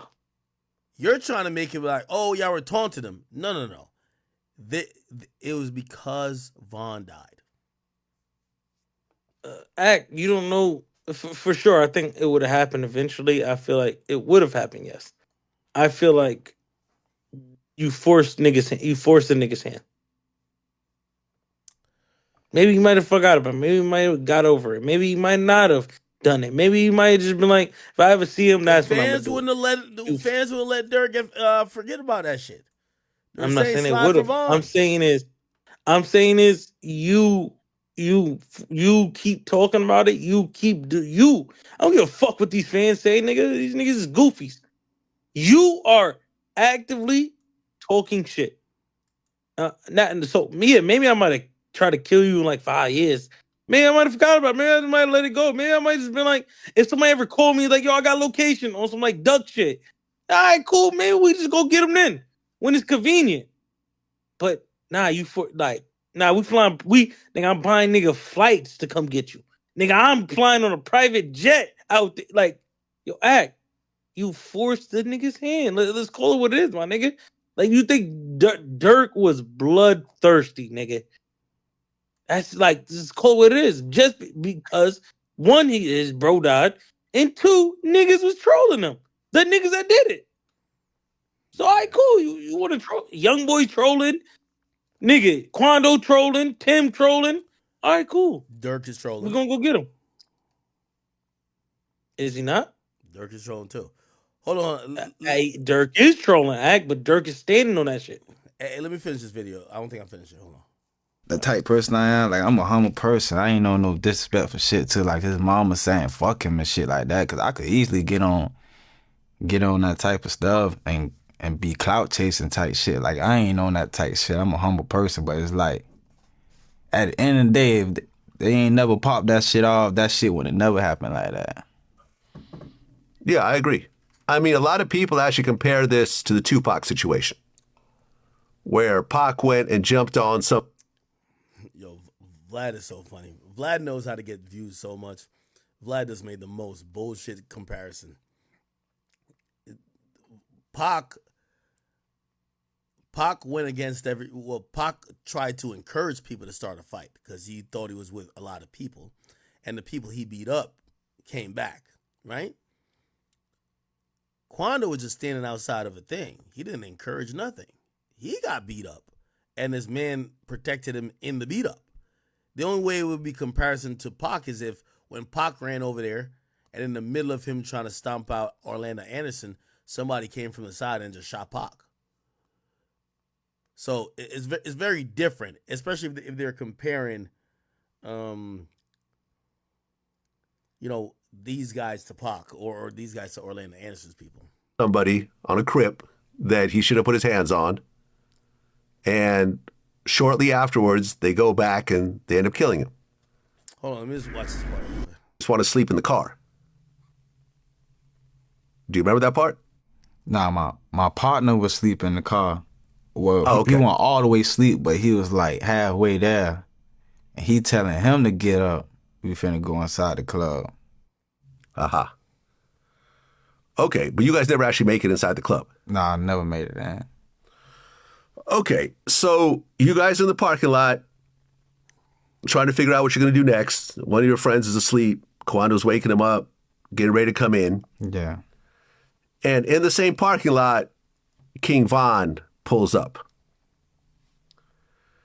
And someone allegedly tells Von that Kwando's in the same parking lot. And you ultimately see this on the video. Von gets out of the car, goes straight for Quando, and just starts hitting him with absolutely no provocation. There were no words that were said between the two. It seemed like Von just went straight at him and just started attacking him. All right. You were right there when it happens. What went through your head? Shoot. Like, I wasn't even paying attention to everyone who was in the parking lot because it's like, I'm not even from Atlanta, so I don't know everybody in Atlanta. So it's not like I'm even looking for people to even know or be known. Like, I'm not even looking around to see if I even see some people I know because I'm not even from here. So I was on the phone when it first happened. So you really could just like, by me being on the phone and getting my partner all the way up because he hadn't woke up, but he like, damn, we here already? Because like he had just dozed off. He wasn't even asleep for that long.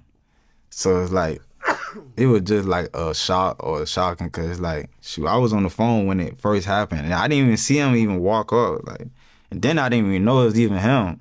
Feel me? So it's like I didn't even look over there at them because I wasn't even worried about nobody in the parking lot because I don't know nobody up here. So it's like I was on the phone at the moment when it had happened. Okay. And I just want to say that I feel you did the exact right thing. If I was in that same situation myself, I would expect my security to act the same way. Right. Okay. So you see this fight happen and your guy is getting attacked by King Von. What happens next? It's like damn, it's like soon it happened, I say, I don't even know it's him. My partner look at me and I look at him like damn, like you know, both of us shot like damn, what's going on? We don't even know why this even just happened. Like, feel me, we kinda clueless. But I just know like and on the documentary I talk about most of this on the documentary I got coming out. So I'm not gonna like leak everything about it, but it's like in my head I'm like, why somebody fucking with my little brother, you feel me? It's like that's what's really going through my head at the moment when it first pop off. I'm like, damn, like, and then I'm knowing like we just got here, so I knowing he ain't did nothing to nobody out here for somebody to really want to do something to him. So in my head, just going through my head is like, damn, why somebody fucking with my little brother? Type shit. That was really going through my head. Well, you end up pulling out. But I'm gonna protect the person though. It's like that I have or any sister I have or Yeah, what's not said here is that what was so the findings by the investigators is that, you know, again, I think they would have tried to prosecute this case if it wasn't on video that the people behind Vaughn had guns out open. You get what I'm saying? Because you could make that argument to say losing a fist fight doesn't warrant you shooting somebody. However, there was people that was walking behind Vaughn that Do had you agree with guns. that? I don't agree with You said that. what? If I I agree with don't what? agree with that. Do you think? Let's say he doesn't see the guns behind him. Let's say no guns were drawn. Mm-hmm. Do so you think they would try to put the nigga in jail for that? Yeah. Yeah. Why? Because when you have a gun, you realize it's not your gun is not your fist. It's lethal force, which means that you have reasonable belief that your life is in danger or someone else life is in danger. Yeah, I That thought the you nigga was gonna knock him out. His head hit the floor. nah Like, that's usually just not enough. Like no. Now, granted, if someone's choking you out on the ground, yeah, that is. But I ain't gonna lie to you, I don't think he'd have, right. Nigga, I don't give a fuck if I see a gun or not, nigga. I'm shooting him. well, again, as I'm saying, still a weak case, just because it is like it's kind of textbook self defense. Yeah. But they would have at least tried to like you don't realize this case went away, right? Like it just went disappeared. Yeah. Right, completely disappeared, and the reason why is that they kind of pulled back and stopped. They were only going to try to prosecute it based on the outrage of the public, and people did like King Von. But then they realized once the video came out, people stopped going as crazy for it, and then they quietly just dismissed it. No, I agree. Act, what would you done? Let's say you don't see no guns. Let's just say nigga, two niggas is fighting, one of your mans and somebody else. You got a gun on you. Then you get out the car, you see him getting his ass whipped. Nigga, what would you do? Would you shoot or you try to jump into the fight? Nigga, I'm shooting. Nah, nah, nah. Again, you know me. I honestly, I would never want to have to use a weapon, right? But Yeah. that's not the first line of defense with it. You know what I mean? Because put like this, like a nigga talking shit to you and say a nigga slap you. Do you shoot him? You think that's how the law Yeah. should go? So you think a nigga talking shit to you, he slap you, you should just be able to shoot him and kill Yeah. him. Keep your hands to yourself, nigga. Nah, I agree with that, but listen, maybe it's because I live in Jersey. What if it's a nigga that just like I done point took a people, lot nigga? of concealed carry classes for all the different ones I have. Yeah, it lets you put it like this. The rule of thumb is this: when you pull out a gun, make sure it's warranted, and when you pull out that gun, somebody getting shot. Don't pull it out for show. I ain't gonna lie, that's what my instructors taught me. It's like, yo, But maybe the rules in Jersey are a little bit different than like Vegas. in or Jersey they tell you if you pull out the gun, somebody has to get shot, unless you want to go to jail. Because in Jersey, just pointing a gun at somebody's, it's just pulling out the gun and pointing at somebody, you're at fault if it didn't feel like it was necessary to get pulled out. Yeah. So once you pull it out, you might as well just shoot the nigga. Yeah, Florida says if you pull out your gun, make sure you shoot him in the head. Yeah, and I mean just general laws when it comes to self-defense is that a self-defense case is way better when if he's dead. When a person dead. Like there's only one side of the story. Yeah. So like if a nigga that's like 6'8" come up to you, slap the shit out of you, nigga, you gonna shoot him? Yo, I think it's because like I'm from Jersey, especially when you got the gun, you got to retreat. So like you're telling me a nigga like LeBron come up to you, nigga, and slap fire out you, nigga. Yeah, okay. Well, if I can't fight him, I'm gonna back up. Now put it like this: I'm backing up because I realize that if I use this gun, I gotta kill you. And I gotta then be able to tell the police I was trying to get away from this physical confrontation that wasn't lethal. So now, all right, he slapping shit out of me. I'm trying to square. I'm like, oh shit, this nigga's like a gargoyle. He's like 7'9". All right, bet. I'm running. I'm trying to get out of there. He's chasing me down. He's hawking me down. He got me in a corner. I'm like whatever. Like now he hit me again. I think this is some Jersey rules because this is mad pussy. I ain't gonna lie. It gotta be where like now that you like, all right, bet. Yo, this nigga might kill me. Then you blow his head off. Then you beat the case. It's not even the case. It doesn't happen. Let's say he slaps you and he's just like talking shit to you now. Pussy, I just slapped you, pussy. Pussy, what you gonna do about pussy? You just gonna sit there and do nothing. Now I'm gonna be honest with you. You could probably do. Listen, I'm speaking as a man with a concealed carry permit, and I've been saying this for the longest. So you will not get no video or audio of me going against what I'm saying. According to the laws that exist in my state, if I want to get into it with you, I'm gonna go put the gun away. Because if I pull that gun out, I have to blow I'm talking your head about off. let's say you Miami or Atlanta, nigga. I'm not talking about you in Jersey. If I'm in I'm Miami saying or you Atlanta? in one of these states, gun-friendly states, nigga. Cool. And somebody just slaps the shit out of you.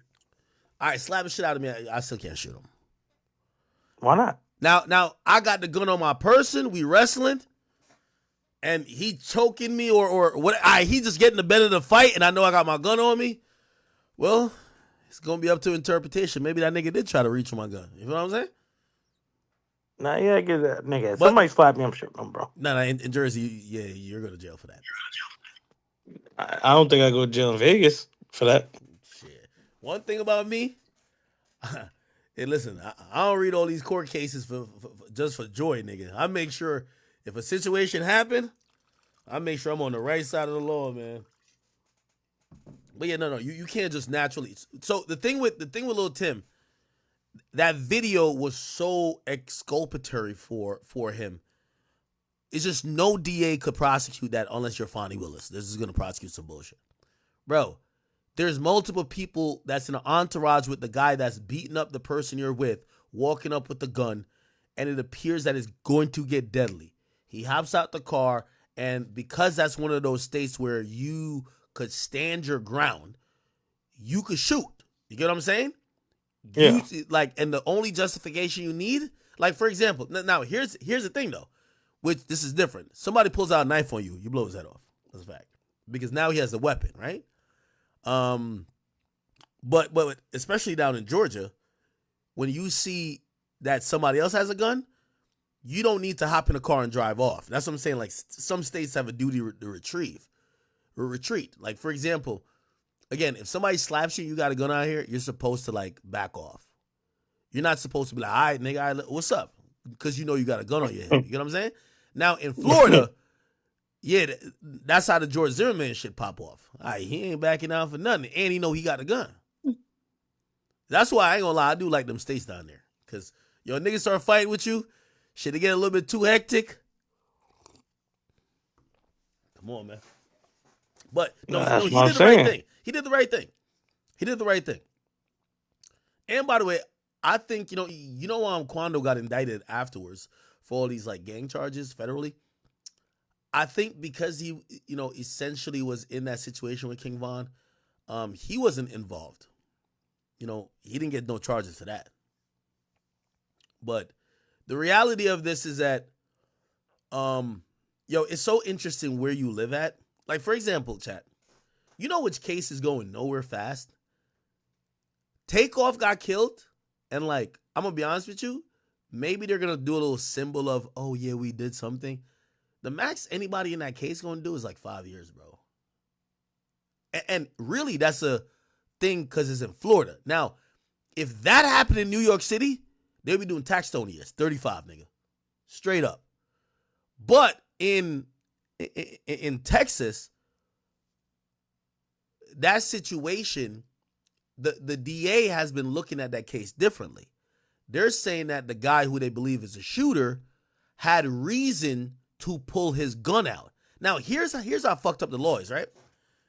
In Texas, if I have reason to pull out my gun to defend myself, say against you, and I shoot the wrong person, I'm not liable. Not really technically liable, but usually liability is going to go towards the person who started the altercation. But now let's say if it was a whole bunch of people arguing, it's kind of exactly the Takeoff situation. The police isn't making a hard stance on how they're going to try to prosecute or hold anybody accountable for it. They're claiming, yeah, we're still going at the killer, but nigga, I think they gave the nigga back his passport. He's cooling. You know what I mean? He's chilling. You know what I mean? So the Takeoff death, I don't think nothing is going to happen or come out of that, honestly.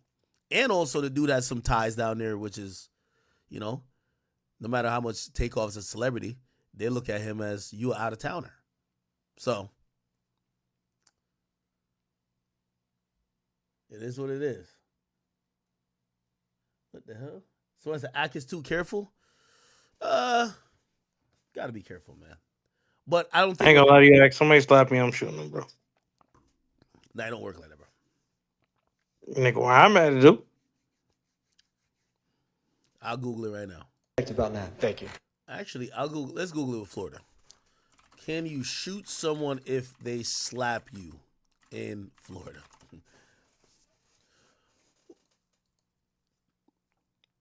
Why is it legal in Florida to shoot and kill someone that pushed you to the ground for harassment? What? Is that legal? Yeah, Florida might be like that. I just know up here, shit. So I'm saying, Ak, somebody slap me, nigga. It's nigga, I pull out my gun too, nigga. Nigga, I'm putting my gun like I'm K Flock, nigga. You can't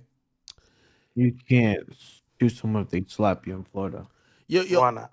I think they say it has to be You have to- proportionate, right? Which means, like, for You have to feel example, like your life's in danger. yeah, like if a nigga pull a knife on It's you, a deadly slap, nigga. Nah. It has to be something where, again, this is why I think George Zimmerman. No, not I think. I know George Zimmerman got off on his situation because apparently Trayvon was beating his ass to the point. And again, this is where maybe you're a good liar, right? Because maybe this not the truth, but the nigga dead. He can't say otherwise. But if you could say, yeah, he was beating my ass, I was going in and out of consciousness. I was seeing black light, white light. I was blacking out, and I thought I was walking to the pearly gates. And the only thing I felt was my gun. I had to shoot that nigga. Okay. What if somebody punch you? Can you shoot somebody for punching you? Well, again, are you gonna say that punch almost knocked you out, and then was he gonna punch you again? Yeah, nigga. Like, nigga, you know slap, nigga. Like, you been seeing the slap fights, bro. Slap can knock you out. But again, it's not just one. If they knock you out, you can't, like, you're not gonna be able to grab the gun. You have to describe a Yeah. scenario to the police that So made it that's what seem I'm trying like to it say. was like Somebody almost. slapped me, nigga, and nigga, I was wobbly, nigga. My legs buckled, nigga. Nigga, I was in fear, my fuck, nigga. Like I didn't know what was happening, nigga. It was an out of body experience. Stop playing, bro. Yeah, nigga. That's Yeah, no, it's very depending on the state you're in. It's very like interesting. Like this is why someone like the baby would never like live up north. Like the baby was actually cleared of shooting the guy. Like did you ever hear? I was actually looking at the documents recently, and I'm trying to get the body cam of it. The baby shoots guy who jumped over fence. Like the police looked into that and said, yeah, we can't charge him. And here's the thing: I don't even think the guy hopped over his fence and said, "Yo, I'm about to do something to you." But when he lives in North Carolina, and like in the South, when you get on somebody's property, they have a right to defend their property, even if you don't present a threat to a certain extent. You get what I'm saying? bruh. That was hilarious. You gotta interview that nigga again. I can't lie to you, bro. Can't. You gotta talk about that one. That shit was hilarious. Him talking about it on the Breakfast Club. You watch the shit where he said on the Breakfast Club? What do you say? Trespasser. Well, here's the thing though that's happening with the baby now. Everybody's starting to sue him, so he's calming. He's calming himself down. So yes, you could shoot a trespasser in North Carolina. Oh man, nah, I love it. Nigga, you heard what he said on the Breakfast Club, No, right? yo, this is some places I got to move to North Carolina. He said yes, you could shoot. Yo, you know what Jersey would say? Fuck no, you can't shoot a nigga. Move to Vegas. Yo, let me tell you this. You better have that cataract or like, you know what I mean, have the worst vision ever that you think you saw him with a gun to shoot him. In North Carolina, this thing, you can just shoot the nigga regardless. You know what I'm saying? I pull up to Vegas. You can do the same shit out here. Now, I don't know if you can do that. I guess you can. Nevada, can you shoot a trespasser? Yeah, see, if someone trespasses your property, you're not legally able to use deadly force to stop them. If they're carrying a gun and they threaten you, then you can. Yeah, that's why I like what Jersey is. Yeah, Nevada's not like that, man. I know it's seen as the desert, but yo, them cowboy I states. got open carry everything. Man. I almost shot a fucking coyote the other day. The baby experience.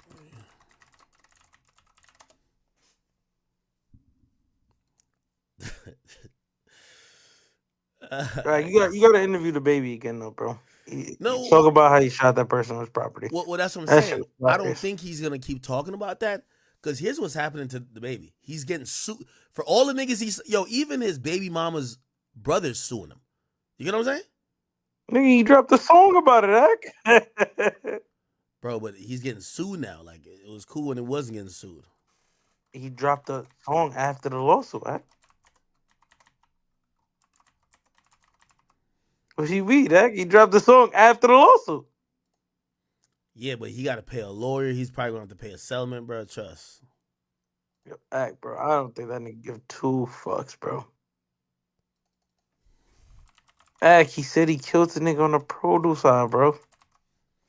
Think that nigga care about a little lawsuit?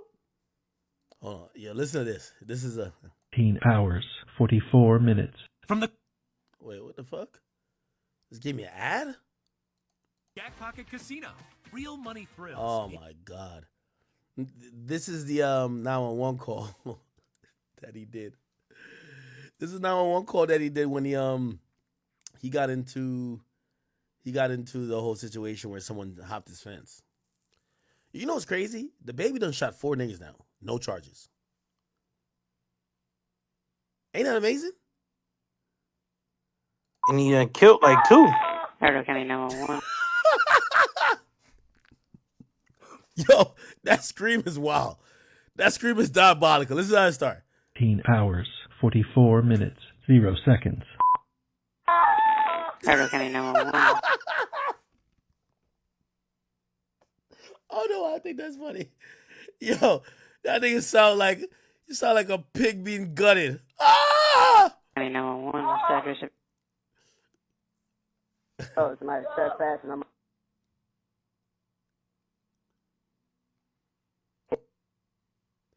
Wait, I just go in and out. I know my number with this guy sitting here screaming.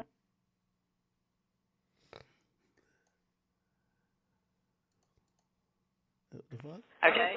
And what's going on there? The guy trespassing on my property. Hurry up, yeah. Sir, what did you do? Yo, a guy trespassed on my property. Hurry up and get here. What's going on there? The guy trespassing on my property. Hurry up, yeah. Sir, what did you do? I shot him in his leg. Okay. And why did you do that? He's trespassing on my property, calling me by my name.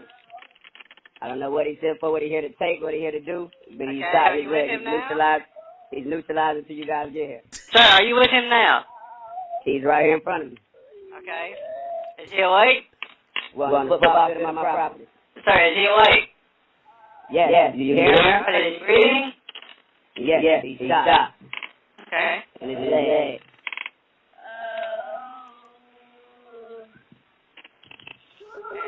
Just stay alone, okay? Okay. That nigga crying the whole time, man. This is crazy. In Jackson. Oh, stop it. Hold on, let me see. Yo, he said, by the way, we gotta play this YSL thing. They're accusing a detective of stealing Young Thug's a Richard Mille watch. Yo, here's the funny thing. Yo, Fulton County is the worst place ever. All criminals go there. I ain't gonna lie to you. Y'all gonna have a good time. First of all, the police, even though Young Thug done beat his case, they're trying to keep Young Thug cars. They're trying to, like, listen to this right here. Matter of fact, I think we'll just skip on to this and forget the baby stuff. That's kind of old, right? This is crazy. Fulton County is so tight. Listen to this shit, chat. I read the superseding indictment against Little Dirk. No. Is it this one? So Young Thug, Brian Steele, and Fulton County prosecutors are not done yet. There is another case going on where Fulton County is bringing a civil forfeiture action. They're claiming that when they arrested Thug, they seized up a bunch of property that is the result of criminal activity, that Jeffrey Williams acquired this property through the criminal activity. Now, what's very interesting, I'm going to tell you about the property. In the state of Georgia, you don't need to be convicted to lose your civil forfeiture case. So without any conviction at all on the books, the government can sue you civilly and claim that the property that they seized was illegally gotten by you. That's incredible. Now, the property that we're talking about here is a bunch of cars. It's like $1 million car collection, a Maybach, AMG GTs. There's a bunch of jewelry, $150,000 in cash, and a bunch of guns. Probably well over $2.5, maybe even $3 million worth of assets here that the state of Georgia is trying to keep from Young Thug. Now, obviously, Brian Steele is on the case. Brian Steele is going to argue that Thug got this property by selling music and doing shows and taking the money from the music and the shows and buying the cars and the jewelry and the guns. That's not illegal. And the government will try to argue, no, YSL is a gang, and he was promoting the gang, and through promoting the gang, he was able to get this money. Very interesting to see. It's the same judge. So Young Thug, Brian Steele, and Fulton County So here's the interesting part about what's happening now. Fulton County, like I keep telling you, which is a good thing that Young Thug has gotten out of there. Yo, these cops, they spend a lot of their lives, these prosecutors spend a lot of time dedicated to these cases that they're bringing forth, okay? Yes, they're getting paid, but they get invested and personally invested at times. When they get spanked in court or embarrassed, or the judge scolds them, like how they have in the Fulton County versus, or really state of Georgia versus YSL situation, it's very embarrassing. It could hurt their potential future in being a law enforcement agent or someone that works in the DA office. And for that, they try to make sure they get back, like literally, right? And not only are they worried about their own mortality, but like if you think about a situation with the whole YSL case, Fonnie Willis had promised the mom, the family of Donovan Nutt Thomas, that they were going to get justice. Except when Young Thug, who they believe was the head of this whole thing, when he got walk out of jail same day, just 15 years probation plea, the mom wasn't even allowed to speak. She wasn't even allowed to even tell her side, and she sat in court for over a year. Okay, so what did that do? Well, I'll tell you. They're salty at Thug. They want to get Thug back behind bars, and this is why probation is going to be super hard for him. You better not play around. So probation is going to be pretty hard for him, and essentially, they're trying to be super petty with him. Now, how are they trying to be super petty with him? When they first raided his house and they found like silencers or found whatever, they seized a bunch of stuff because they had put in a civil forfeiture act that said that, hey, because we feel the crimes that happened in this case was exorbitant, we're going to need a lot for, basically payback for the victims and also payback to the state once everything is done. So we're going to just hold on to his assets. But it's kind of the same thing, different jurisdiction, clearly different country that's happening to Andrew Tate, where they took all his cars and they're freezing some of his money because they're like, hey, listen, you're going to have to pay back. So it's like restitution, right? So they took a bunch of Young Thug cars, phones, guns, even some legally that other people own. They have a bunch of shit, right? Now, with all that being said, Thug not really beat the case, and I got to stop using that terminology because he didn't beat the case. He pled guilty to a favorable plea. However, the cops are salty. The DA is salty. They still want to stick it to him. So they're like, we're not returning your shit. Now, they're supposed to just return this shit. And usually what happens then is that, if they don't return your shit after a while, Thug could go back to the judge and say, hey, put an order in that they return my shit. Hey, listen, I'm good. Now, remember, Thug is not innocent. Be very clear on that. Thug did not beat the case. He pled nolo contendere, and he pled guilty to certain charges. What that means is that the government is looking at it almost in a civil sense, saying we couldn't lock him up, but maybe we could fuck him up in a civil sense. The things we took from him, we don't want to give back. So they don't want to give Thug back like his cars that they took, jewelry. They don't want to give back shit. Really, it's not that they say, oh, that's going to be money that's going to be on the books that in case we got to pay restitution to other people, because like Thug took a deal that kind of makes him not liable civilly for the most part. But they just want to fuck with Thug, right? So that is something that's happening. Now we see this happen, which is okay, where is it? I got it. Let me go to law and crimes. There's DA or not DA. Law and crimes. There's someone accused of stealing Young Thug's Richard Mille, which I'm guessing is probably missing or something of the sort. You could tell they were starstruck. Give me 1 second. I'm gonna try to figure it out. One of these is a hearing with Young Thug. Let me see. No, I gotta go to law and crimes trial. I think this is it. Give me a second. Okay, I'll just Google it. Richard Mille, Young Thug. Okay, yeah. So there's a detective. Thank you. Now, I want to. So they're saying a detective is accused of stealing Young Thug's Richard Mille. Here we go. To ask you about a time where, do you know Detective Hogan with APD Homicide? I do. And was there ever a time that you provided any assistance to him? Do you have any evidence that he was anywhere near those 6 guns? I do not. Did you take part in the inventory, possession, or transport of the jewelry that was found in Mr. Williams' home? My role during the search was to take photographs of evidence as it was recovered. Do you recall there being 2 Richard Mille watches in Mr. Williams' home? I don't know if I would know those if I saw them. So I don't know if there were two or not. Okay. Do you recall seeing it's a Richard Mille brand. I understand you don't know what that brand would look like, but do you recall seeing a white ceramic watch with a pink band in the jewelry that you collected, or that was collected in that home? I believe one was. Do I remember seeing it? I certainly don't. This, a couple years later. Okay.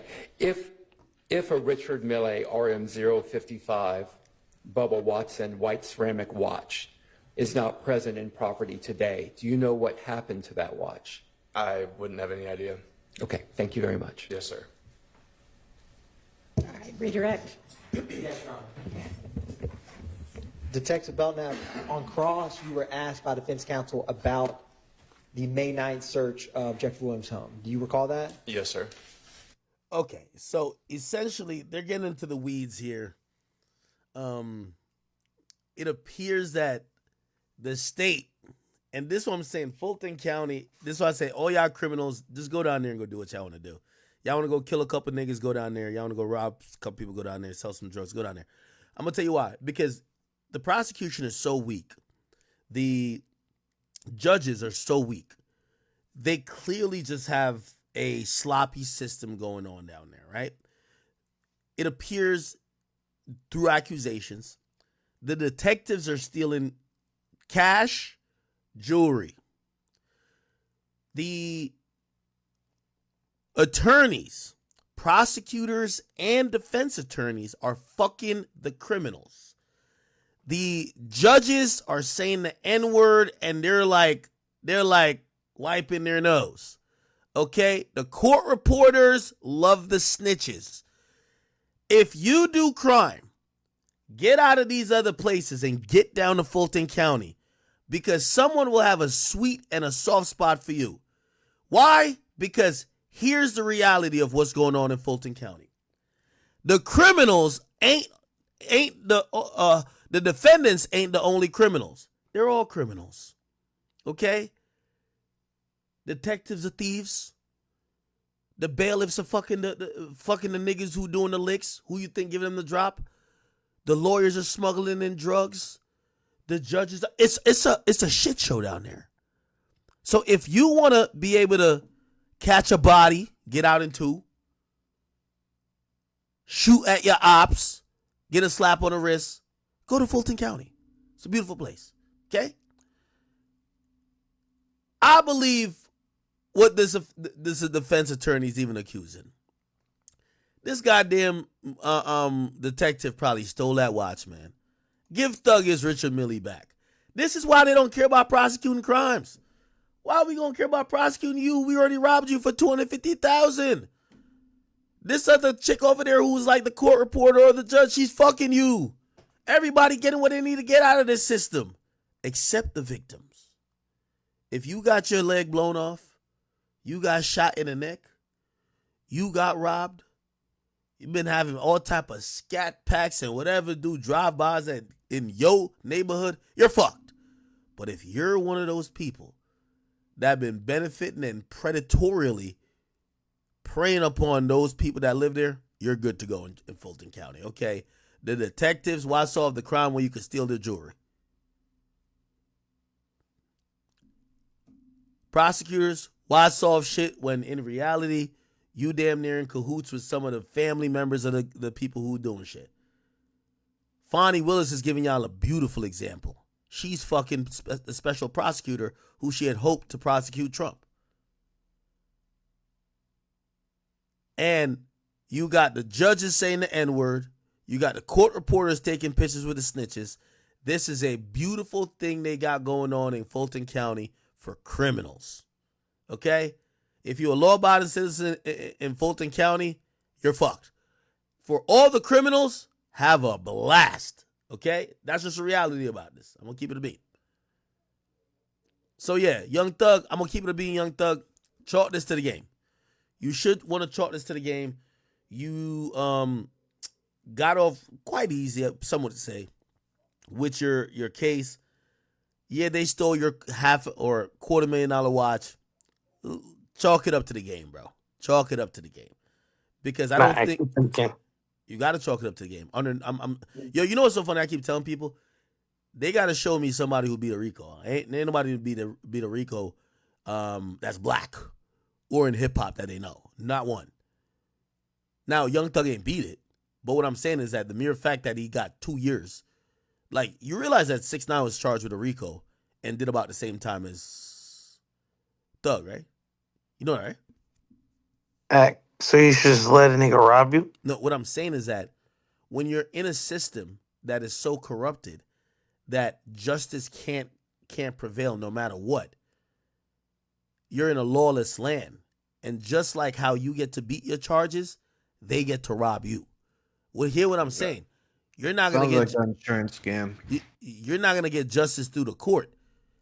Go rob the cop back. That's what it is. You say you think it's an insurance scam? Yeah, man. That's a nice claim right there. Come back home. Nah. Do you think, nigga, didn't we see the nigga on the stand wearing the watch? Hold on. Yeah, I see that too. So wait. So you think this is some like Rich the Kid shit?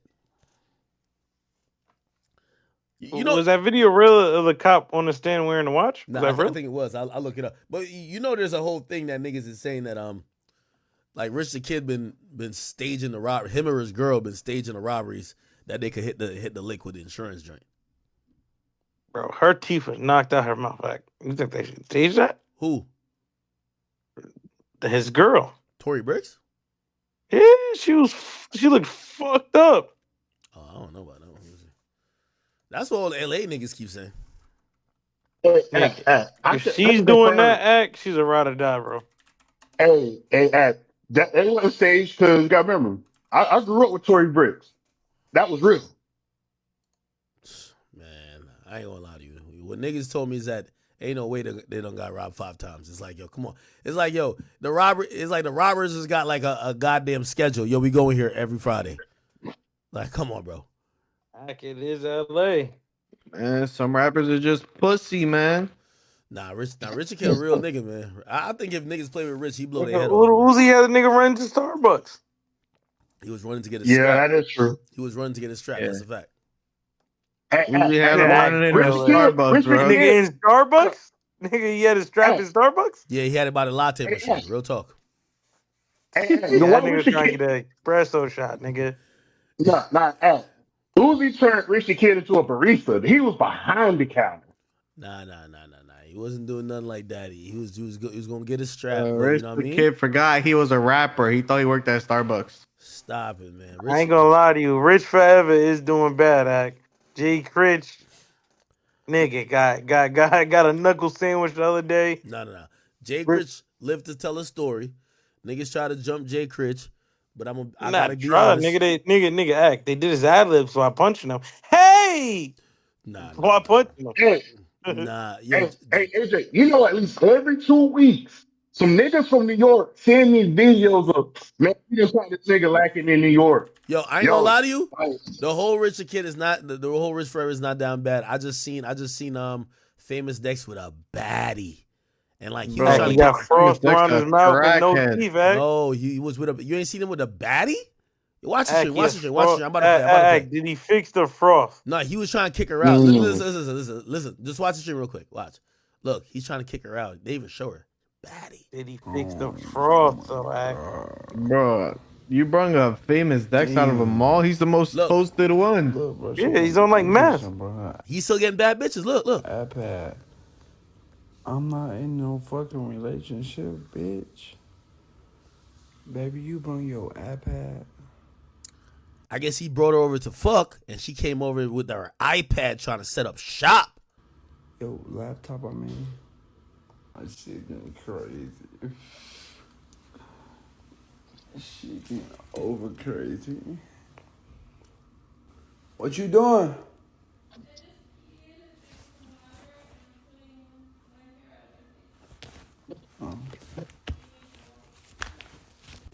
I gotta go to sleep. I got a Pornhub commercial tomorrow. I mean, Subway. I mean, not. I gotta.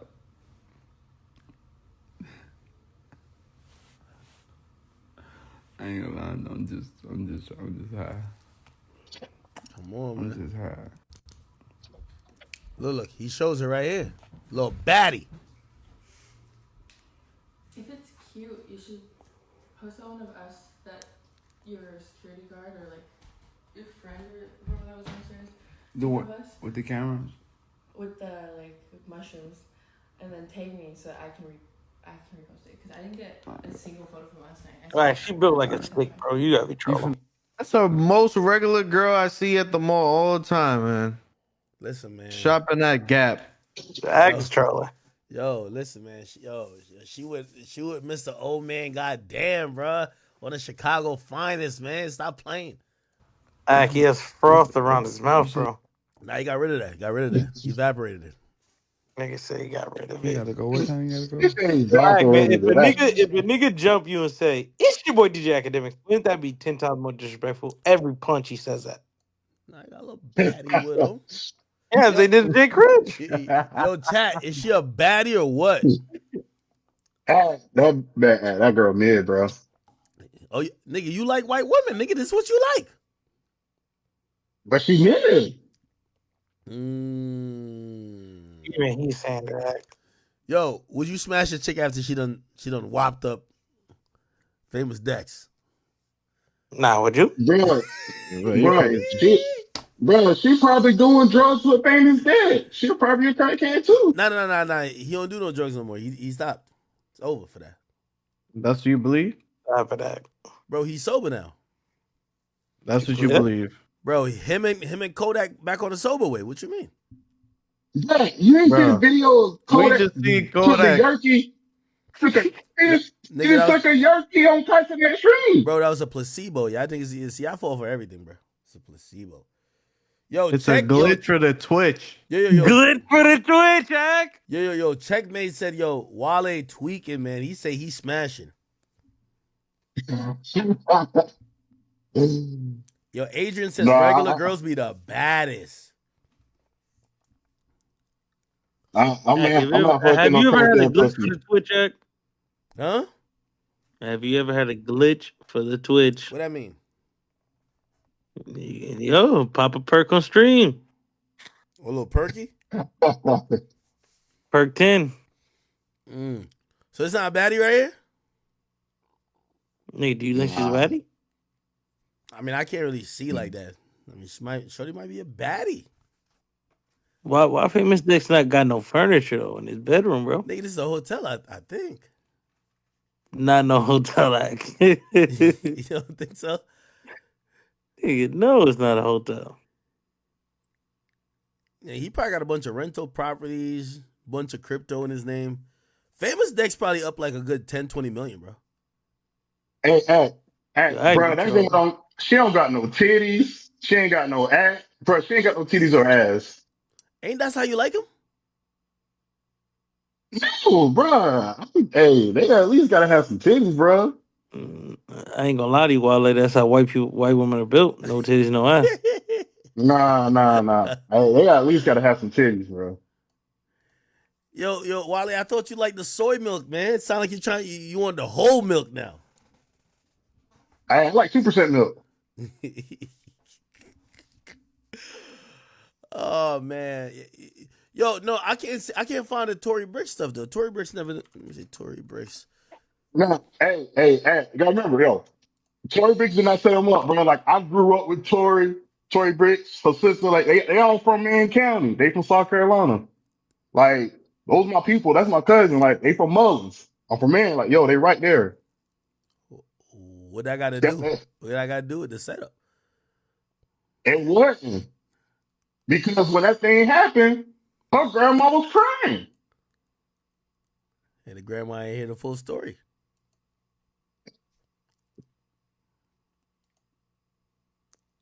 Yeah. They say the story, but nah, I don't believe it, bro. Is he still with Tory? I think he's still with Tory Bricks, right? Yeah, they still together. I ain't gonna lie.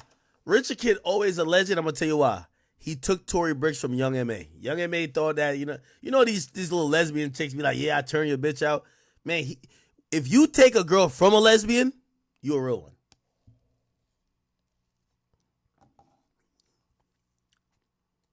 How?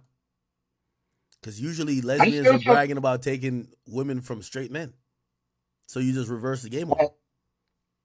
How much Bro, did come Richard on. Kidd She's pay for being that? young ma. How much did Richard Kidd pay for that Kendrick Lamar feature? Nah, it was free. Young M.A. Tory Bricks. Yeah, they used to be loving on each other. Look at them right here. Yo, who's Young? Young M.A. be having a lot of bad chicks, though. Young M.A. new girlfriend. Let me Google that. Like, most of these girls be like trisexual though. What you mean trisexual? Bi. Nigga, Yeah, be bi. They be both ways. So it's Oh, like shit. it ain't Look. that hard to take a Look. huh? Look. Oh, she got a new bad one. It's Miss Self-Made. Who the fuck is this? Oh, she got a new bad joint right here. Could Young Ma be one of the bros for you, Act? I mean, I guess she one of the bros. She like women, right? Yeah. So you gotta get thotties together. Oh yeah, nah, they together. They in love. That's fire though. What you hit you with that? Like, yo, Act, I got to play, pop out. I got two baddies. One for me, one for you. We swap them out. I ain't gonna lie, man. At this point, man, I can't be chilling with nobody with no ghost gun, man. A strap is a ghost gun at this point. Nah, Young M.A. doing good though. She back to looking normal. She back to looking like baby Allen Iverson. I like it. For real, though. Remember when her eyes were green and shit? Now she back good now. You know what's so She crazy? like editing People forget pictures. about her in the rapping like sense. Yo, she rap better than Meg. She rap better than everybody other than Nicki. Young and I Meg mean, really rap. it don't matter about the rapping. Act. Man, we don't want to see. We don't want to hear her talking about she getting head. Like, come on, bruh. Like sucking a dildo getting head nowadays. Come on, man. Now they call some people Stephanie. They call her Heffany. What's the problem? Bruh, I don't. Act, man. We can't. I can't get jiggy with that music, bro. They call her Stephanie. They call her Heffany. All right. Chat. I do gotta run in a second. Let me just see if there's anything else. Oh, you watching the stream? Yeah. Yo, chat. Somebody told me I gotta sign up my next shorty for this class right here. Is this valid or not? You seen this? 2, 3, 4, 5, 6. Left foot goes over the body. I'm staying low, turning around. Oh, okay. And I'm gonna go this way. 1. Is that valid? Nigga, who's she gonna be practicing on? That nigga? Apparently, this is a class. They just pick a nigga for the day, and that nigga is like the practice dummy. And that's what I'm trying to say. So your girl's gonna be practicing on him. I'm asking, is that valid if she looks at it just like an exercise? Nah, would you be cool with that? Would you let your girl do it? No, I wouldn't. Yo, I'm it's saying, her would birthday. you? She said this is her new Pilates class. You feel me? On I'm some good. Would you let your girl go? Hey, yo, Act, I'm about to go learn some new moves. Be ready tonight at 9 p.m. Nah, I ain't gonna I ain't gonna lie. Yeah. That sound like some Adam 22 shit. Yo, and actually, I'm gonna cover fully the 6ix9ine shit tomorrow because I do have to run shortly. I did want to just touch on this while I show that. Yo, Glorilla, I ain't gonna lie, Glorilla, chat. I ain't gonna lie, I'm in like a very interesting place in my life, chat. I'm gonna be very honest with y'all, man. I really feel like what men used to think about women in relationships, man, that's like that shit dead, man. Yo, these women these days, they publicly advertise them being a whore. They tell you they want to act like men. And at certain point, you got to check out of that situation by saying, you're not suitable to be a companion that I'm going to be loyal and faithful to, right? For example, not saying we're talking about Glorilla, but this is the thought that I think is pervasive among a lot of women. Glorilla tweeted out, she said, I think every woman should be entitled to 4 niggas apiece, in my opinion. I don't know, but it's maybe just me. And I looked at that and I said, this is the type of disgustingness that I've been seeing non-stop. Chat, I ain't gonna lie. I don't like that passport bros movement because I really think it's a little bit desperate. But I don't know where you can find a decent woman who doesn't think like a whore. The normal thought of the majority of these girls is that they should be able to fuck for a bag, which means they're glorified prostitutes. That they should have mad niggas to fuck them, which means they're just a whore. That's why you get a white woman. No, white women is just the same. No. When I say women, we ain't talking about black women. We talking about women.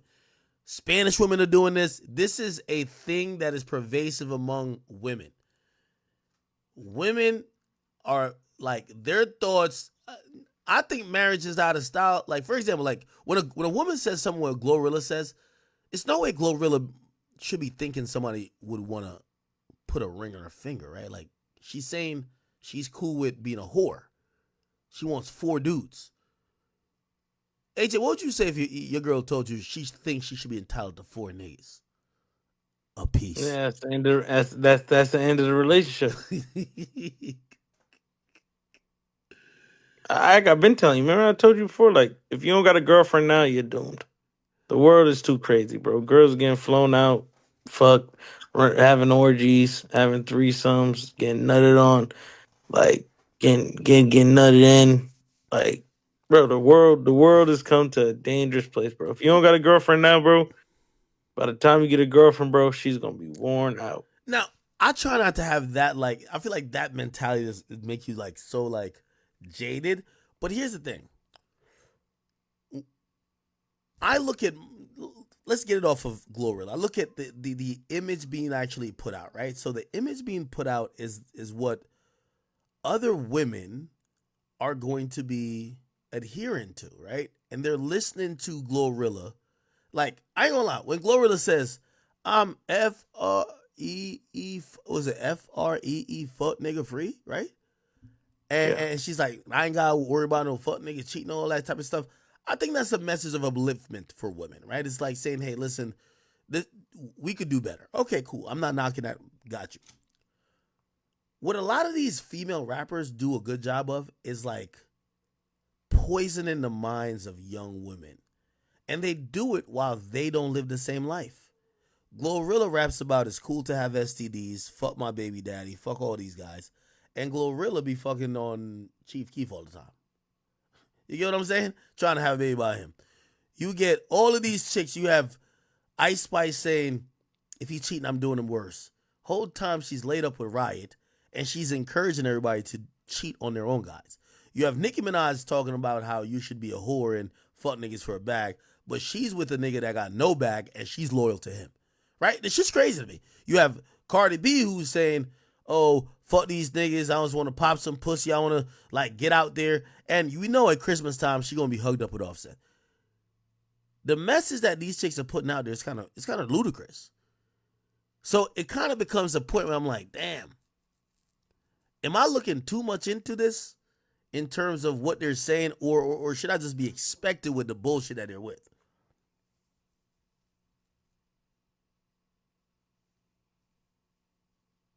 Heck, man, what do you mean by Cardi? Cardi fucking with Stephon Diggs. Yeah, but you get what I'm saying though. Like, they're all saying the same shit, but it's not happening. As a fact, but Cardi might be one of them ones, Zach. I ain't gonna lie to you. No. Actually, she's sending niggas naked pictures of her, nigga. A nigga towards ACL, he hasn't even played in the NFL since the picture, nigga. He might have intentionally did that shit to fuck her a little bit more. Do you think it? All right, hold on. You know what's so funny though? I feel like it's only niggas complaining, which I maybe got to bring on a chat queen because they might have a different opinion. They might be like, well, y'all have been promoting a certain imagery and certain shit like that. This is just a response. What would you think about if your girl come up in the crib and she's like, yo, you know, shit, nigga, you ain't getting this pussy if you ain't giving me a bag. Like, you know what I mean? She start hitting you with the talking points of like the Glorillas, the Sexy Reds. She started talking like Ice Spice, talking about, nigga, I just want to let you know if you cheating, I'm doing you worse. Who you think the remedy is? See, that's why you gotta deal with a white woman that get their Bro, Reddit white from women like do it Taylor too. Swift. You don't gotta deal with that type of bullshit. Bro, white women do it too. Like, yo, we're not gonna just like carve out. White women are the Bruh, same. do Taylor Swift, Taylor Swift don't be saying that bullshit. Taylor Swift is one of the biggest whores in the game. How come she keep rapping or singing about people hurting her in relationships and she with a new nigga every 2 years? It seems like there's a common denominator, her. So Taylor Swift, Taylor Swift ain't nothing better than Sexy Red. They're all the fucking same. Let's not try to make white women no fucking epitome of she. How come every man done did her dirty? That sounds like some of these ratchet bitches claiming that they're victims. So let's not act like white women are the solution here. They're all the same. Nah. Hey, but they ain't out here believing in that Reddit that on oh, I need a bunch of niggas and stuff like that. That's cap. I ain't gonna lie, whore behavior being like pervasive is kind of like it's funny because I think it benefits guys when women are saying, "All right, cool, I'm gonna just fuck a bunch of niggas," like because niggas are like, "Wait, you're gonna just do what we've been wanting y'all to do?" It just kind of turns on its head when they want to be taken serious. That's a fact. So what y'all think about this Glorilla tweet? She said, "I think every woman should be entitled to 4 niggas apiece." Now, there's some guys who would say they feel like every man should be entitled to multiple women. What do you think about Glorilla feeling that she deserves? Yo, every time I see shit like this, I'm like, yo, these chicks must got some loose joint, bro. Like, real talk.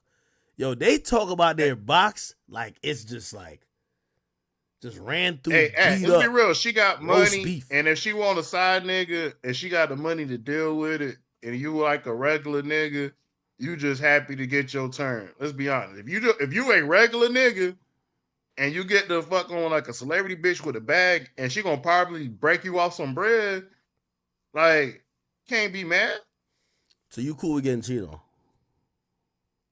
by a girl? If I'm a regular nigga and I bagged a celebrity bitch and she breaking me off with some money, how much? So let's say, damn, I ain't want to. That gonna make me sound like a cup, but it's kind of like it's vice versa. Like, yo, if you a celebrity, just like with you, like hypothetically speaking, like, yo, your girl can't get mad if like you go fuck on another chick. Why? Because you the celebrity with a bunch of money. It's a very common thing. Yeah, I'm with you, Wale. Cheat all you want, Glorilla. Go ahead, man. Again, maybe I'm coming off misogynistic here, but I don't think it's in women's nature to want to fuck mad niggas. I would believe these chicks if half of them didn't find one nigga and then they're all trying to just like, okay, let's say if I believe Nicki Minaj, why the fuck did you marry Big Zoo? You could fuck every hood nigga in the world. Why do that? Why would I believe any of these people why would I believe Cardi B when she settled with Offset and she's mad that Offset fucking other niggas and it's only became big news that she fucked one person? Nah, I guess the age difference, man. Nicki ain't settled down till later. Yeah, but nobody knows a bunch of niggas that Hey, Nicki she settled down with Meek also, and Safari. Bro, the point what I'm trying to tell y'all, I'm trying to figure out if this is a natural thing where women want to just fuck a random assortment or multiple men. I feel this is a direct response to how men operate, and women are saying, well, let me give you a taste of your own medicine. But hey, I'm gonna be honest with you, bro. I was talking to this one chick, and I quit talking to this bitch because you know why? Because she was like, oh yeah, she was like, oh, she's gonna give me a threesome. I was like, bet, like I'm all with it. Get one of your homegirls. And she was like, all right. The next thing you know, like 2 days later, she texted me and said, oh, would you give me a threesome with one of your homeboys? Bro, I blocked the bitch. Wait, the white girl wanted to fuck you and one of your male friends. Yeah. Cause she was like, oh, she was gonna give me a threesome, and she was kind of be like, oh, if I do that, are you gonna give me one with you and your homeboy? I'm like, what the fuck? Are you dumb, sick? Yo, Ack, and you didn't say pause, nigga. You said Cardi mad because Offset out here fucking niggas. Oh, did I say niggas? Yeah. Oh no. I meant women clearly. Yeah, yo, I ain't gonna lie. Again, I think the point stands. I think these days, the way we're going, I think marriages are out the window. You know, these days, everybody's super sexualized. The internet has created and kind of eliminated space between people. It was probably easier to have a relationship when you lived in a small community and you or the person you're with, even if you got in an argument with your significant other, it just wasn't as easy to move on to somebody else. But when it's super easy, where you're like, you got 50 people on your DMs or whatever, yeah, fuck the relationship at that point. I think women now, they're kind of feeling a little bit of their own type of like almost like feminist type of resurgence by them saying, hey, we're getting our own success. You know what it is? I haven't seen no broke chick say what Glorilla's saying, right? I think Glorilla is feeling like a man because she looks as a man as nothing more than a dick. You get what I'm saying? But the majority of women, like, they still look at men as either a provider or a partner that they need. I think Glorilla is like a nigga. I always said, like, that's why I found her attractive. I think she's a nigga, right? So the same way how niggas feel like they should be entitled to 4 girls, I think she feel like she's entitled to 4 penises. If your girl tweeted this and you found out 2 years before, would you wife her? If I found out she tweeted it before I got with her? Yeah. Nope. Or she told you at dinner. She said, I ain't gonna lie to you. I do feel like I'm entitled to 4 niggas. I wouldn't do it. Wale, would you do it?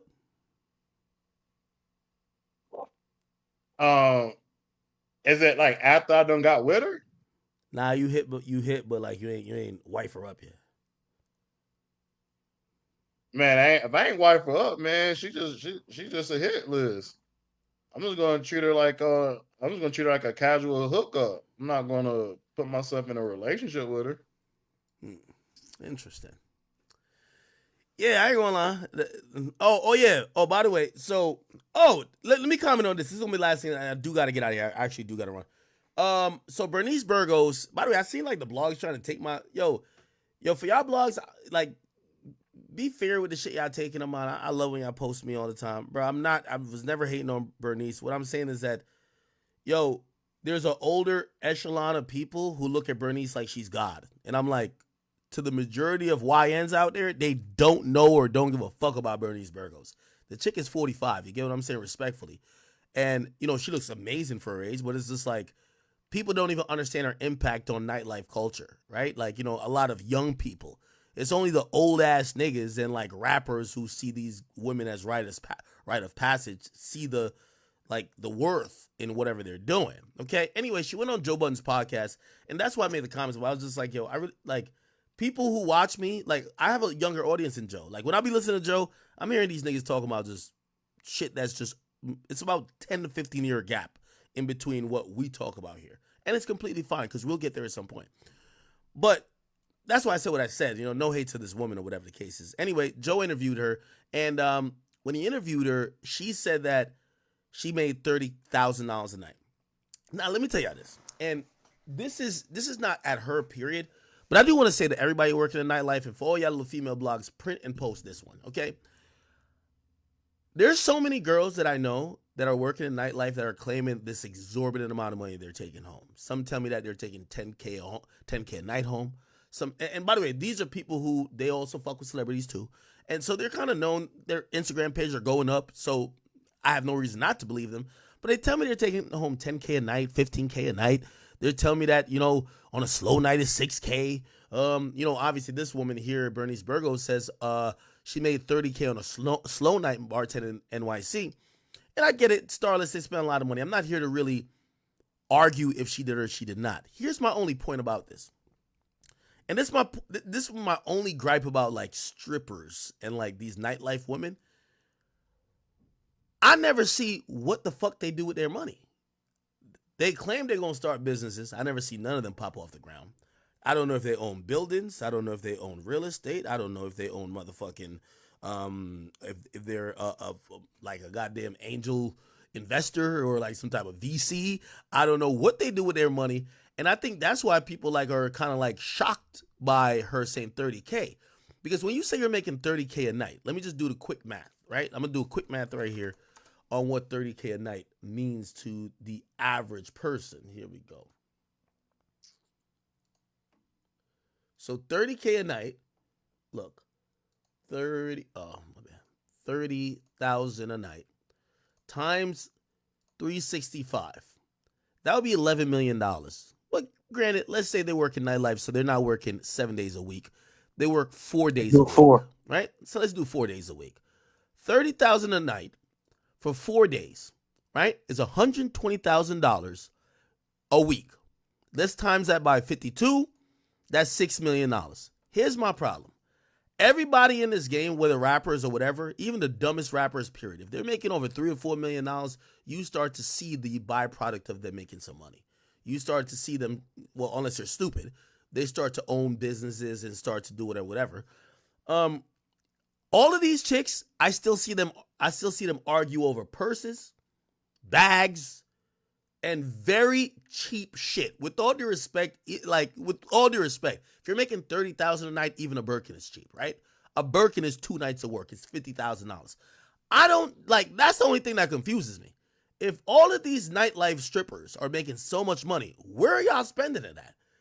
Because anybody I know in the game that's making over $4 million, you start seeing the money invested or manifested somewhere else. These chicks, they still be fucking with dudes to pay their bills, which then makes me think, how could you really be making that much money? If you making this amount of money, how the hell you still with a nigga that's paying your bills? Again, not discounting that they don't make it, but I don't know. For whatever reason, I'm wondering about the money management at that point. Because if you making $6 point something million, right? And that's for just a bunch of slow nights, it makes me think, where are the buildings, the multiple real estate, where has this money gone? Or are you girls just sitting around drinking, tricking off, glorifying prostitute, fucking niggas, and then spending it in the Chanel store and the Louis V store and nothing comes out of it? Because to me, that's shocking, right? Like, yo, if you make $6 million, like, put it like this, not to price myself out, but I make a pretty penny. Y'all have known that. I've taken $1 million and say, okay, I'm going to go do this with it too. Okay, let me try to sign artists, or let me put this into, like, I've never seen these girls be making all this money and still living off dudes. And I'd be like, where's the money at? So I guess that's my only disbelief. And I do believe this woman, but I just don't know where these, women have they do the best job of hiding their own money while they spend yours. So when you find out that You believe her? Do I believe that she made $6 million? Yeah, a year. And sometimes she was pulling 70 a night. Bro, I'm gonna be honest with you. There's so much tricks. Well, here's a part of it that I don't want to get into the weeds about this because I'm just not a strip club guy. When these women are saying these prices, your mindset is gonna think, oh, these are random guys coming up to the bar just buying maybe a bottle or buying a bunch of shots for them and their friends.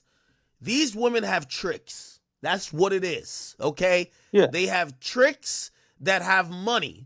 When they're like, oh, on a slow night, that's when their trick comes to the club and spend $15,000. That's not regular people that's making I don't know, $1,000 a week coming and giving them their whole paycheck.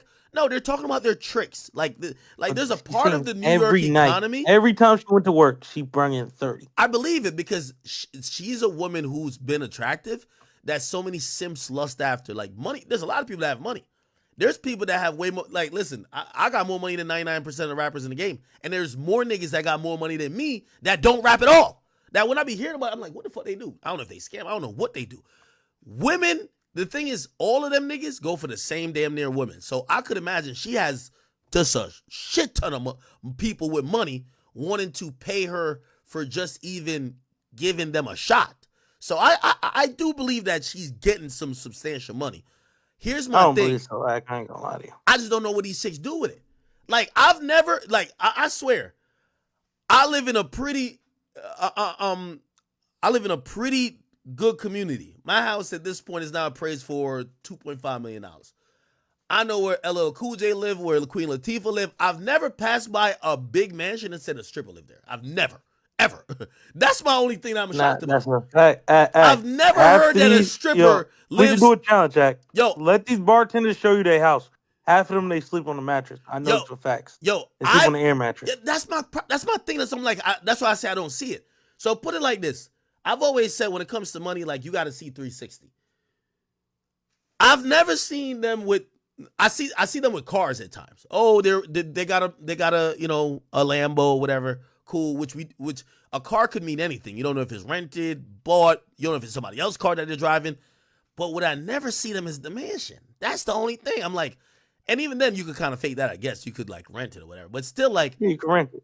Most of these chicks live in an apartment. You don't see much assets beyond bags, clothes, and some really like frivolous thing you could kind of fake. Yeah, the jury. Yeah. Yep. But you don't believe Bernice act? No, I do believe her, but I be wanting. I don't believe her. No. So I believe her. Here's my question: where y'all spending? If I make $10 million, right? If I make $10 million on the humble, okay, like I could take. Well, I want to just stench on all my moves. You're gonna start seeing me buy up shit. I'm buying shit up. Like, come on, let's get shit up in the fold. These chicks, for all the money I'm hearing they make, I only see bags, purses, and fucking coats and clothes from these. Like, where's the money at? Yo, I've been to Charlotte. When you hear that Future gets this big ass check from selling his catalog, he goes to buy the Star Island mansion or whatever island, like it was one of them in Florida. $17 million. I've never heard all these chicks that work at all these strip clubs claiming they're getting $90,000, $80,000 a night. I've never heard that they bought a $10 million property. Like, where is the money at? I usually hear they're driving a car that a man gave them. I usually hear that they're saying a nigga took them to Carbone. And I'm like, what happened to all the money that you're getting? And again, I believe this woman, but I be just wondering, because I'm a pocket watcher, where the money at? Wait, you don't believe her? Nah, she lying. I've been to Charlotte while she was bartending. I ain't gonna lie. Niggas was saying that. Niggas was saying that Quavo and whatever was with her or whatever, and they say when you get with a chick like that, you gotta drop some significant bands. And Look at Meek was in spots when she was bartending. All niggas like, bro. I've been in spots. But Meek a trick. Meek probably dropped $100 grand I've in been it. in Starlets when Bernice was bartending. But hold on. She not bringing. But here's the thing though. Bro. Niggas like Meek, right? Like they're tricking essentially. And I'm not saying like he's a natural trick, but like there's this is why I hate strip clubs. When I go in there and they say Ack is in here, nigga, I went to strip club the other day. Well, actually I bought Boston Richie and a couple people. And nigga, I ain't gonna lie to you. I spent close to 10 grand up in the club, and really, I didn't want to spend a fucking dollar. You know why I had to spend it? Number one, I had Boston Richie in there with me, which, I got to show love because that's, he showed me love. And then everybody knowing me at the spot, they're like, oh, Ack is here. So now I can't just come there on the humble. So I'm over here throwing money for y'all amusement. So what I'm trying to say is that, like, when Meek is in the club, I'm pretty sure, now I ain't gonna lie, maybe he gets some money from the club that the club is gonna be like, yo, here's 5 grand or 10 grand, throw that. But it's Meek. He's gonna be like, nah, I'm about to drop some extra shit on this. So I do understand that these girls make a lot of money. I just be wondering where it's at. No, I'm not saying it, but a lot of it goes to the club. A lot of it. Why you don't believe Bernice?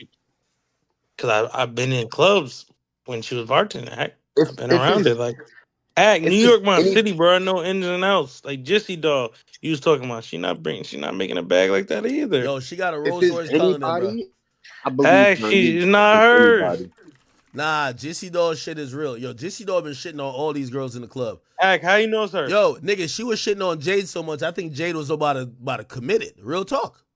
Jesse I'm Dog, serious, bro. She getting sponsored. Yo, she was shitting on Jade, 6ix9ine's girl.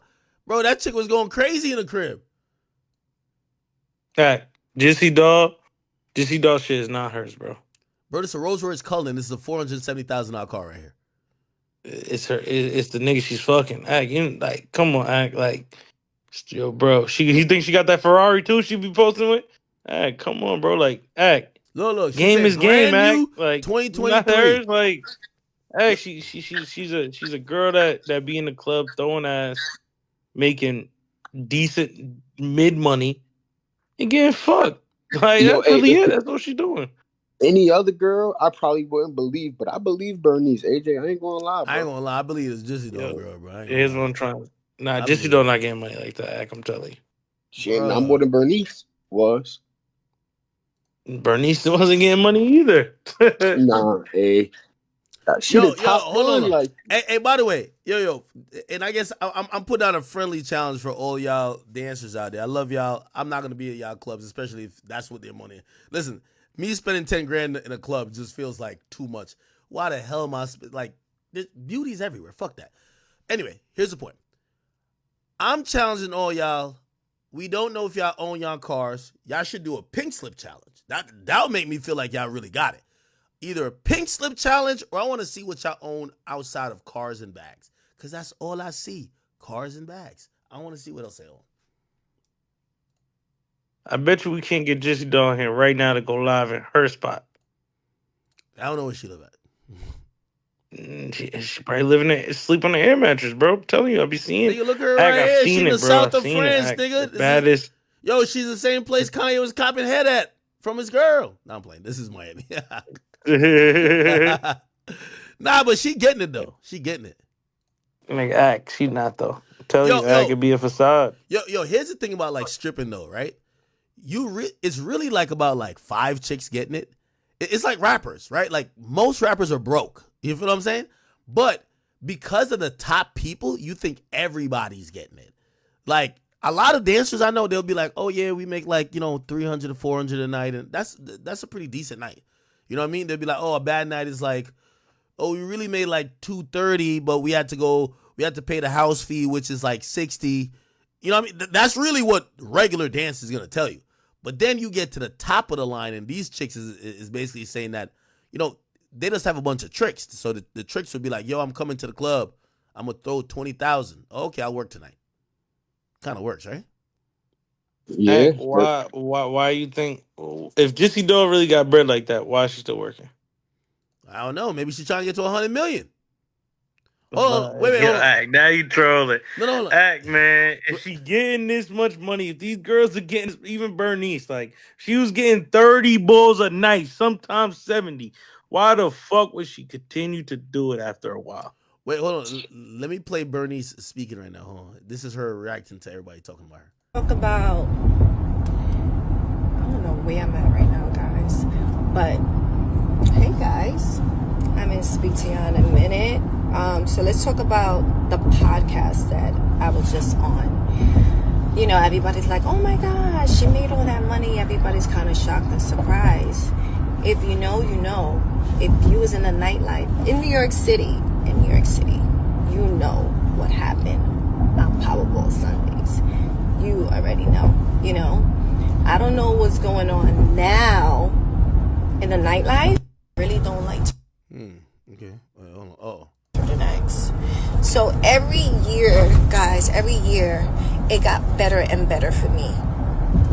Every year it started growing and growing and growing and growing. Every year. I was only there for 3 years. So, like I said, if you know, you know. So let's talk about. Okay, she says you know. I ain't gonna lie, man. All right, let me ask this question. If she was doing what she did, are we assume she was fucking for this money, or we assume that she was just like making amazing drinks? Actually sucking. You think she's sucking dick for that money? Of course. Hell Her, no. Jesse Dog, Jesse all them Dog don't girls. fuck for Act, bread, they bro. fucking like.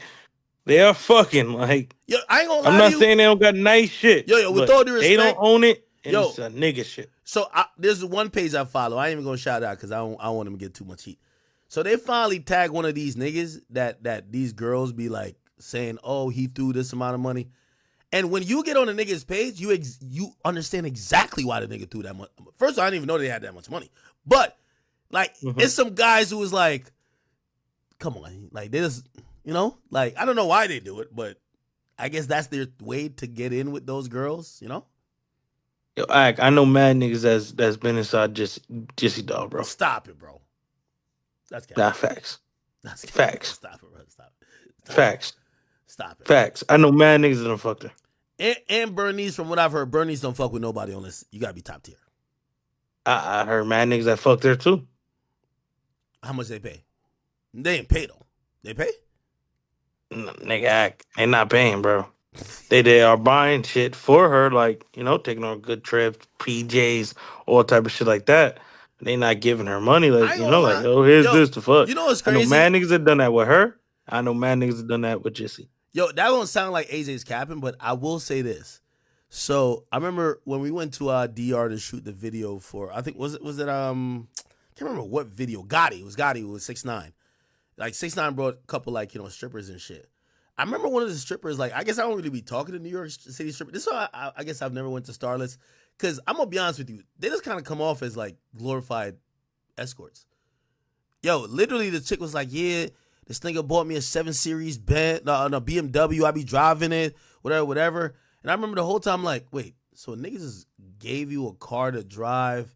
She's like, yeah, I don't got to fuck him all the time. I just fuck him sometime. And I'm like, I don't even know if that's a flex or like, I'm like, I guess it is a flex, right? For them it is. Yeah, if they suck a little dick, they get, you know what I mean? They get a little, Nigga, what do you mean? What do you think she was doing on her birthday, nigga? Now, I do believe her. Yo, I believe her on the 70K and 30K, though. She said on the best night she made 70 and around 30. I know what I'm trying to say. On her birthday, nigga, she was going extra crazy in the bedroom. Yo, stop it. Hey, stop it. Nigga, it's a true fact. Somebody said, believe it, a bartender made 30 to 70K a night, but didn't purchase a single percentage of the nightclub.